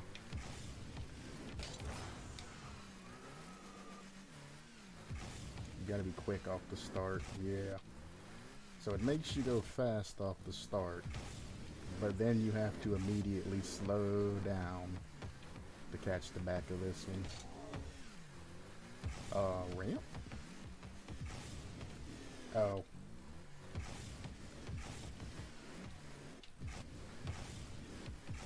I've asked you nicely to stop pulling me to the left. Please and thank you. There we go. I want it to be farther back on my car.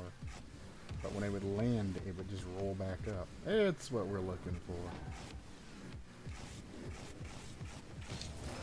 Pull to the left. It's just weird why it's pulling to the left when my controller by default pulls to the bottom right. Maybe I'm overcorrecting subconsciously. Oh, I'm on a ramp. So the farther you up the ramp, the more up on the ball you want to be, not behind it. Gotcha. I said more up you want to be on the ball. Yeah. Yeah. There we go. Now we're doing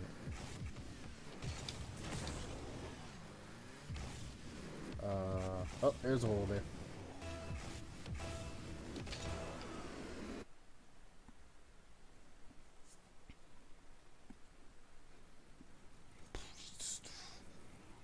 Oh, come. Really?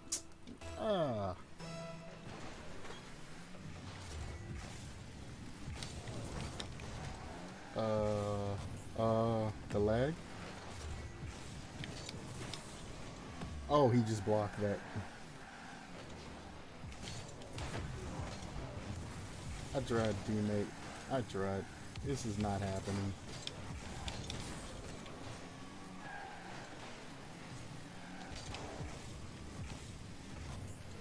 Easy, cheeky damage. That's about all I can ink out right now. Some more cheesy damage. No, teammate, let it go down!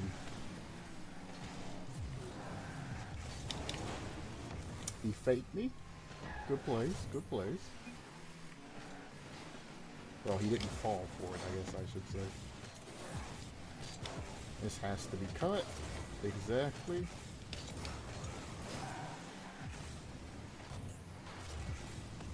That could have been real bad.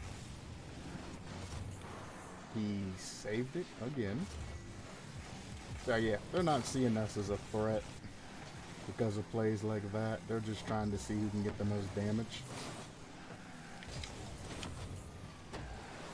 I really wish I went to training now. And that's cool. Right when I came in contact with it and knocked it away from myself, I should have immediately went to the side instead of trying to touch it again and blocked it.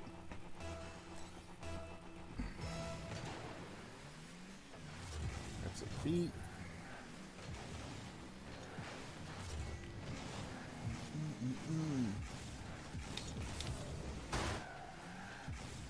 He's beat. Oh my lord, why are you just sitting there chilling without boosting or anything, guy?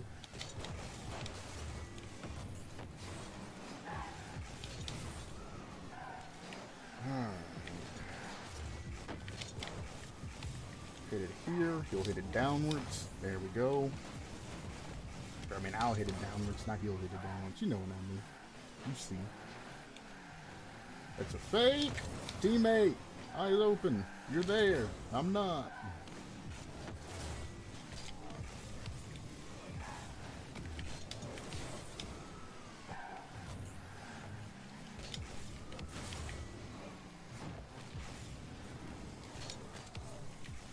Alright, teammate. It's on you.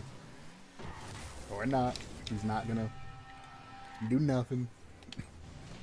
Even though he was the only one in that vicinity pointed towards the ball. That's what we got from that. Holy. I don't know.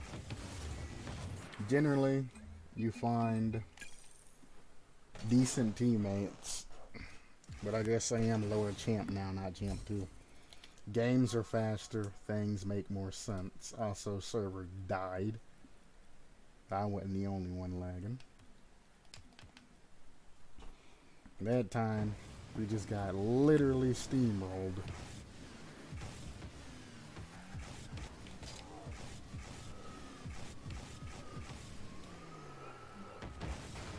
Absolutely positively steamrolled. I tried playing it individually, didn't work well. Tried passing it to teamwork or teammates, didn't work well. I tried waiting and seeing what they could do. Somebody could push us out of it, didn't work well. That's 3 strikes rules. That is a lost match. There's no point in pushing it further and trying to come back or anything like that. We didn't agree as a team. Our skill sets didn't match up.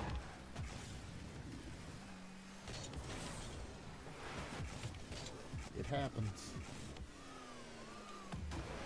Sad thing is it happens more when you're playing with a team than against a team. You'll have 2 people that are different skill levels teamed up, and then they'll throw you in there. And you and one of the teammates are of the right level, and then the other guy won't be of that level. But instead of letting you work with the other teammate, both of them as teammates will try to work together and kind of half leave you out. You'll try your best to keep up, and then they'll be like, why do you suck so much? You'll check scoreboard, and their teammate will have 5 points, and you and the other guy will have like 800 points. But since you're the odd man out, it's your fault. And that's how parties work, and that's why I don't like playing with a team of 2 people.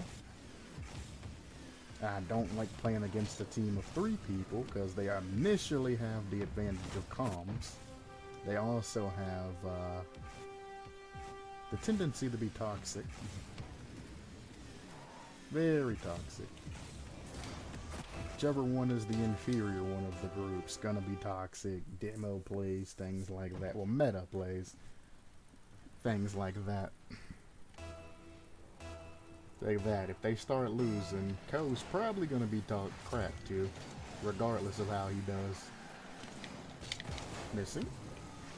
Gotta get bumped though. Send it. That's all I can do. Nice block.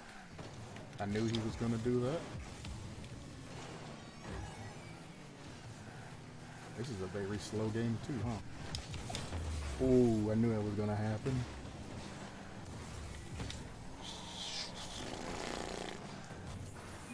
I had to bait him in. Yep. 'Cause if not,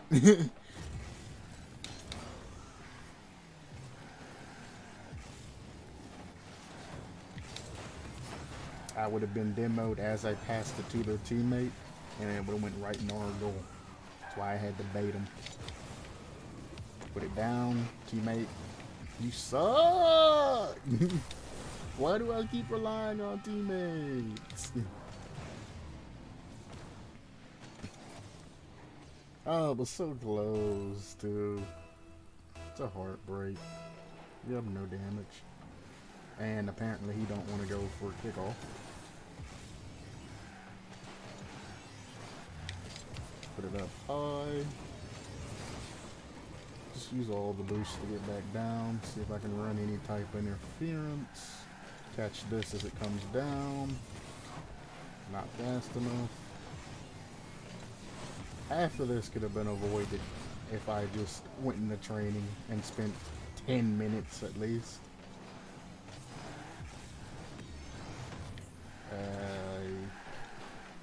It's fine.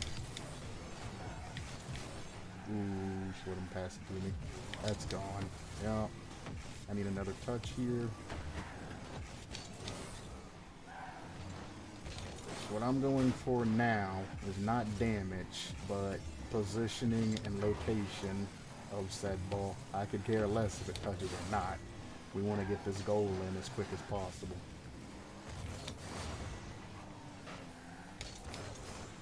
So if you see me save the ball a couple of times, no, that's why. I understand what's going on. I just really want a goal. That's fun. Now it's not fun. And he's already quitting. That was a nice fake, because I was going to obliterate his side. Bumped him out of the way. I don't have to worry about my back now. But teammate passed it, so... No! Teammate! Or was that another guy? Who was that? It was orange. Who got around me? Ah, I see. Savage. I didn't even see that guy. I should even check scoreboard. That's just depressing.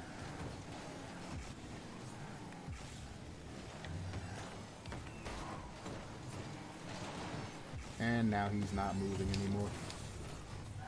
Oh no, don't move now. You've already let them get max damage.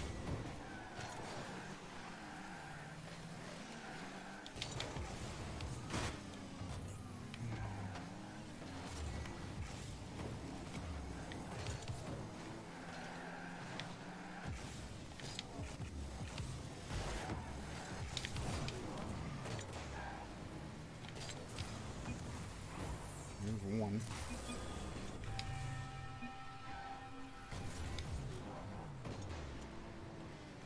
See what I be talking about? 741 points, 146 and 76. At least one didn't give up. He might be the guy that only has 78 points, but I be it. He's playing.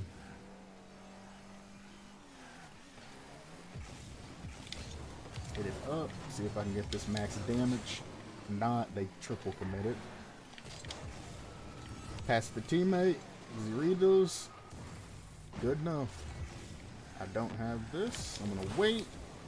Just stall as much as I could for backup arrives. You gotta air dribble that. No. We need control here. Or not. Ah, I can't double touch it in that boost. Good save.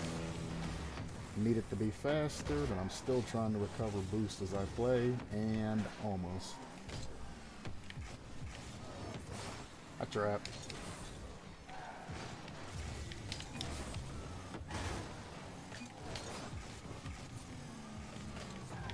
Thanks for the support. Thank you, thank you, thank you, thank you. Usually I say need boost and they look at me like, hey man, why do you take control of that ball? I'm like, oh, you could have sent that down. No, no, no, no! You should have let me take it up and take it straight down. I gotta go for it. We have the ability to score here. Don't worry about damage, just send it. Gotta be fast. Here you go. Send it. No! Close one. GG.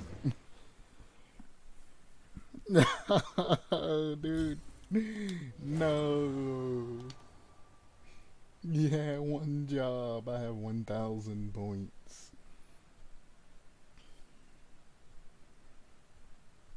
And that's how it be sometimes. Back on down to Diamond we go.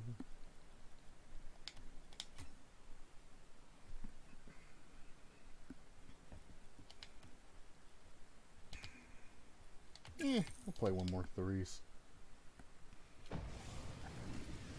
And if you're wondering why I don't play 2s or 1s on stream, they generally become, well, 1s is just a bunch of either freestyle matches nowadays, or it's one try-hard sweaty guy trying to get ready for ranked, and it's just bumps and demos and meta 1 strategies.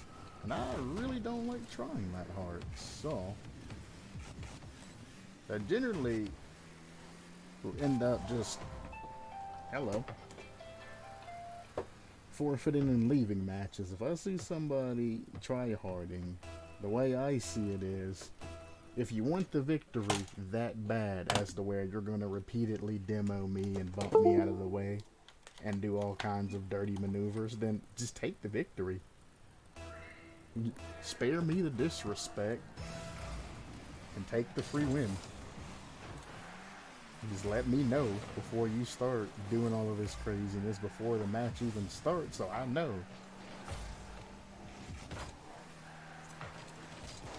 You ain't following it. I don't need to.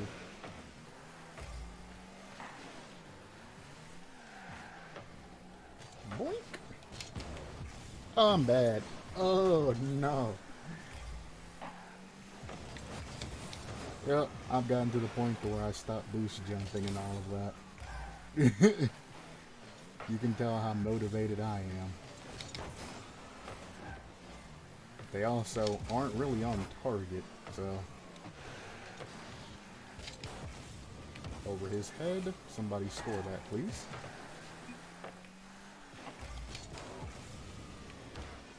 Oh, I'm bad. I thought it was gonna hit the front of my car, not the side. You ain't no way you're making that. Yeah, figured as much. It's fun. I'm actually gonna take a little bit of time to get boost. Alright, teammate. Nope, never mind, he went up more. Didn't need to save that to the side, but I seen teammate coming back over there, so I figured I'd keep it in our jurisdiction. Go for a double touch here. Still have control. That works too. I wanted to get there before he did. It's fine. Act like I'm gonna demo him. Just try to make him hesitate even for a second. Stop that.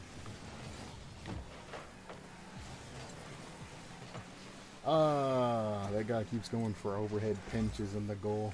We should let people take control sometimes. That'd have been a great dribble opportunity. What are you jumping for? I was expecting you to go back. So after I had this bad touch, I was about to get to defend it.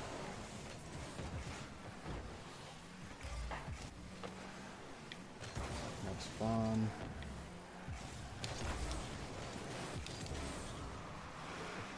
Oh, I got such a nice touch that it didn't come down how I thought it was going to. We're all out of position. He's probably gonna go. Nope, he turned. Come back to this side. Should be free goal.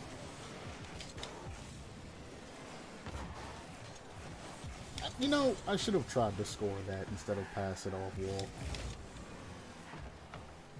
If you ever put in those situations, don't do what I just did. That was very scoreable. And I just sent it as a pass because I was just like, well, this play's ruined. Like, no, you should score those. Bump him. Teammate should be fine. Take this. Gives us control. I need you to turn, teammate. You have the boost. That's fine. He's back.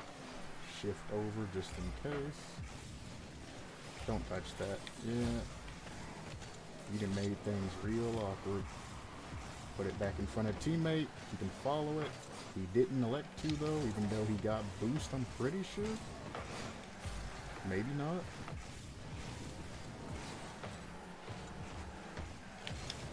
Nice touch. We're in trouble.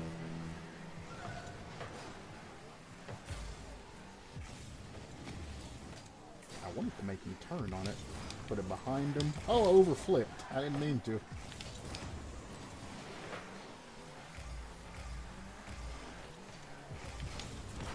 Send it straight. Block towards wall. They always hit it towards wall. These low levels do. Put it over him. And slow shot in.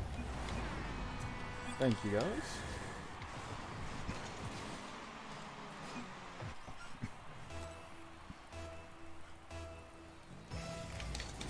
So for a demo here. Wow. So it should have been savable. I didn't think it was going to go that deep. On those, you want to be off the wall before the ball touches it. So if you jump after the ball touches the wall, you're not going to come in contact. But if you jump before the ball touches the wall, you'll have contact. For those who have problems with that clear right there. So if you're not in the air by the time the ball touches the wall, don't worry about it. Once you get your speed up, you'll be able to jump off the wall afterwards and catch it. But those just learning, I guess we're doing a 2 out of 3. Those just learning, just jump before.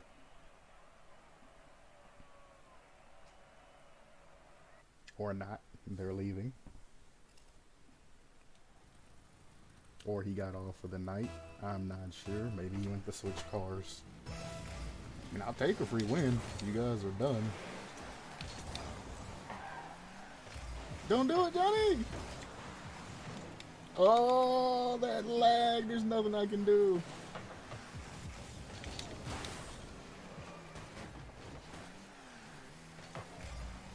Block with a fake.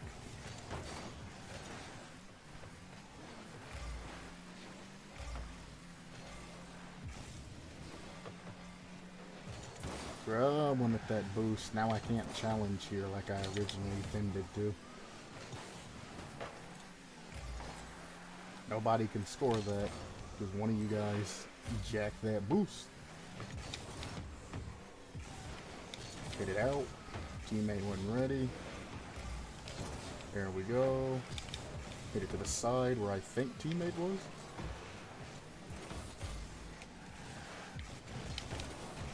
I bumped him, but teammate still has to make that connection. There we go. Nice. Actually. Oh, teammate, you're supposed to stay grounded. I just shot it instead. I wanted to guarantee that goal. It's unfortunate. Nope.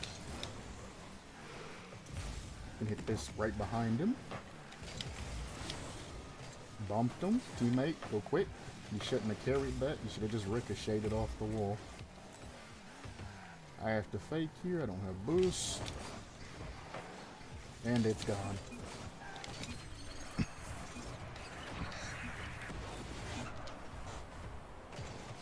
Very good pass. It was out and away from their goal, but my teammate was sitting behind me instead of in a position to actually be offensive.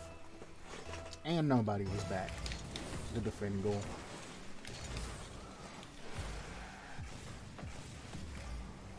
Oink. And it's in. I could have saved that, but I'm still picking up some lag. And I don't know where from.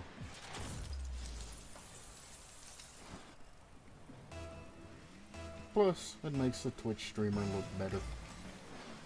They're crapping on other players. Their target audience might like that.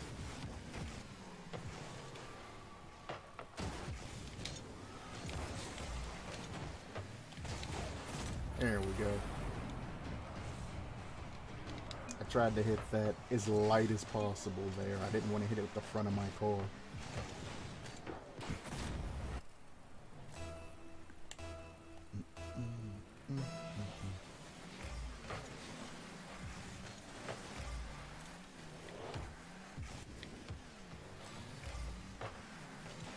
See, now this is content.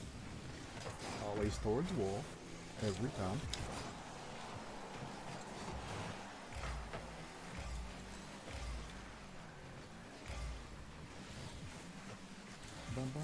tried to demo me. I thought that was my teammate. I was getting out of their way. Little to know that I almost got my life ended on this day. Block, but not good enough. There it is.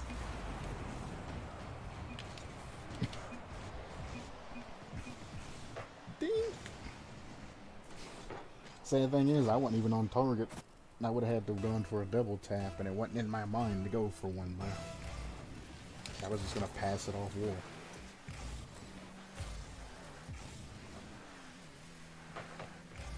Ooh, they always go towards wall.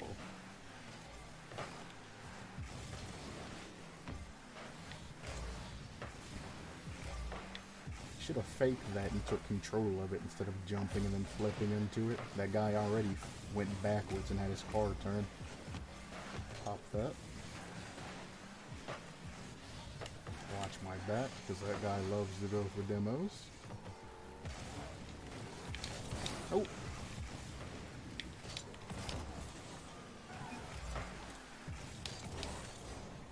If I would have got a clean touch there, that would have been a goal. Unfortunate. Block him. Go real quick. Oh, teammate jump too. Off wall, because they always go off wall. Oh, I touched it too. That's what sucks about that whole thing. Nope. Just touch it to the right if you can. Hell yeah, baby. Oh, I knocked it towards him. I should have faked.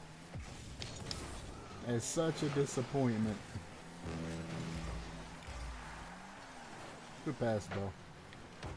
Put this up. Doesn't matter. Still safe.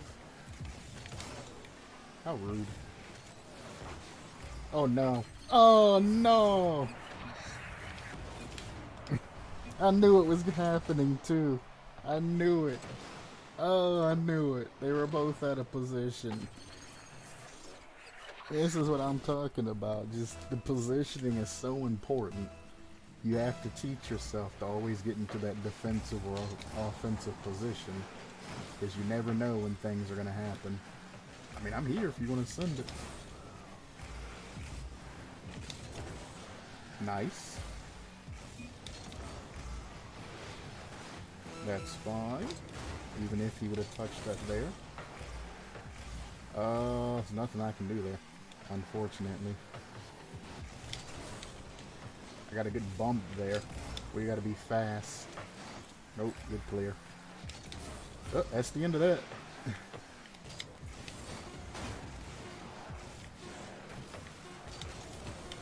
Hit it behind me. Hope he passes it back. Oh, if I could have faked him and put it behind me and picked it back up. Well played. I tried to slow it down so I could catch it and then take it again. Alright, 3 out of 3. Never mind, these guys aren't honorable.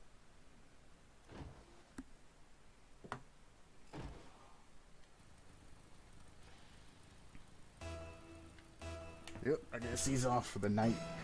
No honor among thieves.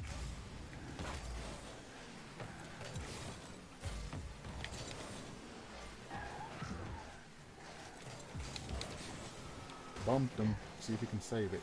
Nope. I did my part.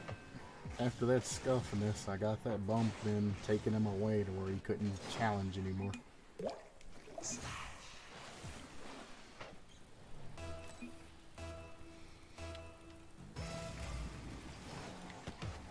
Interesting.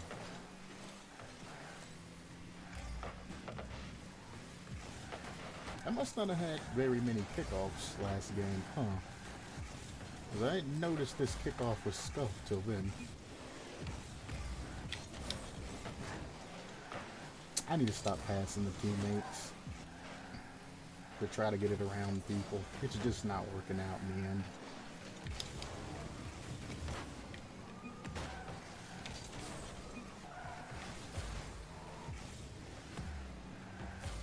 It's all you, buddy. You get beat, I'm back. Yeah, yeah. I knew something like that was gonna happen. Don't know why you're trying to demo me. The ball's nowhere near your goal.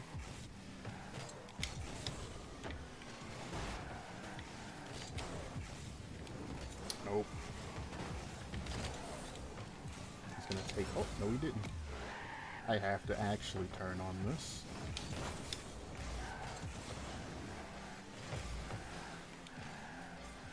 He didn't go towards wall. Nice shot. I know why he didn't go towards wall too.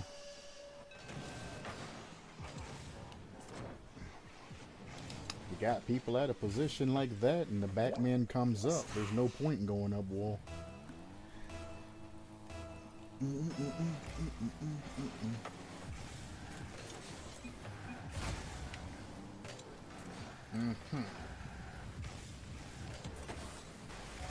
I was gonna basically score it for you guys, but that works too.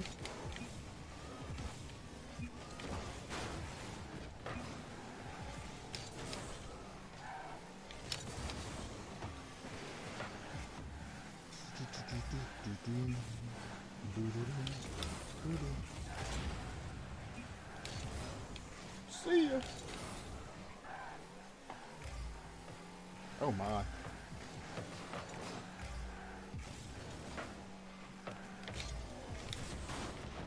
I tried to hit it lightly over his head.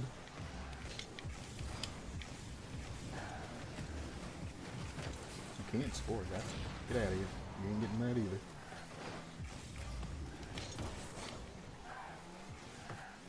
Don't hit it towards wall. At least you didn't hit it towards wall. At least not till afterwards.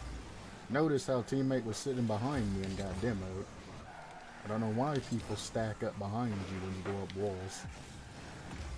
Guess they just assume you're gonna miss before you even do anything.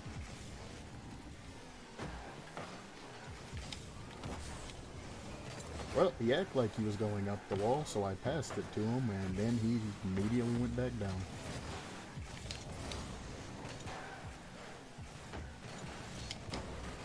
Like in football, the guy acts like he's running up for a pass, asks for it, and then you throw it to him, and he's like, oh, second thought.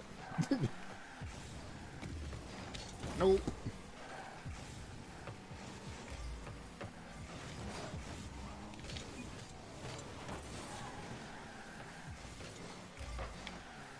That's fine. Not so fine anymore. Teammates should get that. There we go.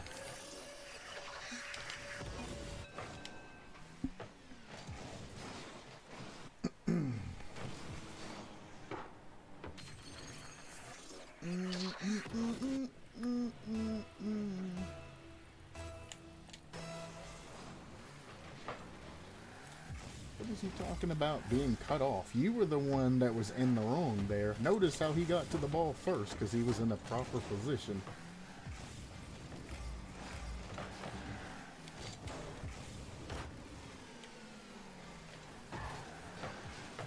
All you had to do was pass it down the pane and we would have been good. Sorry, Dan, I put you in a real awkward position there, buddy.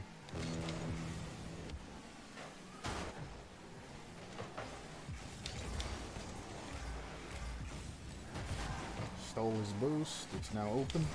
Ah, it's real high. Can you get that paint? No. He's probably talking shit back.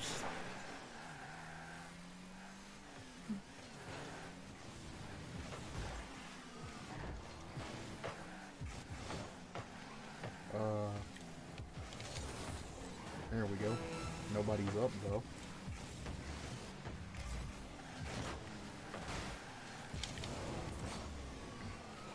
Now I gotta call him out when he cuts.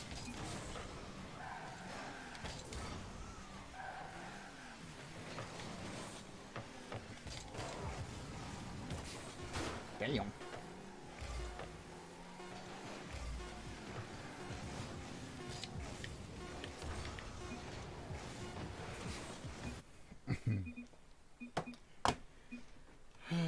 Says the guy.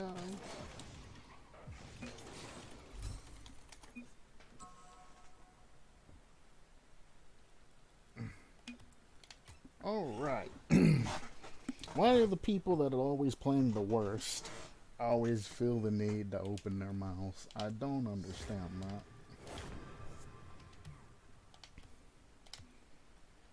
I'm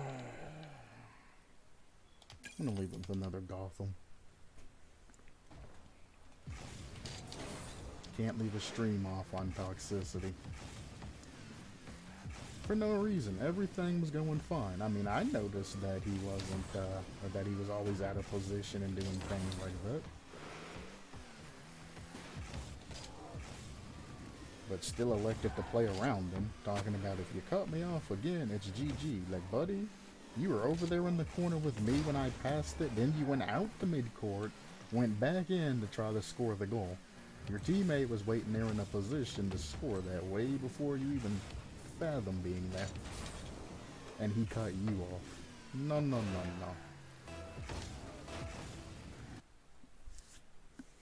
no. Mr. Ghostface. Could do a Dead by Daylight Ghostface run. If this doesn't work well, play one game as Ghostface. Well, never mind.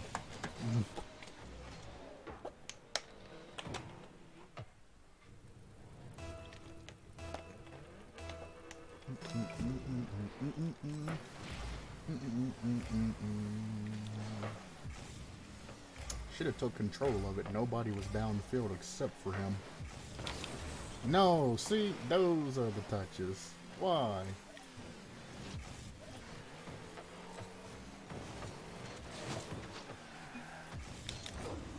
Full shot.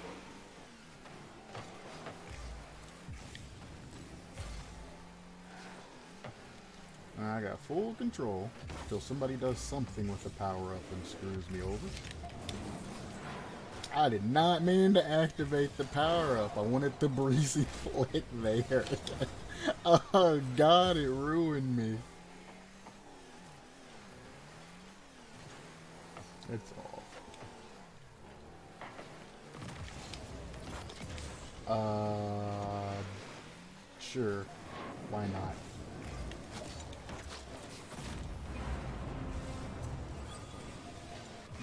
Sure. That was... Sure.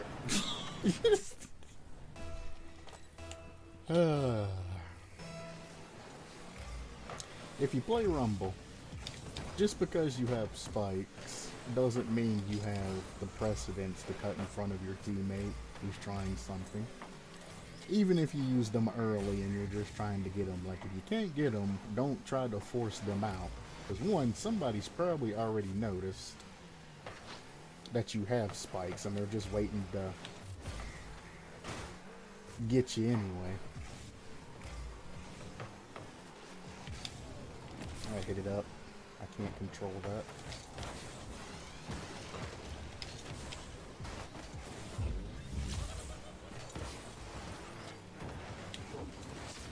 Yep. He didn't even realize I was the one that kicked the guy in.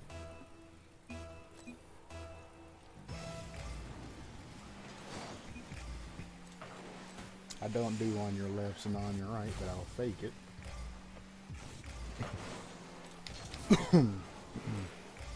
I've come to realize when somebody says on your left or on your right, generally when the ball gets in front of them, they don't know what to do with it anyway.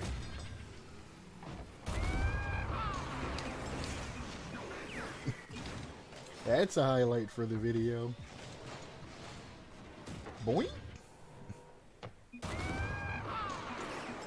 Jesus. And Ghostface is back on the menu.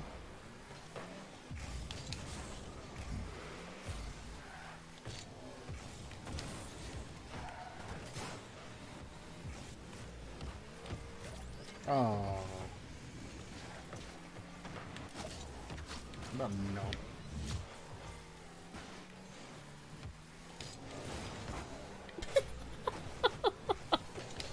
I tried to flip to get out of the way, but I ended up flipping and still going like right back in front of everything.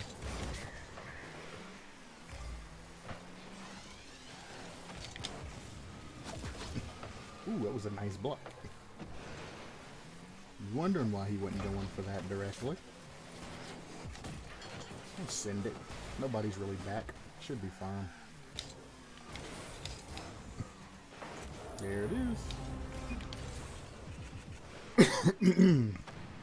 Generally, you want to wait for a better angle, but I mean, all three of them were up, so I'm just crossing it cross field.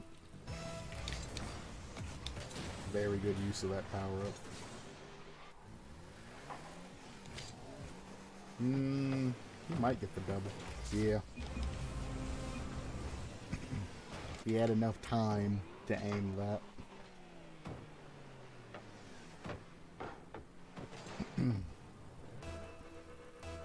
The fact that he was sitting middle goal and out of defensive position too kind of solidified that.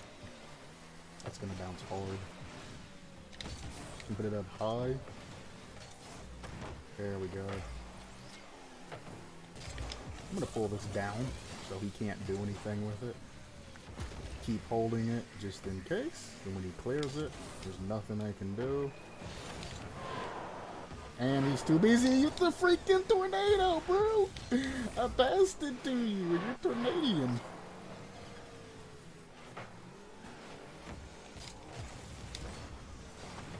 I still haven't learned not to pass it to teammates, by the way.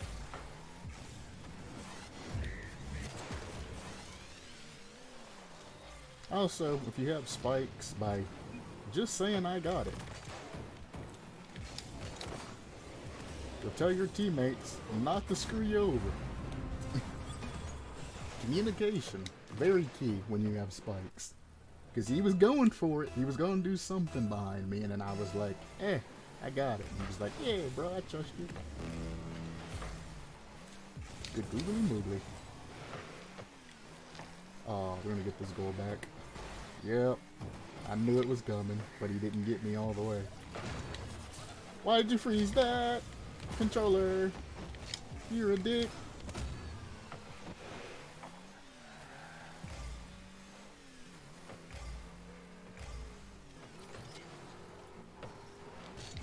Block him to the side. Keep the freeze ready. Fake. Push through. Grab boost. Go for a 50. Freeze it. Teammate. Hopefully I'll hit that. Oh, it don't matter. I'm back. No GHOSTFACE today. Unless I do that. Oh, what a save. He knew the punch was coming. What a trooper.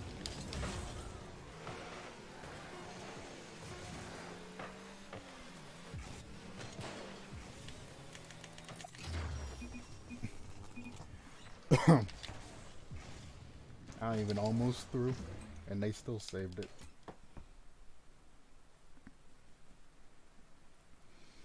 Good stream, generally, since everything,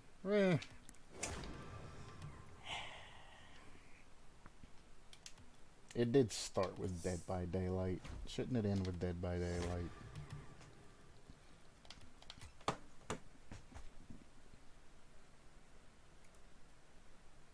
If it's even Prove me wrong.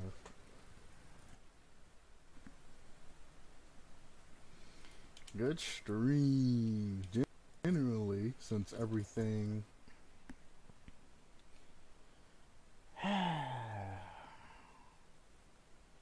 I'm gonna do one GHOSTFACE run. I will not be doing a Survivor run. But I will do a GHOSTFACE run. It's not gonna be a serious 4 kill unless, you know, they're toxic and start doing, you know, ridiculous things.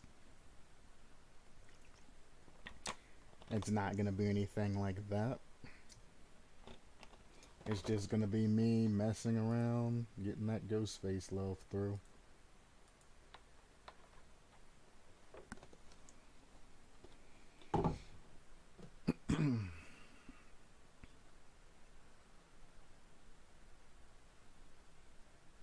You tell me the first thing that you recommend isn't one of my videos. How rude are you?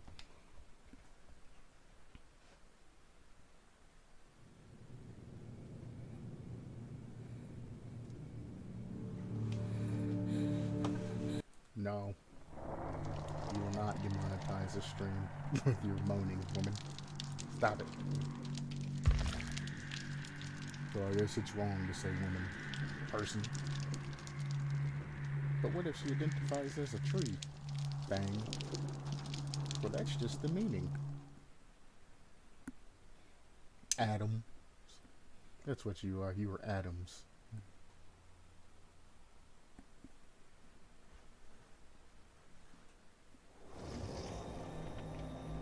Bunch of molecules.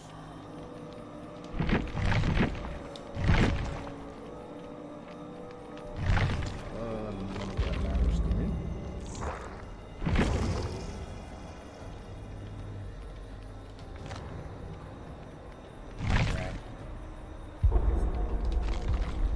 So, Starstruck, Huntress's Lullaby, and I'm All Ears, and Thrilling Tremors. I run with Ghostface.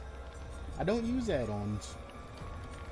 I'll run some offerings, but it's generally just whatever. It's not a Mori or anything like that. Because Ghostface is severely overpowered. Also, when the game starts, I'm just going to let you know I'm going to be turning up the sound, so you might want to turn yours down. I'm pretty sure my headset sound's tied in with stream sound, so it's going to be loud. So be prepared to adjust.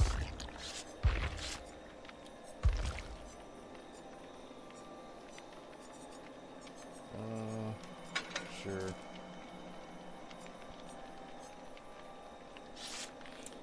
Starstruck is kind of meh, because it says while carrying a survivor, any survivors within your tail radius could be exposed status effect, but it only applies when you first pick a survivor up.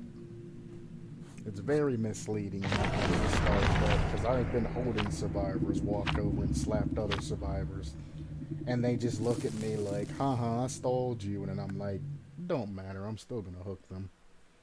I used to run Iron Grasp instead of one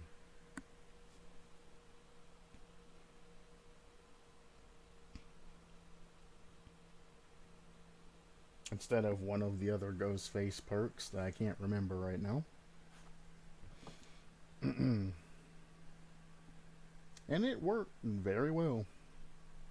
I would have an entire lobby just slugged because, well, people for whatever reason just immediately go for saves now. They don't use the time the survivor's hanging or the hang time on survivors.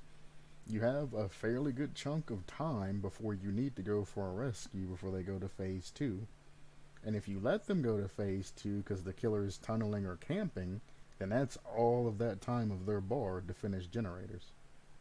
Plus the time they spent running. But the sound here is turned up. Or is going to be turned up at the start. Just keep in mind, it's going to be loud. My voice is going to be probably louder. The Dead by Daylight's going to be louder. You're going to have to adjust because I need to hear what's be going on.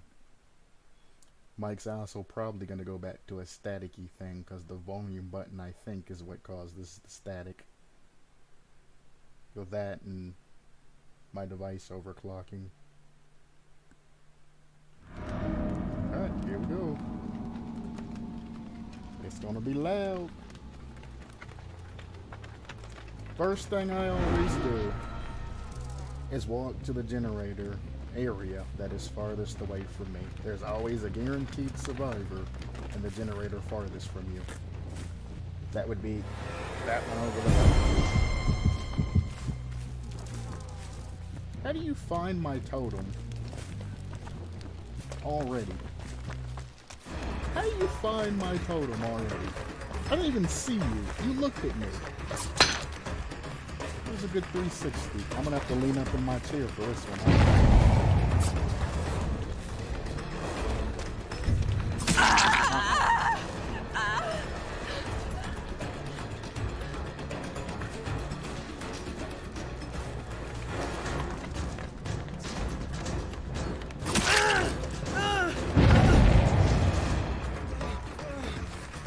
This is unfortunate that they found my Huntress's Lullaby. Drop it. Drop it. Now they're stuck in move. They're stuck in animation.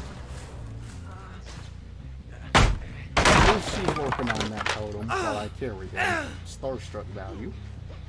Whoever's working on that is going to get it next. Nope, they're not working on it. They're over here for the save already.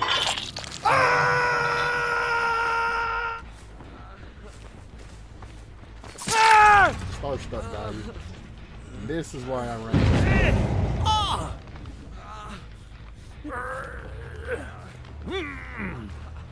Check this totem. Make sure we're still Gucci.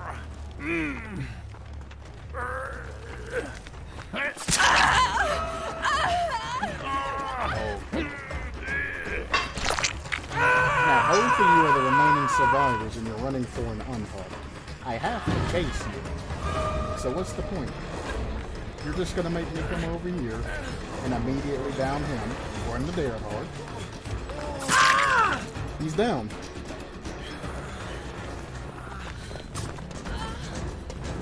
You're injured and stupid.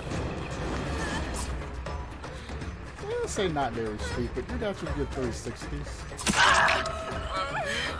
What are you gonna do? What are you doing? Why are we here? Just to suffer? She didn't run away when she had time. Now let me show you. This is how I get foursies all the time. She's gonna go for a 360. I'm gonna watch her like she's an idiot. When she gets done, I'm gonna down her. Ooh. Now she's gonna go and pick somebody up instead of escaping me. You're not you're the best runner. Why are you trying to get somebody else that's not a good runner? And this is where this leaves you. So I'm gonna assume that she has a perk that allows her to get back up. So I'm gonna grab her first and get her out of the way.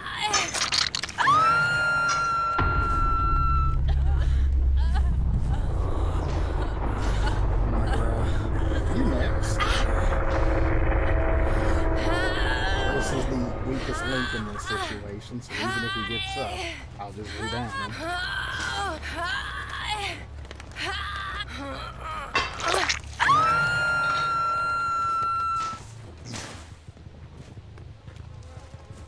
Oh, you just now finally started to move.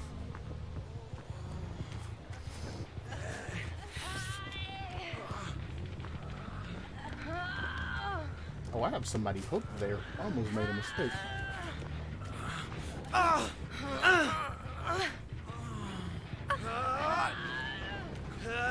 Apparently none of these people have tried jumping off of the hook. They're just gonna hang there. I'm gonna let you go, Chris. I'm gonna let you go, because I don't think I can make this hook, and I didn't want to use the other one over. So here's your chance for redemption.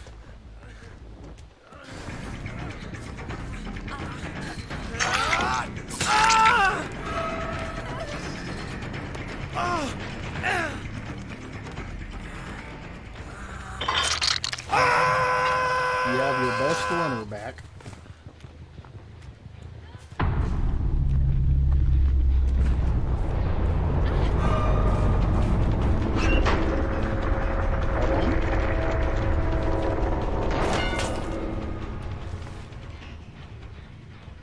Inner strength. If I see inner strength pop, I'm gonna immediately grab her.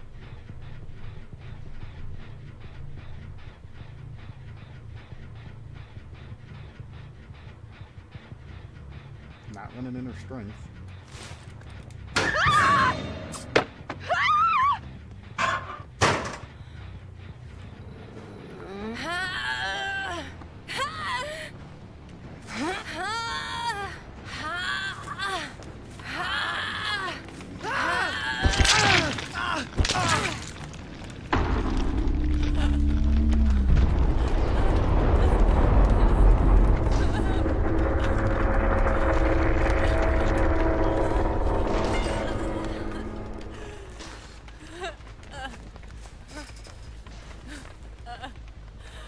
I know you have Soul Guard.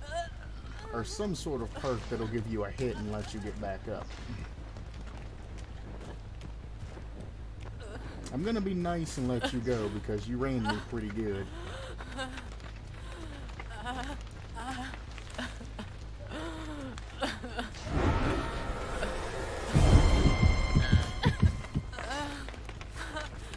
Don't say I never did anything for you, kid.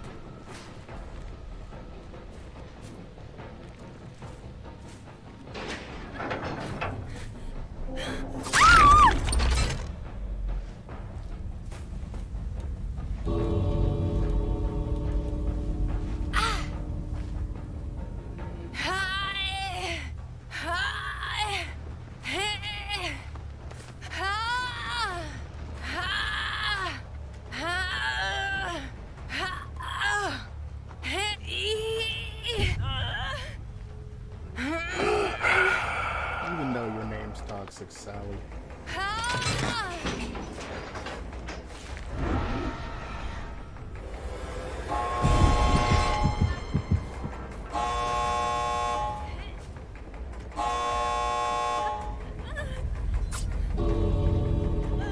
You don't open this goddamn door.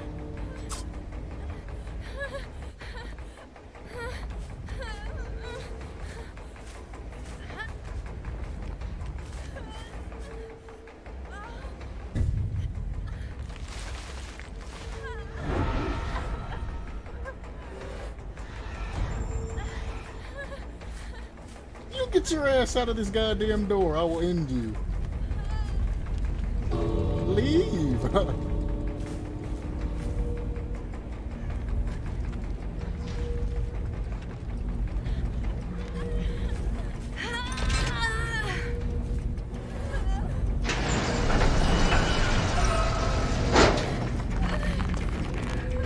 Jesus.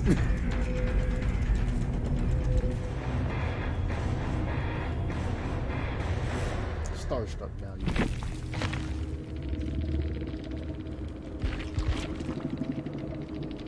Oh, they were iridescent. Oh no.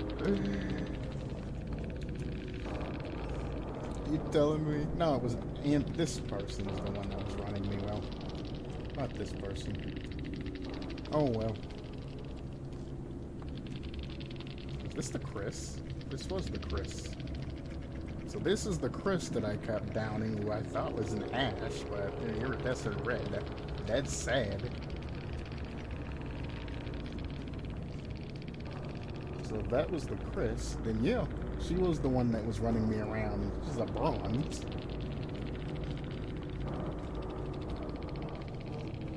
Oof. Oof.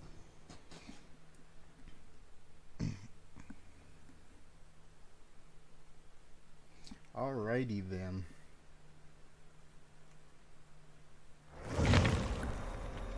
Now that my friends, is good end to the stream. Starstruck is way too OP, but if you get that Starstruck value and you get into a group of survivors that don't use hang time appropriately, it just wrecks. And survivors have a habit of snowballing. Once it starts, it just keeps going. Everybody's like, well, game's over. Everybody just jump into the pit and let's all just go together. But I have fun. Somebody escaped. GG's. Good stream. Supplement your lifestyle. Peace.